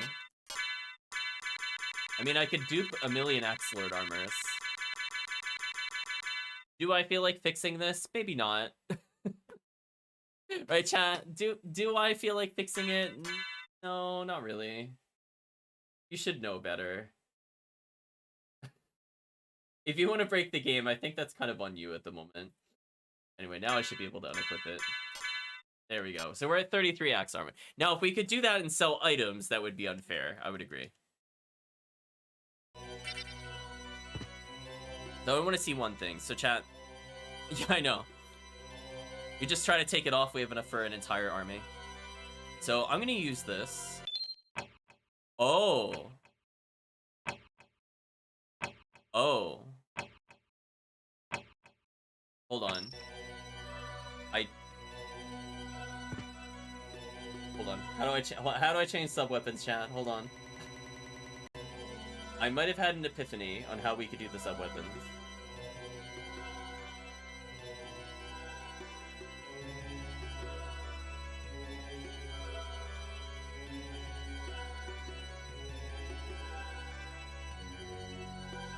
It is gonna be ultra jank, chat, but I think we could do it.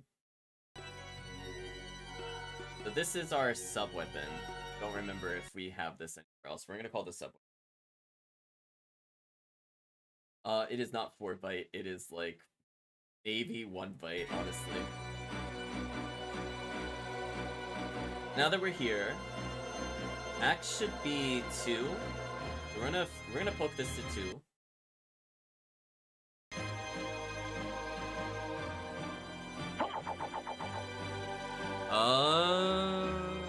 Hold on.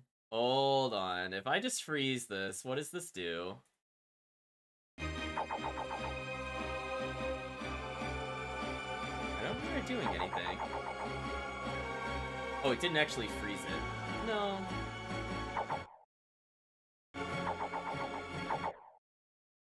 Killing me.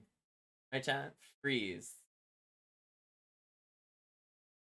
Freeze. Why doesn't this freeze? Is there a sub-weapon code already in the cheats or something? Is that why it's not working? Okay, let's kill Mayhem real quick. Really need it right now. We'll save our RAM watch. We're gonna reboot. I'm really, really, really curious about this, like how it loads. So like we've used this, I think, before. If you remember, it was like spawning things in like the way upper left. You remember that, chat? But, like, because it's an entity, and we know how to modify entities, if it spawns with the right values, like you're using it with basic Alucard, I can move that manually to Alucard. I could literally just do that. It's not that hard to do. But it has to load everything else correctly. So, for example, let's try to do the Rim Watch again. I'm really, really, really curious. If this triggers it with a graphic, this would be really, really, really, really big for us, because this would open up every sub weapon that I couldn't get to work earlier. Back to the bottom of the list.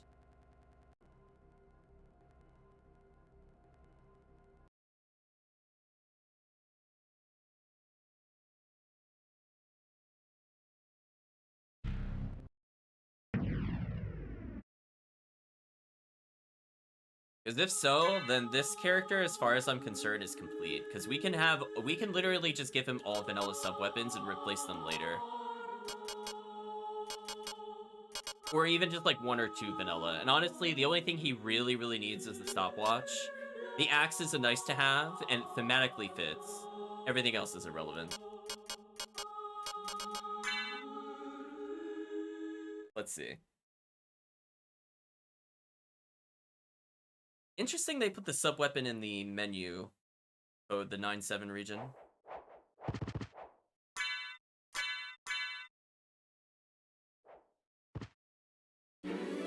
One thing we're gonna do too. Let's find our heart count. Right, Chad? I'm not messing around with this. What's our heart count? I know this exists. I'm not gonna bother looking it up in search.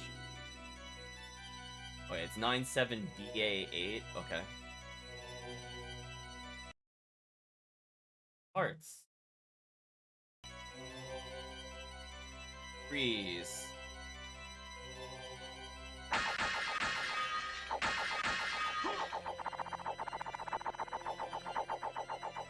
So, if I do this, what does it do? I don't hear it doing anything, which is funny.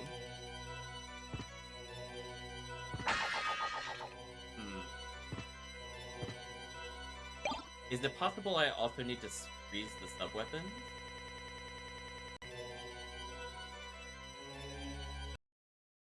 Open up the axe sub-weapon.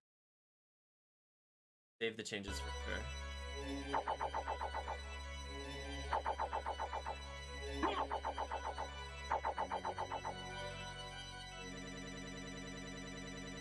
Yeah, see, there's the spin sound effect, I think. Freeze this real quick to double check.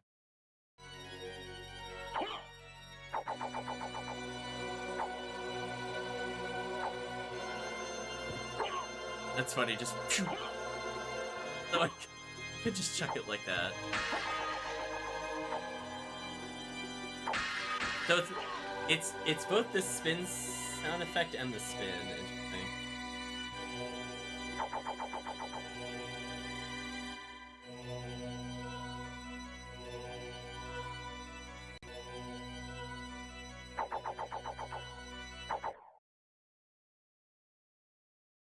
Out of curiosity, if we freeze all of these values... No, I don't want to edit it. If we freeze all of these values, what does it do?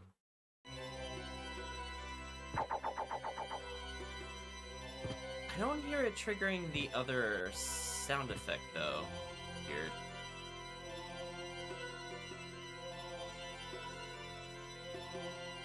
I'm gonna add another cheat, I think, to the... Maybe because I'm freezing too many digits on the other one, it's not working. We have to acknowledge we could be over freezing a value. So instead of the player effect is all of this, I could switch to 1 byte. So what allegedly...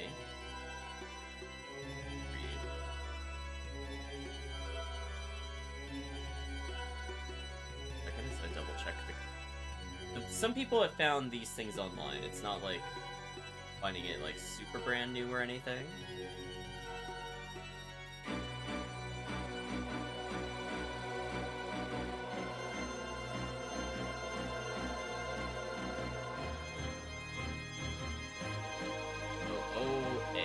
think it's just single here.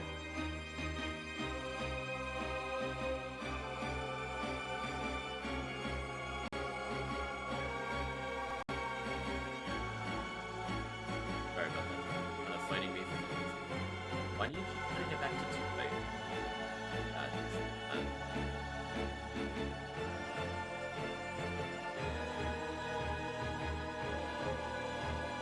Like, I don't hear it doing anything. A bit disappointing. I mean, we have the axe following us around, which is fine. I'm gonna remove all this so it can be free.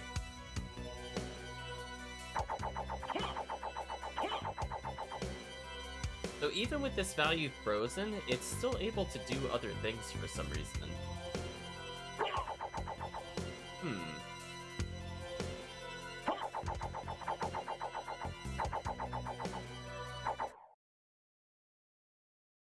Very strange, chat. Very strange.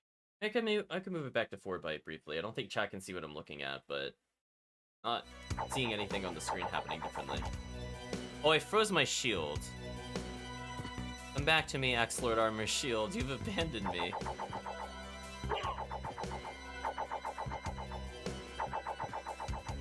Why does that happen?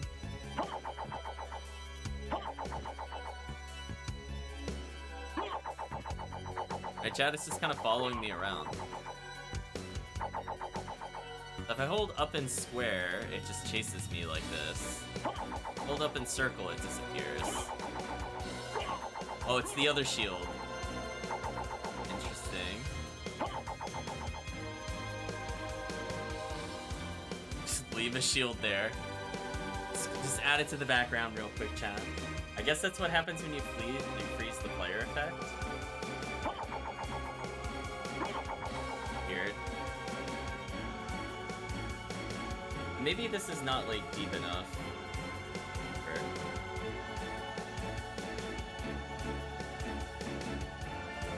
Oh, this thing does not want to behave properly, chat. 1 second.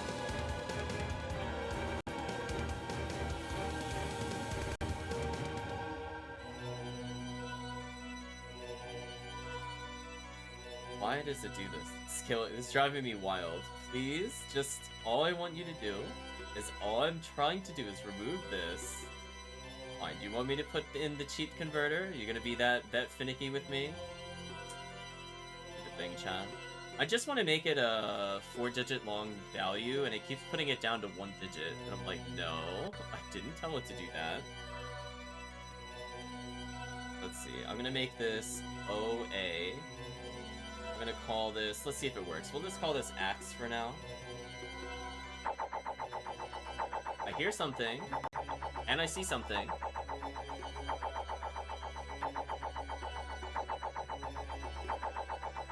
The question, on our RAM watch, where is this item coming from? It's not on our usual list. See that? Nothing here has a value.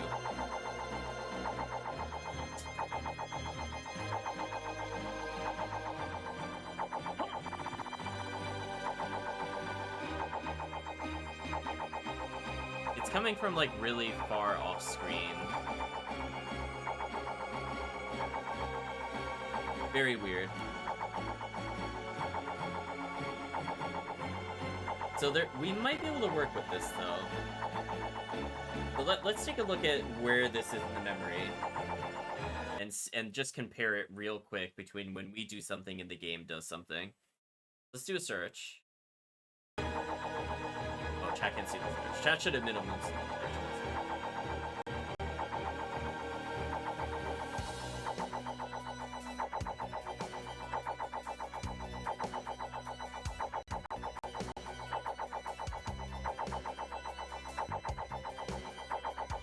I'm gonna see things that are like at this range.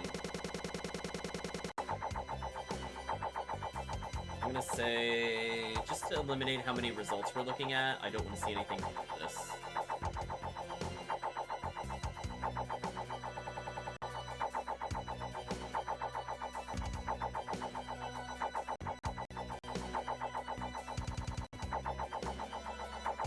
Like, you hear it being chucked constantly. I'm assuming it does have a damage. Something's going crazy here. Don't know what that is. Okay, sorry, it's leaning a little away from the microphone. Let's go back over here. 3F.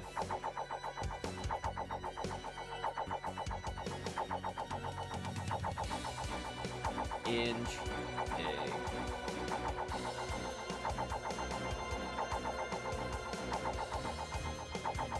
Very, very, very interesting. So what we modified would be 073F E. So it'd be somewhere in here.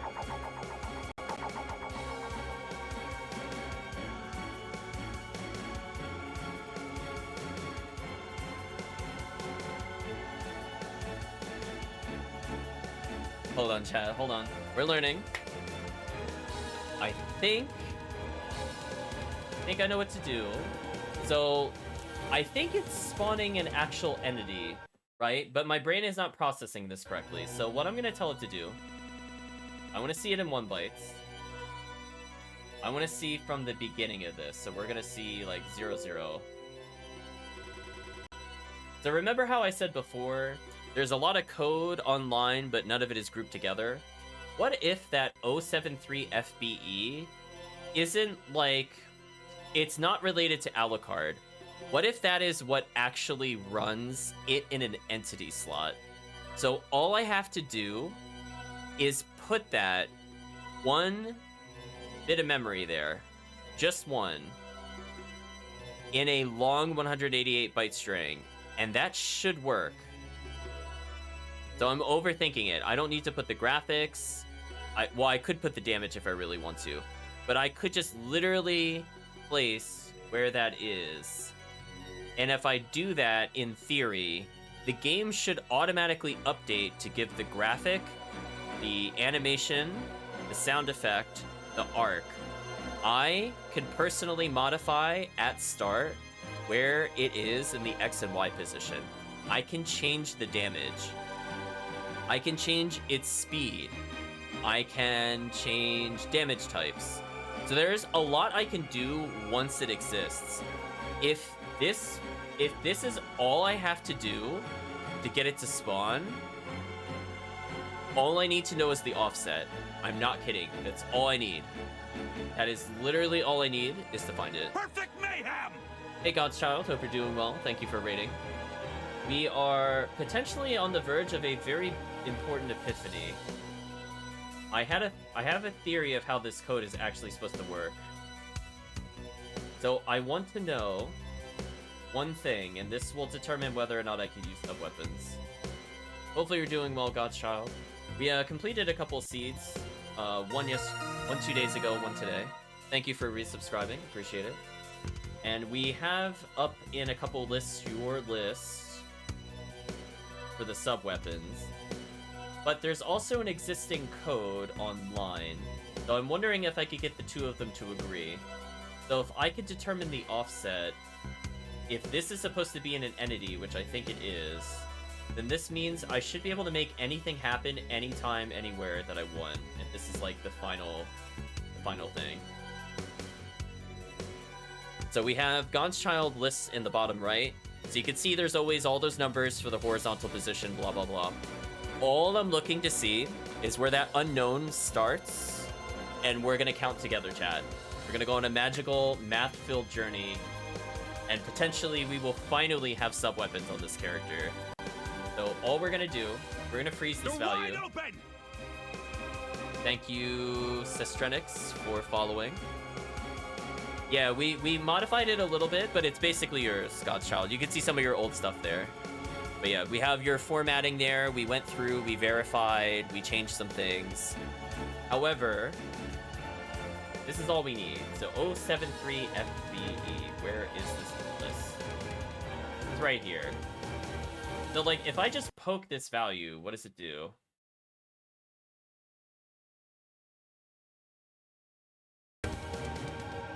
Didn't react. If I freeze this value,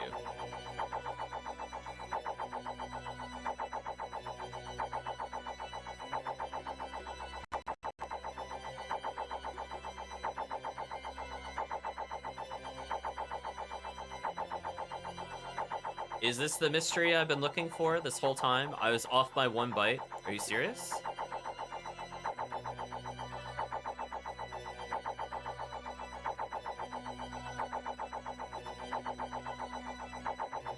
So bear with me for a second. Bear with me. So let's take a look at how the numbers are formed. We have 48, 83, 18, 128. These should correspond to its position. That's why it's like all off the screen and all nonsense. It's not calculating correctly. You can see things like the sound effects and the animations are playing. This is the complete item. And the only thing different from this compared to what God's Child has sent us is 1 byte. We're gonna unfreeze this. We're gonna toggle it off. We're gonna go back to the RAM watch. But like, if I just literally go to, let's see, God's Child has it at 74B59.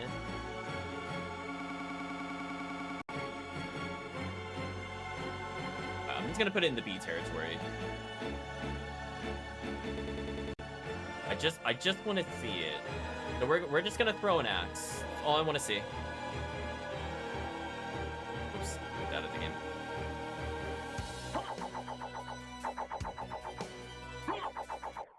So see how his values start. So he's got the B59. I'm in decimal, I think, with the review, so don't worry about the values not matching at the moment. So all he did, so question. If I just take what would be, I guess, it's either 5.8 or 5.7. Let's just add it to his RAM watch and see what happens. We're going to force it to go in there. We're going to learn together, chat. And if so, I'm going to be very happy because I think I can finally make it do something that I wanted to do after looking for this forever. I'm going to put like all the question marks in the world. Did it really add it to the bottom of the list? Are you kidding me?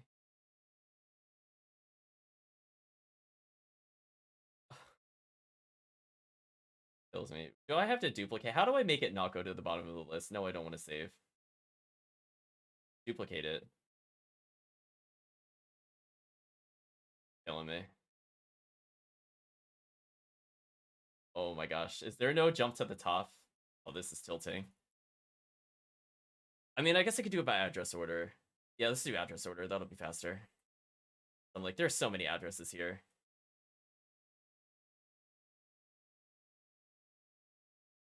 That's 5.9. I can make this 8, right?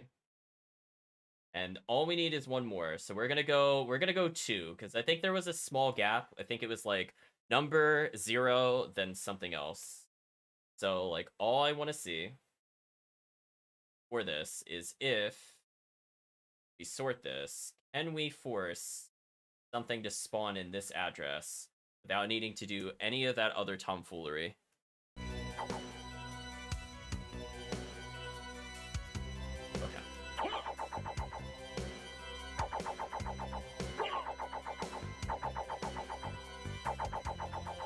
So like, if I freeze this, right? I put, well, this needs to be in hex. This, and then I poke a value. What does this do? We're just gonna poke these 2 values, chat. If any of these cause something to spawn, this will be very good. If it doesn't, we need to revisit the drawing board. Gotta freeze. I'm not hearing his sound effects. That is a bit disappointing, but it's okay. Interesting. Though I don't see it here. Very, very interesting. Also, what happened to my 5.9? What just happened to this? What?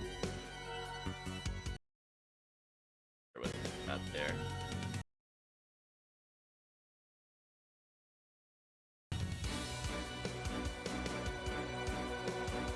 So if I put any of these here, I just want to see. Because if we can figure it out, then it'd be great. If I can't, it's fine. Okay, so it's not working. So we're missing a piece of the puzzle still. So why does that address work and not the other address is the question I need to ask myself. The 73 FBE.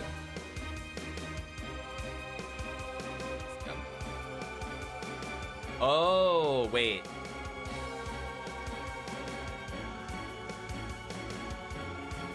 03 FBE is reserved for,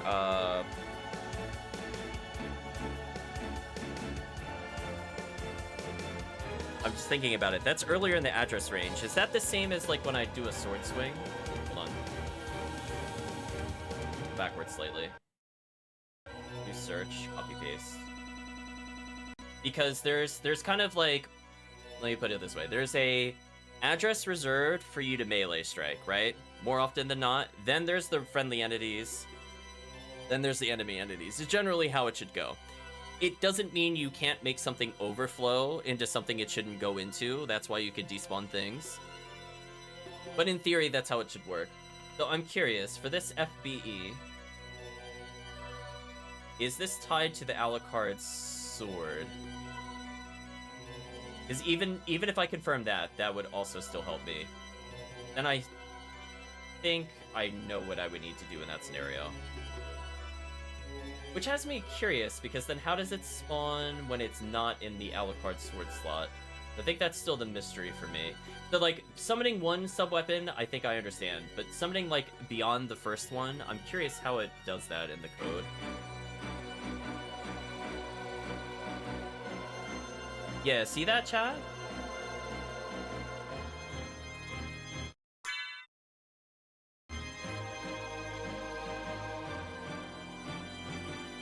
So this is the animation for the shield. So that's why I was saying it has to be tied in with the melee move, because it was so early in the sequence.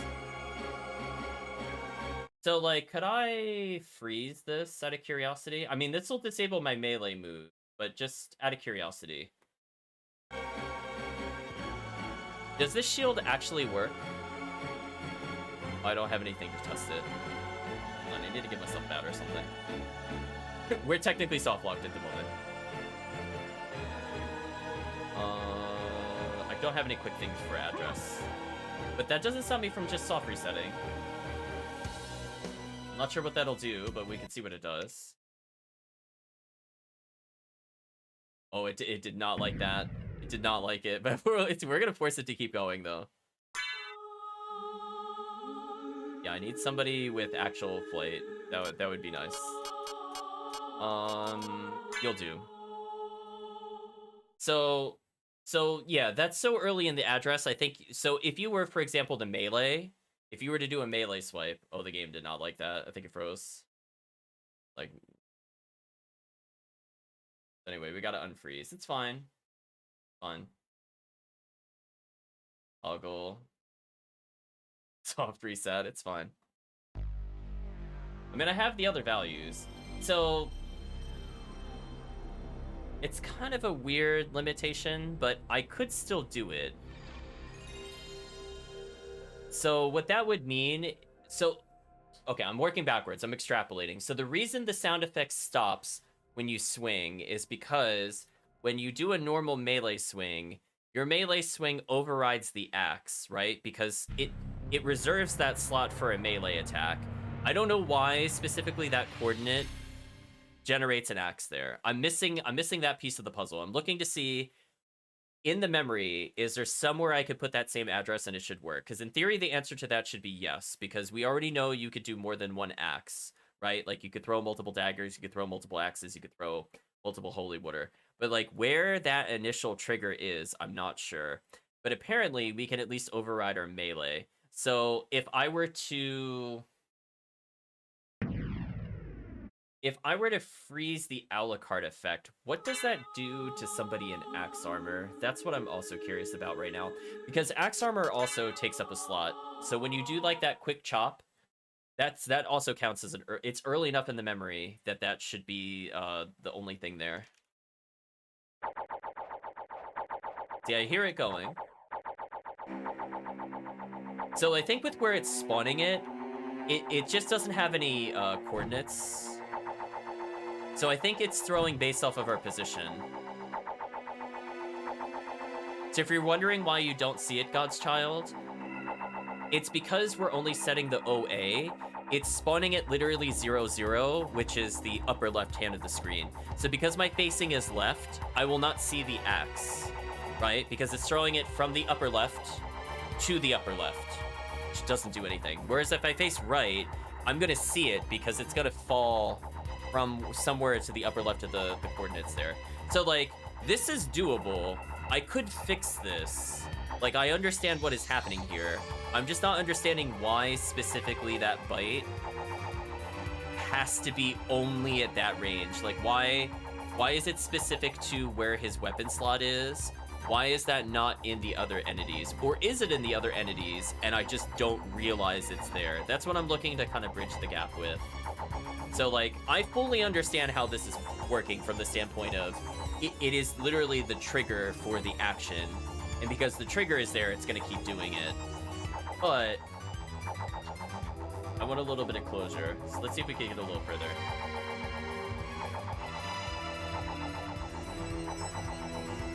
So, out of curiosity... Oh, I don't have my sub-weapon equipped. Let's freeze. Toggle. Where does it put this other value?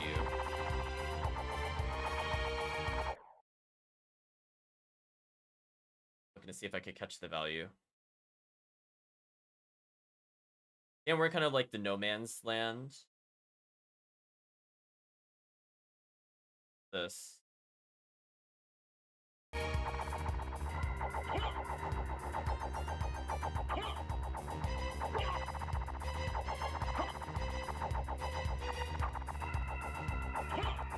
Interesting. Yeah, I could have 3 axes out. I think if I slash enough, it'll despawn. That's not the first... Oh, I ran out of hearts. This might be too far down the list. Is there really nothing before this point?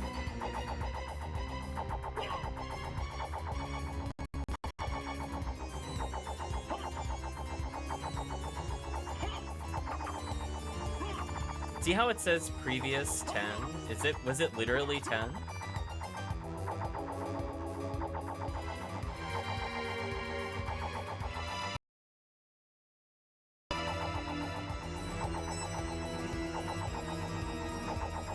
Is that throwing more than 1 axe, or is it just...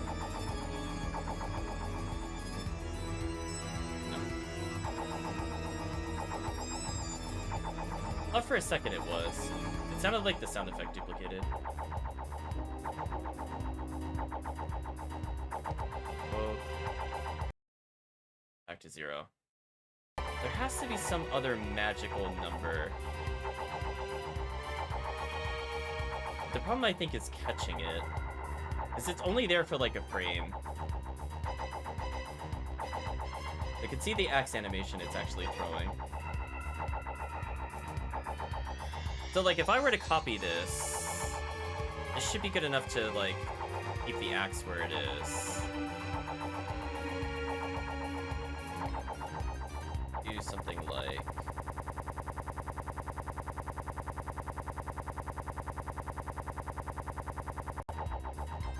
here. I just freeze it for a second.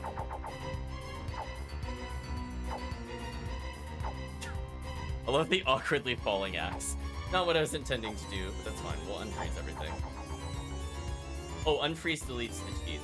Oh, I forgot about that. That sucks. I don't have that saved in the RAM launch one. I gotta get used to how the system works. I was thinking unfreeze would literally just toggle it, but unfreeze also means delete the cheat, which is not what I wanted it to do. Okay. Let me add this back in. I'm looking to understand this code a bit more. If I can figure this one out, it'll open the doorway for other things. Where is... Pop-up dialogue. Oh.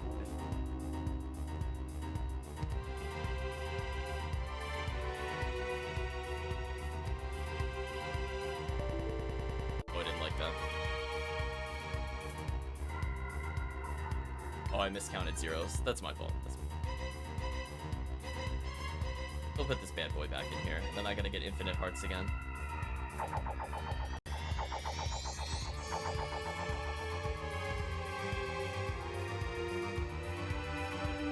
That has a hitbox? I believe it does. It'd be kind of weird to test, because in big rooms, it's like, who knows where it is. Oh, is it always 0, 0 relative to the screen? Actually, that's not too bad then. Really test that then. Yeah, it did damage. Bonk.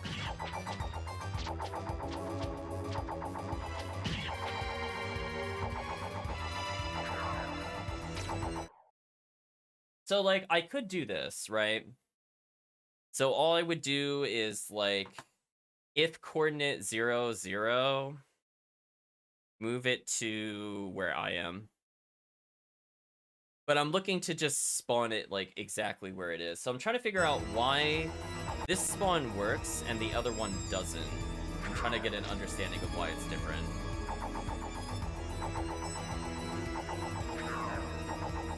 I'm actually going to copy these values real quick. We're going to go from here until I stop seeing numbers. Oh, that's way too many numbers. Also, why is there stuff in this? Weird. I need to probably remove.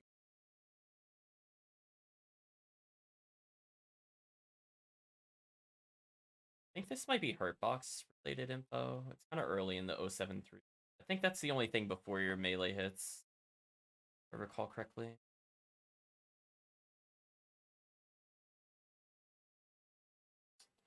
So, like, from this standpoint, we have FBE. What are these?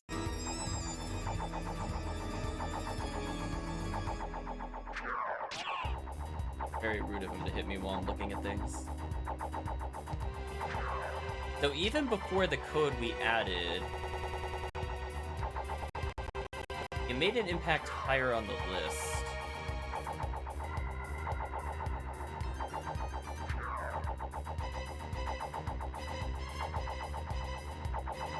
I wanted to pause the game, actually. So, curiosity. What are these before it actually enters the code? Like, the below information is definitely sound effect, damage, and everything else. So what is this prior to this? That's what I'm curious.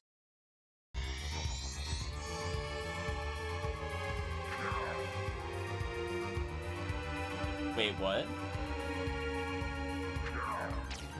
Oh. Oh, wait a minute. Wait a minute. Wait, this changes things.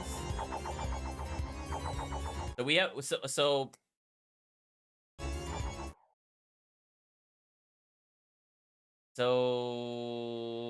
give or take. What do you think about this? So you might notice a pattern here. There's the F9A, right, is the X coordinate. That's how far it is over to from the left to the right. And then we get a space. Then we know there's 2 zeros. And then there's a value we don't know what it does, which I think is speed. But then it's another coordinate. So 194 means it's low on the screen. And you might notice, chat, that fits the pattern that Godchild has already captured. So, how far off is 073F9A? Let's do a little calculator chat. Calculator time. How far off is it? Let me write this down so I don't have to look up this later. So 073FBE equals OA equals axe spawn. Right, because that's the only thing you need to add to get it to work. It obviously doesn't calculate correctly because it probably needs something else to give it the coordinate, which we could give it. If we control the coordinate, we could control the X and Y and everything else. So if the entity can spawn and it's literally all zeros, except for this, it has OA, we can literally populate it as we go along. And I think that would be a workaround. It's not the cleanest implementation, but I think it could get us there. So our goal is to go from 07 F9A. Oh, sorry. 073 F9A to FBE. So how many digits is that different? Find out, chat. Hex math. Time to enter it into the calculator. So 74 FBE minus 73 F9A equals.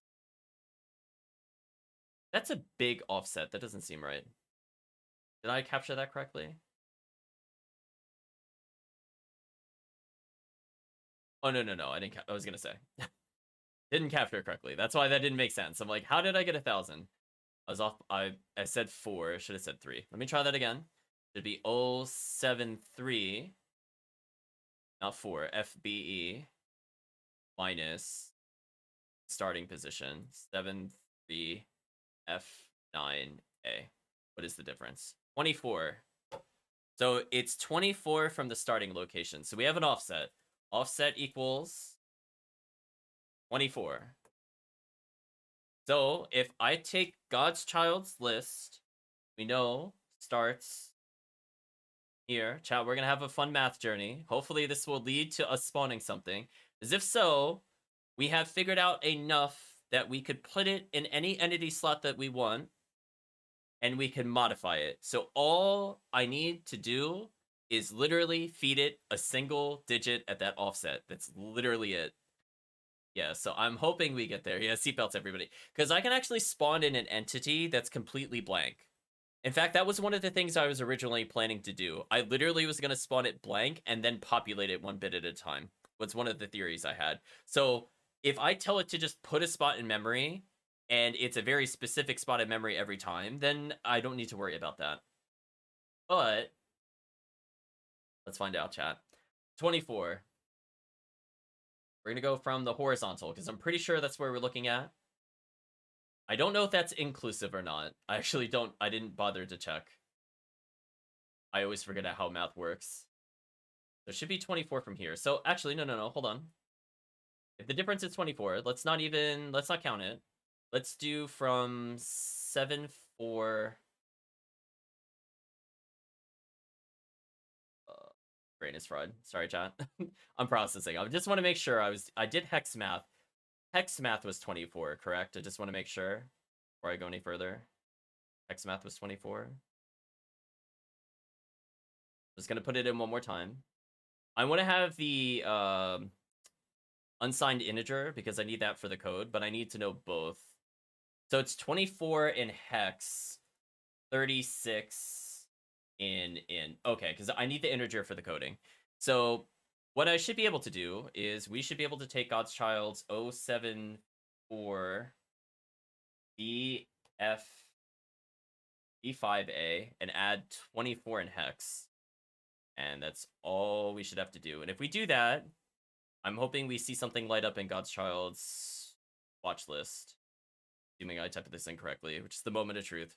So this coordinate is allegedly 07B7E. I did not type that in remotely correctly. I have no idea what my figures were doing. I hit like 9 in their chat. I have no idea. I didn't even pretend to know. I'm glad you can't see what I just wrote. It was bad. So 074B7E.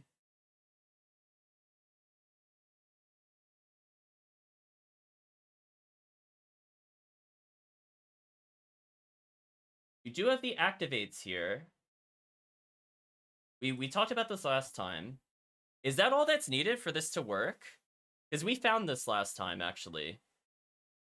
But I didn't think about it before like that. I didn't realize they were related. So that's what I was saying before. I'm like, I see those codes. I don't connect the dots. So I need to tell myself, like, how are these things related? So we know this is an activator. I think even Godchild denoted, like, oh, we got the sound effect and whatever. So this should work, because I think this happened last time on stream. So if I poke this... Curiosity.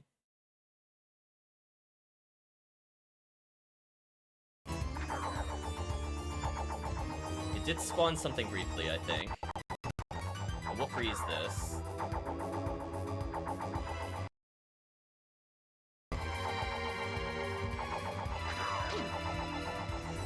Yeah, there we go. Hey, I have an idea. All I need to do is feed it 36 bites. That's it. Yeah.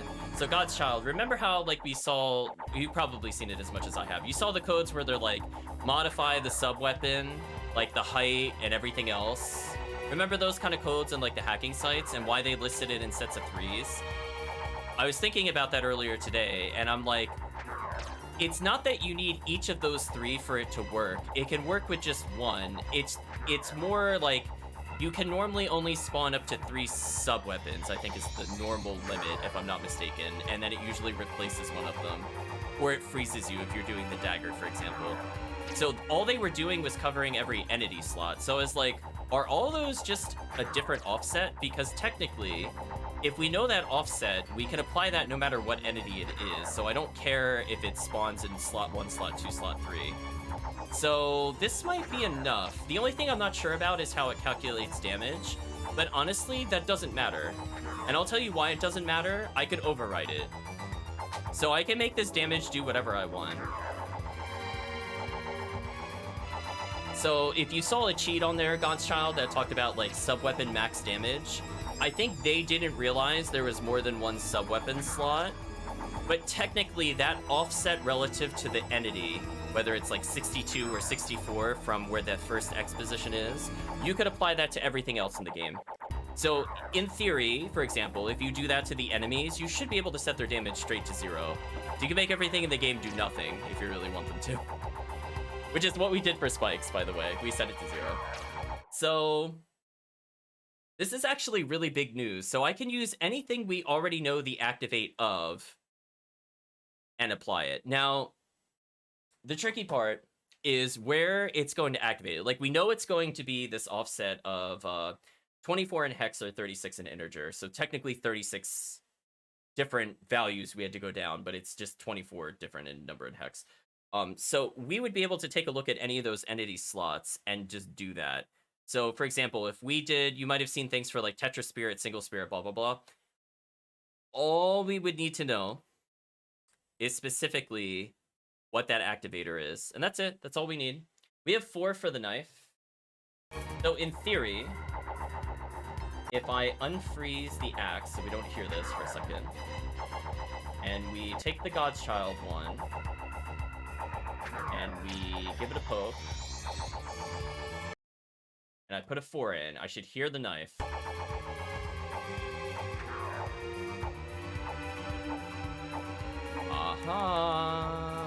I got this, chat. So I think we could do this. It might spawn a little janky, but we should be able to just spawn with sub-weapons at will. Because we already know how to fix this. So like, I could literally go to God's Child's thing and just go like, vertical position, FF. Like, I don't know, 20? 40? Oh, well, it's rapid firing. It's kind of hard to tell. I mean, I could always use the axe to determine where it should be. But anyway, actually, I think it would be... What is 128? My brain is thinking about it. What is 128 in hex? Where, like, the center of the screen is, like, roughly 120, 130, if you think of it that way. Brain is processing, chat.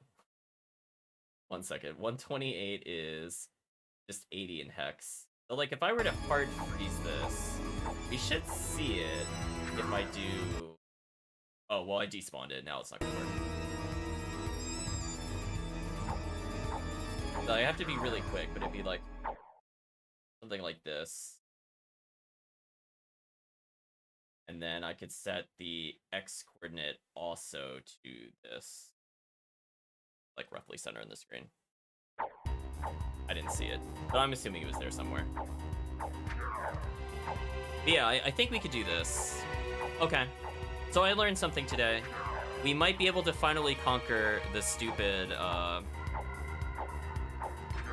sub-weapons.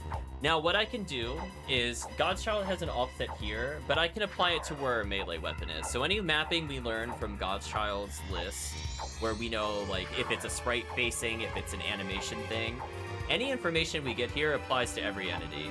So, like, this, like, for example, when God's Child saw probably, like, this spawning axis to the sky, I remember thinking at the time, that's what doors do when you mess with their, it's called auto-lock.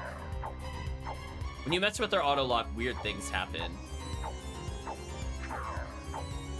So... yeah, see how I was marking the start of the new entity? Like, I knew, for example, if we threw more than one axe, they would come here eventually. Now, the downside to this approach is I'm not sure how long it would take to activate correctly. Like, if I threw something out there... no, that should be fine. Wait, no. I could just make a check every time. So what I can do, so I don't know like what the time difference is between you saying OA in the code and it spawning something. It could be a frame, it could be 2 frames, but ultimately if I spawn an entity there, I'm not sure what we would get out of it.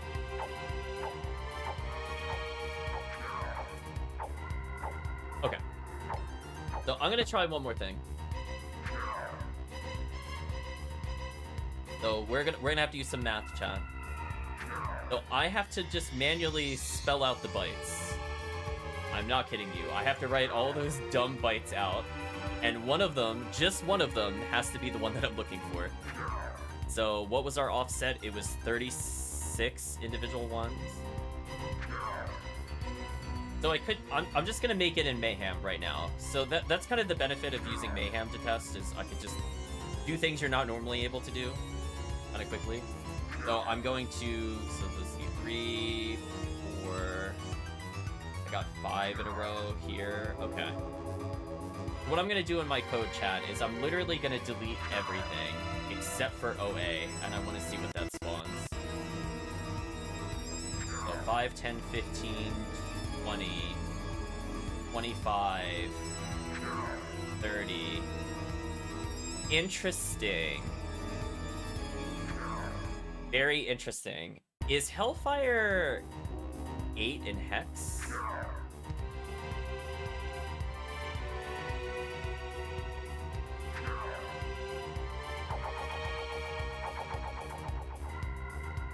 I'm kind of curious. Because if so, that's also new. I don't think that's listed anywhere. It's cross. That doesn't quite line up as expected. Strange. I mean, we'll take it. It's still funny.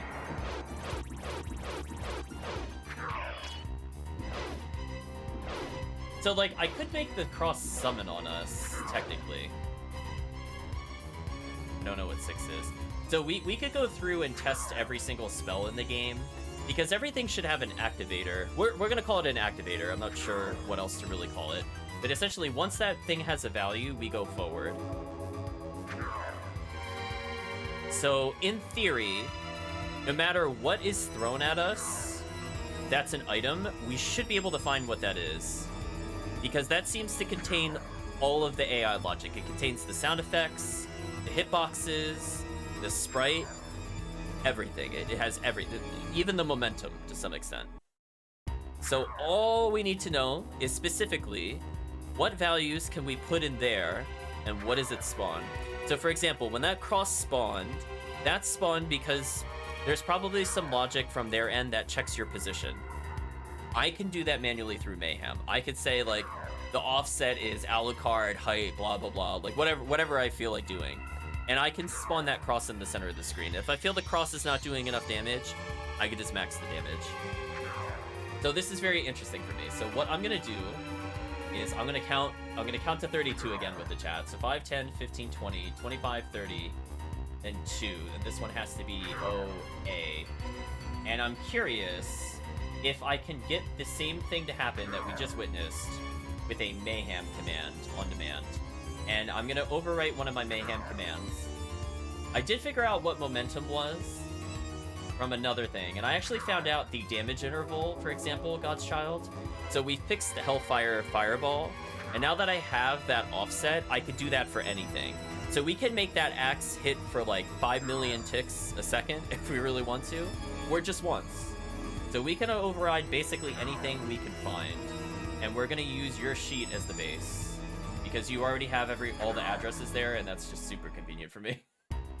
Although I think when we go to spawn it through Mayhem, it's not going to behave as expected. So all I should have to do is create an entity, and it should only need, so I'm gonna say offset 32 equals activator equals OA equals 10 / axe. So let's call this sample entity. I don't really know what to call this at the moment.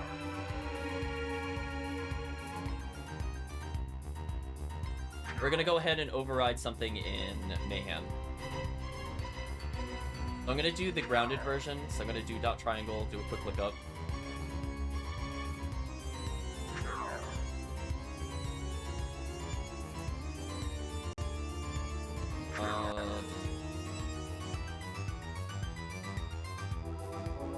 Right now it costs 24, but I could just nuke that for now. I really don't need it to do anything in particular. In fact, we're gonna remove the we're gonna remove all the logic here for a moment. So all I should have to do to make it work, right, chat, is just spawn it. It doesn't have to do anything else. I can play with all the damage values later. It doesn't matter. All that matters is we spawn this entity. So we would do, what would the code be?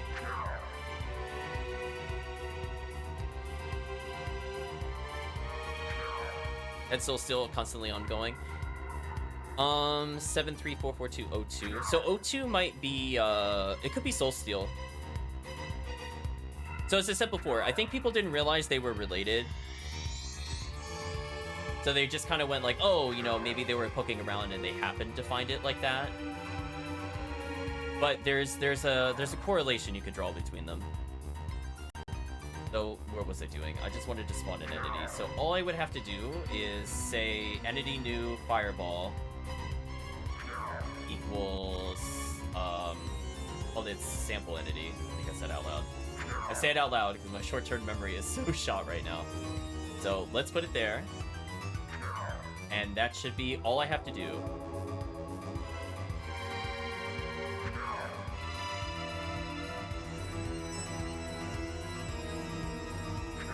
I don't have to run any timers. As I said before, like, I can course correct it. If it has the general animation arc correct, all I have to do is fix the starting position. If the arc isn't correct, that's a little harder to do. I have to kind of manually do some kind of mathematic formula to do it. I'm gonna be real honest, chat. Not my strong suit, don't enjoy it. So we're gonna keep it real simple. It's gonna cost no MP. All I have to do is a triangle. Let's build a build.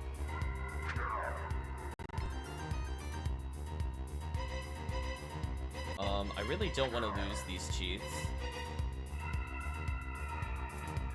Make sure I'm writing them down in multiple places. Say equals axe spawn for Godchild. So I'm putting in both of the Ram Watch and other places because sometimes it just helps for me to both have a Ram Watch dedicated to something, but also be able to see like a high level view. So okay. I don't need to worry about anything else. So we're going to toggle this off for now. And we're going to close. We're going to reboot. Do I want to save the RAM watch? What did I even do in the RAM watch? Did I do anything? Oh, I added the other values that we don't need. For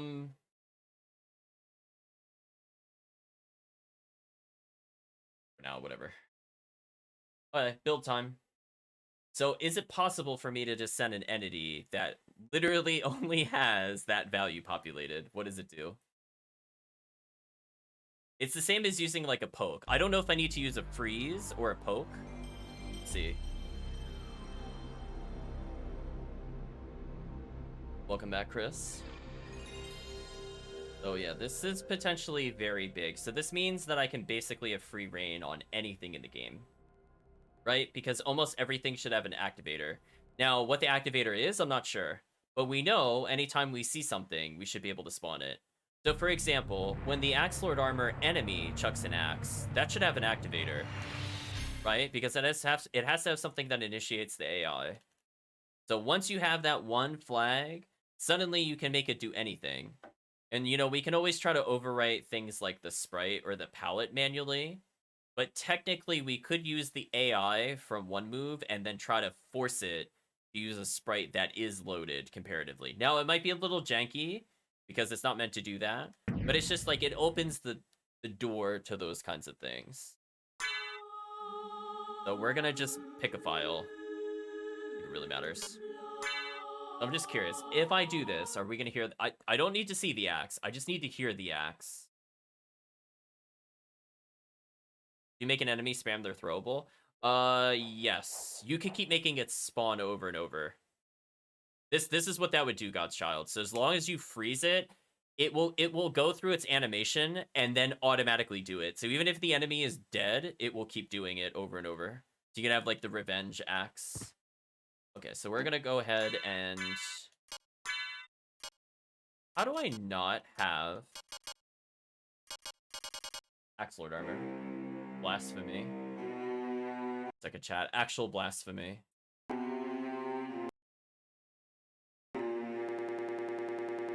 Yeah, we're not dealing with that. Where's the armor index? Where is it, chat? Going for it. Here it is. Poke 25. Yeah, I better be in axe armor. Yeah, I better be. What? I'm like, I'm not waiting on this. Get out of here. Okay, so this is frozen. Interesting the ghost leaves you in axe armor. I didn't really pay attention to that before.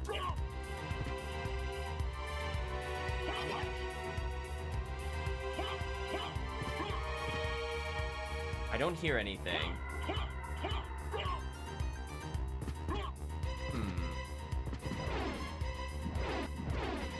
It definitely overwrote the other thing, but it's not doing what I'm expecting it to do. Now that doesn't mean I can't... It doesn't mean I can't run a timer to still spawn it. So don't get me wrong, this does not mean that it is over and done with.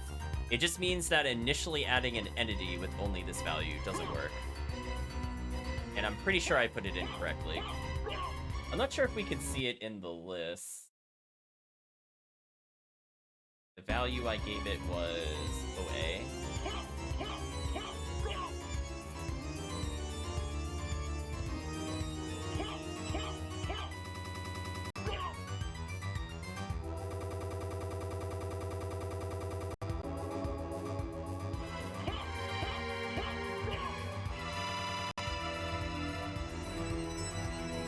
What?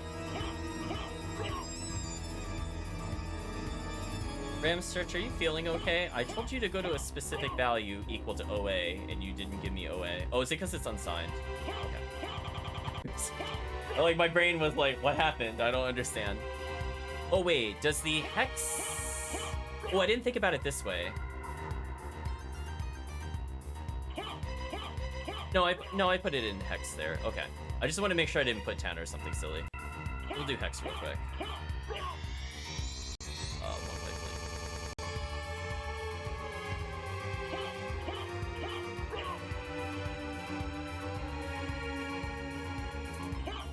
I'm mashing the command just to see if it spawns anywhere.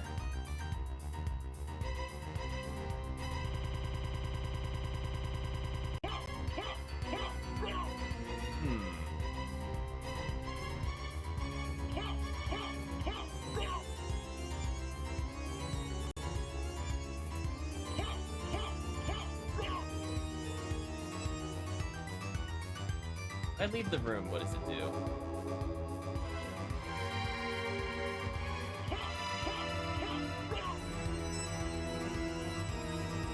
If I mash this enough times, does it eventually pop up in the list? I'm just curious.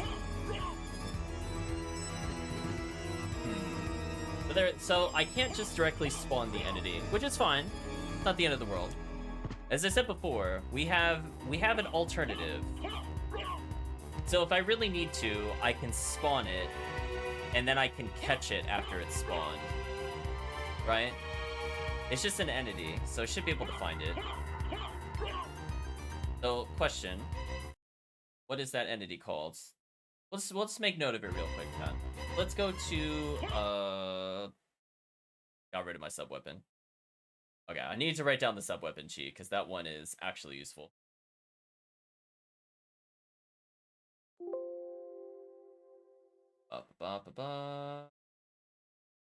Killing me. Axe. The axe. There we go. I'm gonna write this cheat down in the future in case I delete it or I'm in Mayhem or something weird and I just lose access to it. So 01 is dagger, 02 is axe. So all I want to know is when we spawn the object, what is its ID? So I already have something in Mayhem. What's the difference between signed and unsigned? So it just changes how it renders it, essentially. So when you go into a negative number, if you want to think of it this way, instead of it saying like -2, it'll be like, what is the difference between 0 and that number? So it'll go into like F is like -2,000 or 2,000,000 something, for example. I just prefer to see it unsigned because I just want to see the full value. But technically, you could do whatever you want. Most of the time, I have to put something in unsigned. Occasionally, I do have to put it in signed. So instead of like FF for like -255, for example, it would just be -255. Just personal preference on viewing it. It doesn't make a huge difference for the viewer itself. In code, it makes a difference, but here it doesn't. Let's see. Let's do one cheat. What we're gonna do is open this up. So what I can do is the axe should also have an ID, right? Because there's something that determines what the graphic is for it, which I'm not sure if it's the same as the activator, actually, now that I think about it. But I'd like to make that correlation if it's like part of the activator. So let's go ahead and add in the cheat to give... Oops. Go ahead and add in the cheat to give us an axe. And we're going to unpause, and we're going to very quickly throw something. Is there a room with less objects? Because there is a lot of objects. Also, we need to not have the familiar here, so I'm not digging through like a million things. Not what I wanted. Need like a real simple room.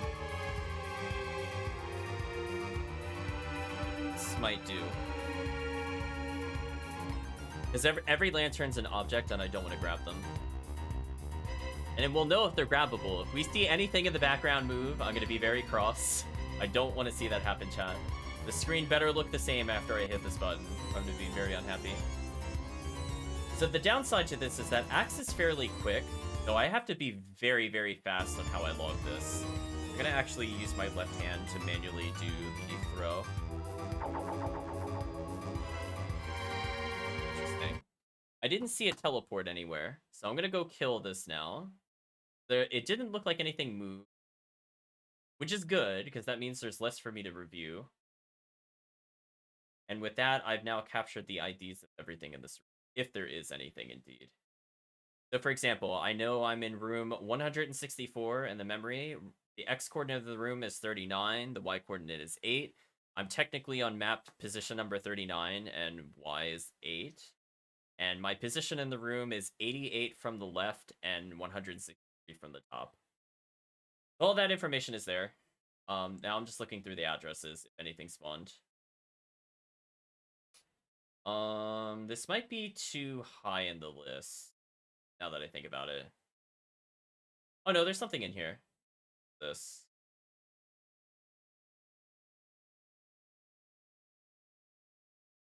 Or 4024. But it has no damage type. What is there an object in this room? I didn't see.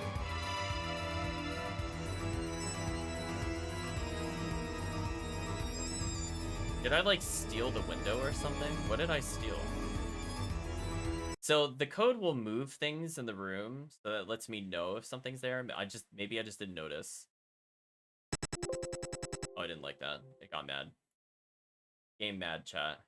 Yeah, I only see one thing in my range, but I'm also not looking for friendly entities.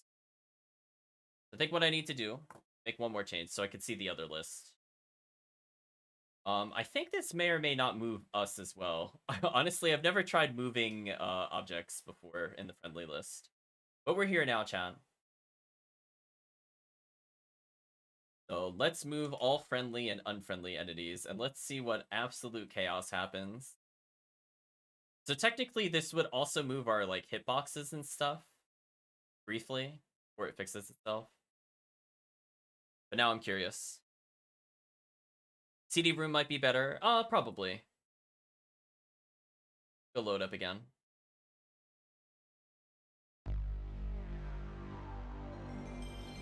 But yeah, technically if we have the activator, as long as you freeze it, that's where I was looking to see the difference. So if I just put the value there, it doesn't do anything. But if I freeze it, that does seem to keep it there. As in, like, not only will it spawn, but it'll keep spawning. So I could put in, like, a brief timer for the freeze. I think that would be doable. I just have to think how often it would need to be checked to correct it. And just say, like, if it's ever in a weird position where it's at, like, 0-0 or some nonsense, it should probably move it to us. That might cause some unintended side effects, but I'm okay with it.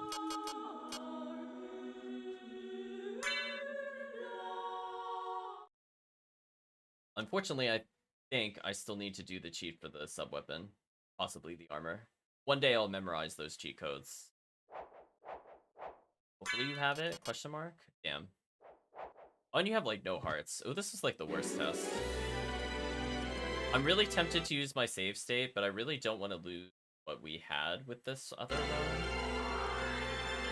I'm gonna check one more save out. And then I'm gonna save with all those changes. I'm just thinking, because there is one I used for testing before I started going very save state heavy. Need to remember which one it is. Then I'll make new save states.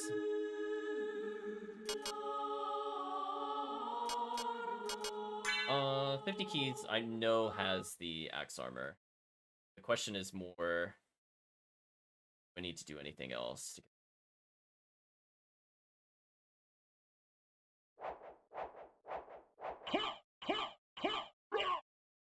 One thing.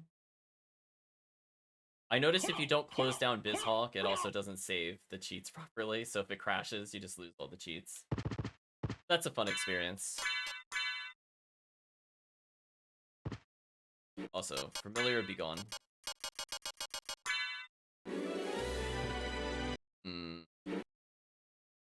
Oh, I don't have any flight. Oh, I forgot. No, I just want to test. Brutal. Yeah, I need somebody that actually is played, is not soft locked. I mean, like, I beat the game without the soft lock, but then we soft locked ourselves.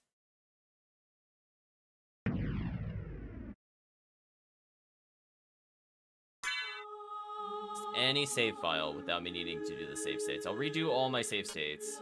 Need literally anything with the axe armor. I don't care what it has. It probably needs flight so I can leave.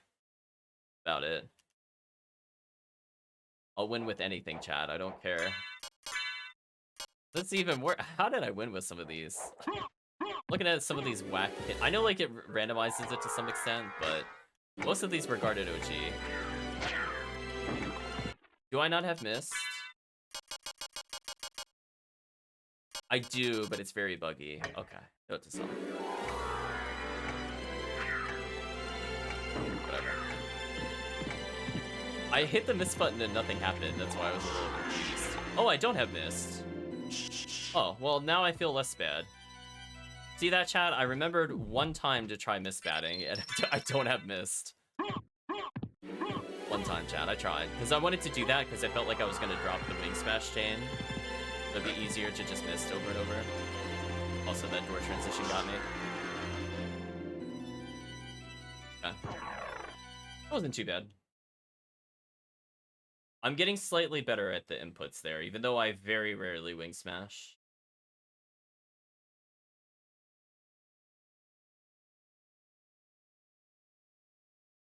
Where is it? Poke.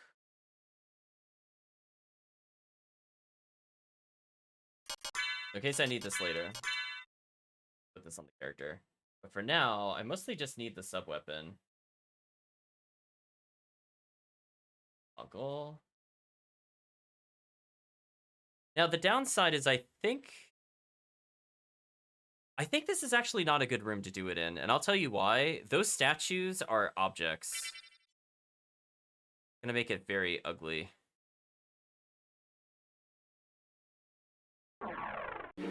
Is there a room with nothing in it? I thought about it. There's gonna be like 7 to 8. Like, that doesn't look like there's anything there, but there's actually a lot there. This room might not be too bad. Is there like a treasure room somewhere? The save room. We can try the save room. Although I'm not sure if it'll work in here. Find out in a second. Find out, chat. Moment of truth.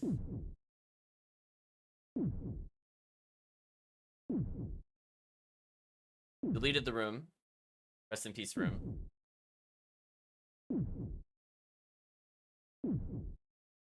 Go for this. Oops, let's not throw it off the side of the screen.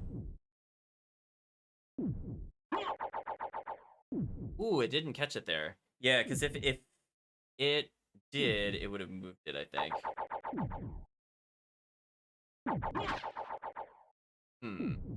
Interesting. Are they still outside the range? I mean, I can modify the range to grab it later. So if I can't get it now, it's not a huge deal. It just would have been nice. Is enemy false?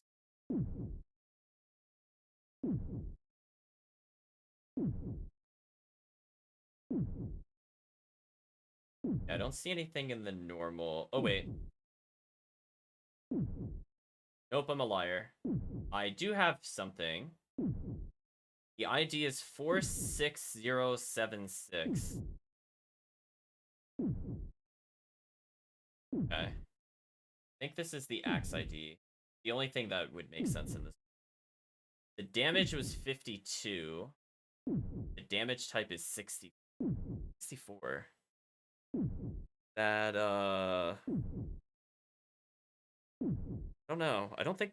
Is that holy? Question mark? I don't see anything else that's in the room. Promising.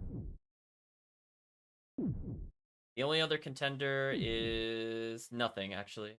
The only thing it could be. So, curiosity.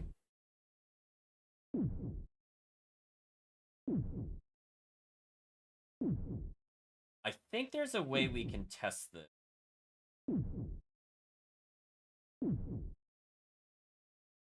So if this is... Okay, so let's go under the assumption that this is the correct object ID. So how would we determine whether or not we can modify it while in Axe Armor? Well, I have something called the Entity Update List. So what I could do is just for this one,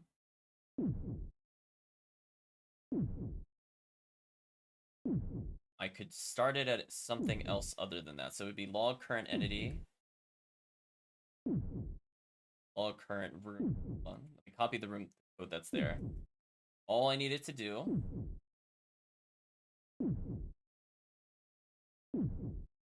oh, because its health wasn't that value, right? It wasn't the magic number.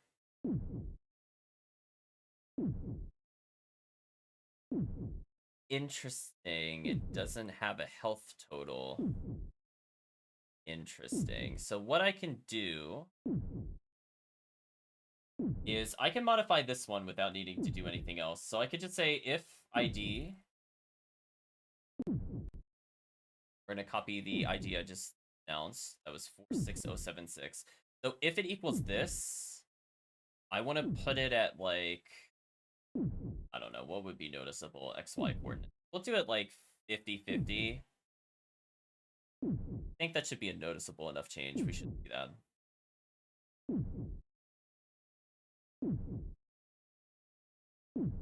So all I'm doing is I'm modifying the current code. I don't really care. This is all debug code anyway. And I want to see this axe move, chat. That's all I want to see it do. And if it moves, that means that we are in business. That's all I need. It somehow has to exist on the screen, and if it exists, can I catch it? It would make it a little janky with where it spawns, so ideally I'll refresh and refine to see like why the OA needs to be frozen for a while, or if there's some way I could detect it, as I said before, outside of just looking for the ID and scanning over and over. So there's definitely ways to improve it, but this is like the first step towards something. So I just want to take the first step. I'm going to do a build where I just move that to 50-50, which should be more or less near the health bar. Because the middle of the screen is 130-ish, so you have to kind of do like more or less half of the distance. See how it works. Sure, let's save the game. Everything looks fine, chat. It's fine. A nice little happy save here. We'll even test again in this room. The best part. We got everything set up already. We'll try one more time, and this is for sure the last time I make a change. But I want to finish the train of thought so I can go to bed without thinking about it. Let us boot into the game. So all I should have to do is throw an axe. It shouldn't matter if it's in slot 1, slot 2, slot 3, slot 4. None of the 5 basic reserve slots. And if it moves, progress achieved. And that means we should be able to spawn it. So even if we have to do it through a cheat to initiate it, it's not the end of the world. Can we do it cleaner? Probably. Does it require a lot more analysis? Definitely. But the fact that I can even spawn something at all at will, I think is a big step. And also understand it enough that we can modify it. Not just like, it exists, but actually exist and it will be meaningful, I think is another statement that needs to be... Okay, final check. We're booting it up. The Mayhem should automatically do this. So we're gonna go to Sir Magic Penguin's save. Maybe the Magic and Sir Magic Penguin will save it. All we're gonna do is chuck the axe, chat. I'll even chuck it in like a weird position. Right here. See what happens. Oh, I didn't see it move though. I'm gonna do it from the other side just to verify. Man, that is weird doing left-handed. Hold on. I will figure out a good way to put this on my lap. There we go. Face the other way, though. Thank you.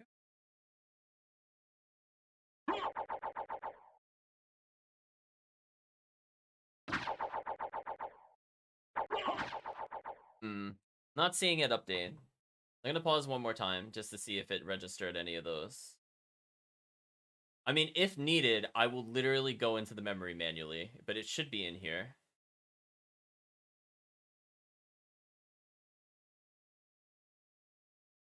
Oh well. Yeah, I don't see it in the first log. Second log has something, but I don't know what that is. Oh, I think that's the save. I think it's the save.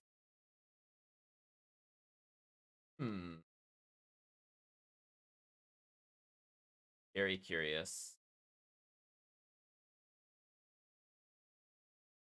Don't even see the same ID again. How did that happen?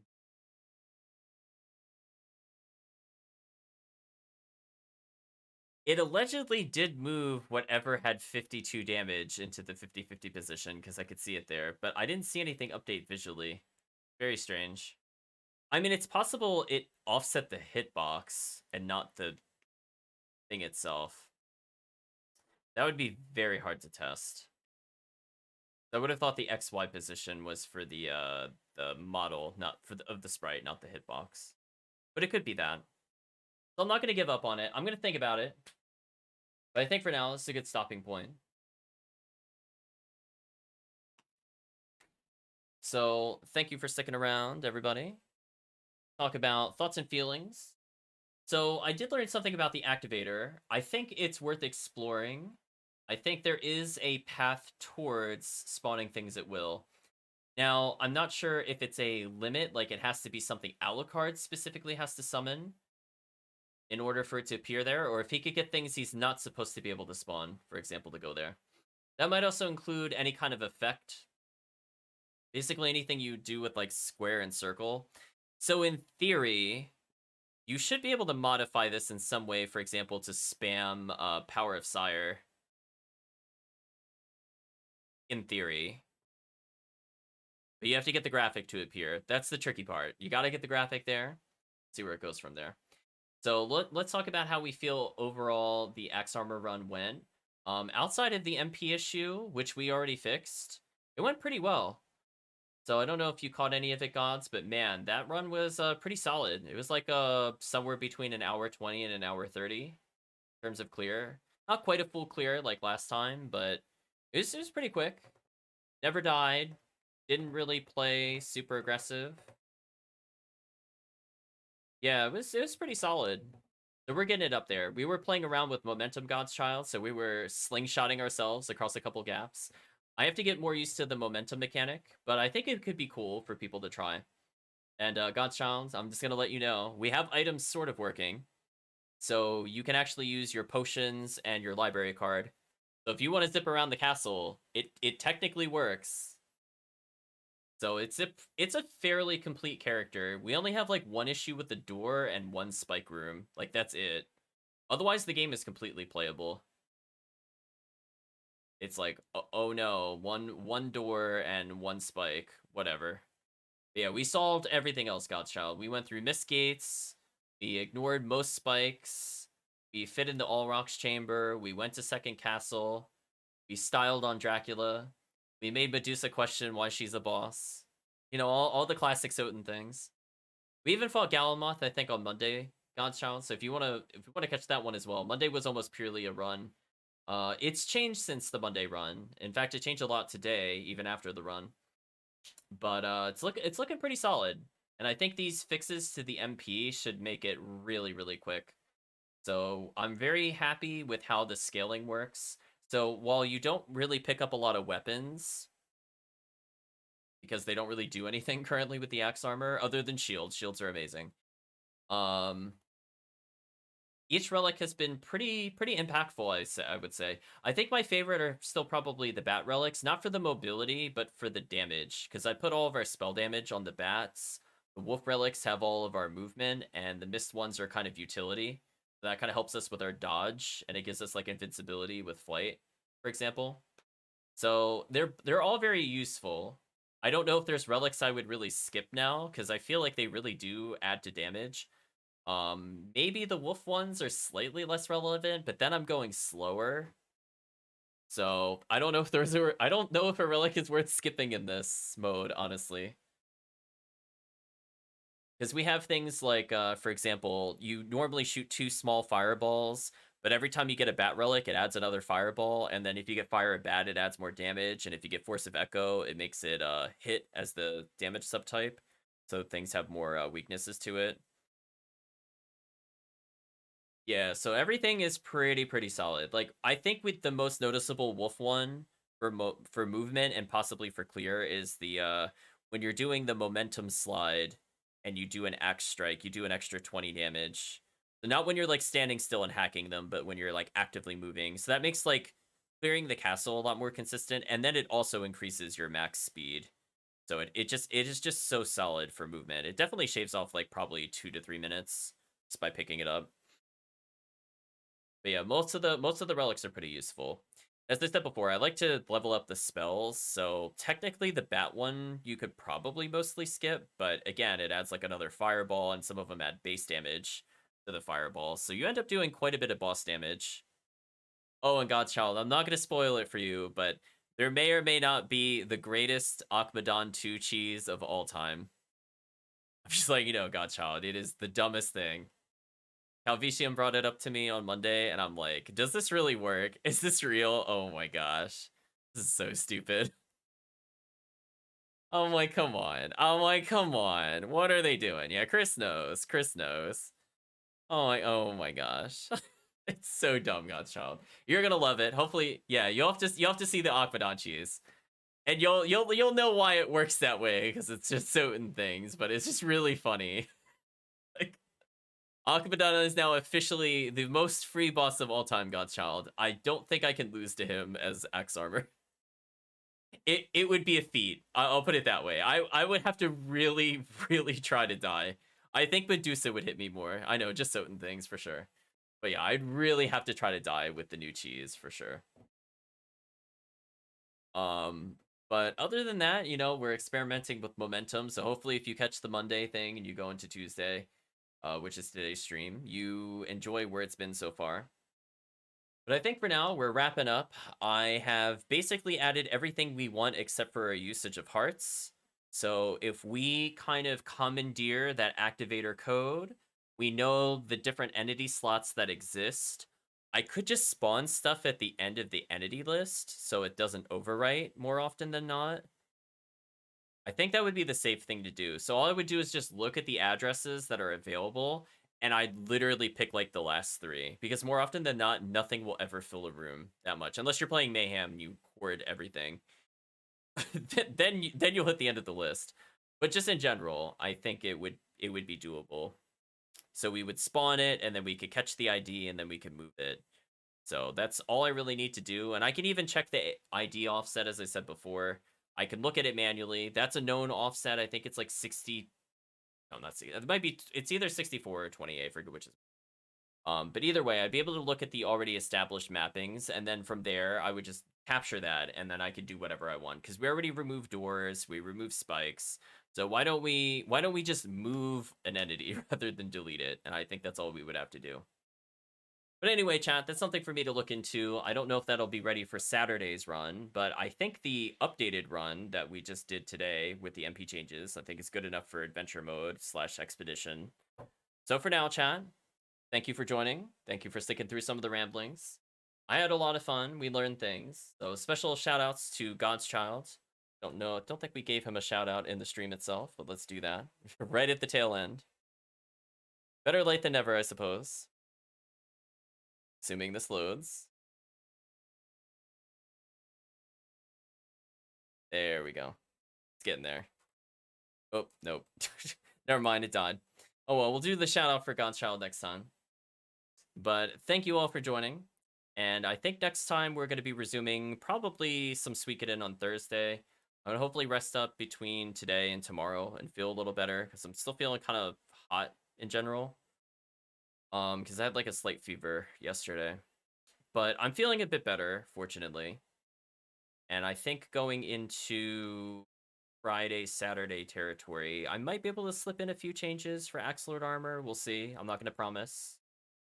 But I think we're going to have a pretty solid run. So if you haven't caught any of the previous runs and you're just catching the tail end of the stream, I highly, highly recommend you join the Saturday one. We're going to go exploring and fixing all the rooms. That is the entire goal for Saturday, is just resolve every visual bug. So we have a couple things logged, and we'll just compare some IDs, and hopefully things will go okay. So thank you all for joining, and I hope you have a good day or a good night, depending on the time zone.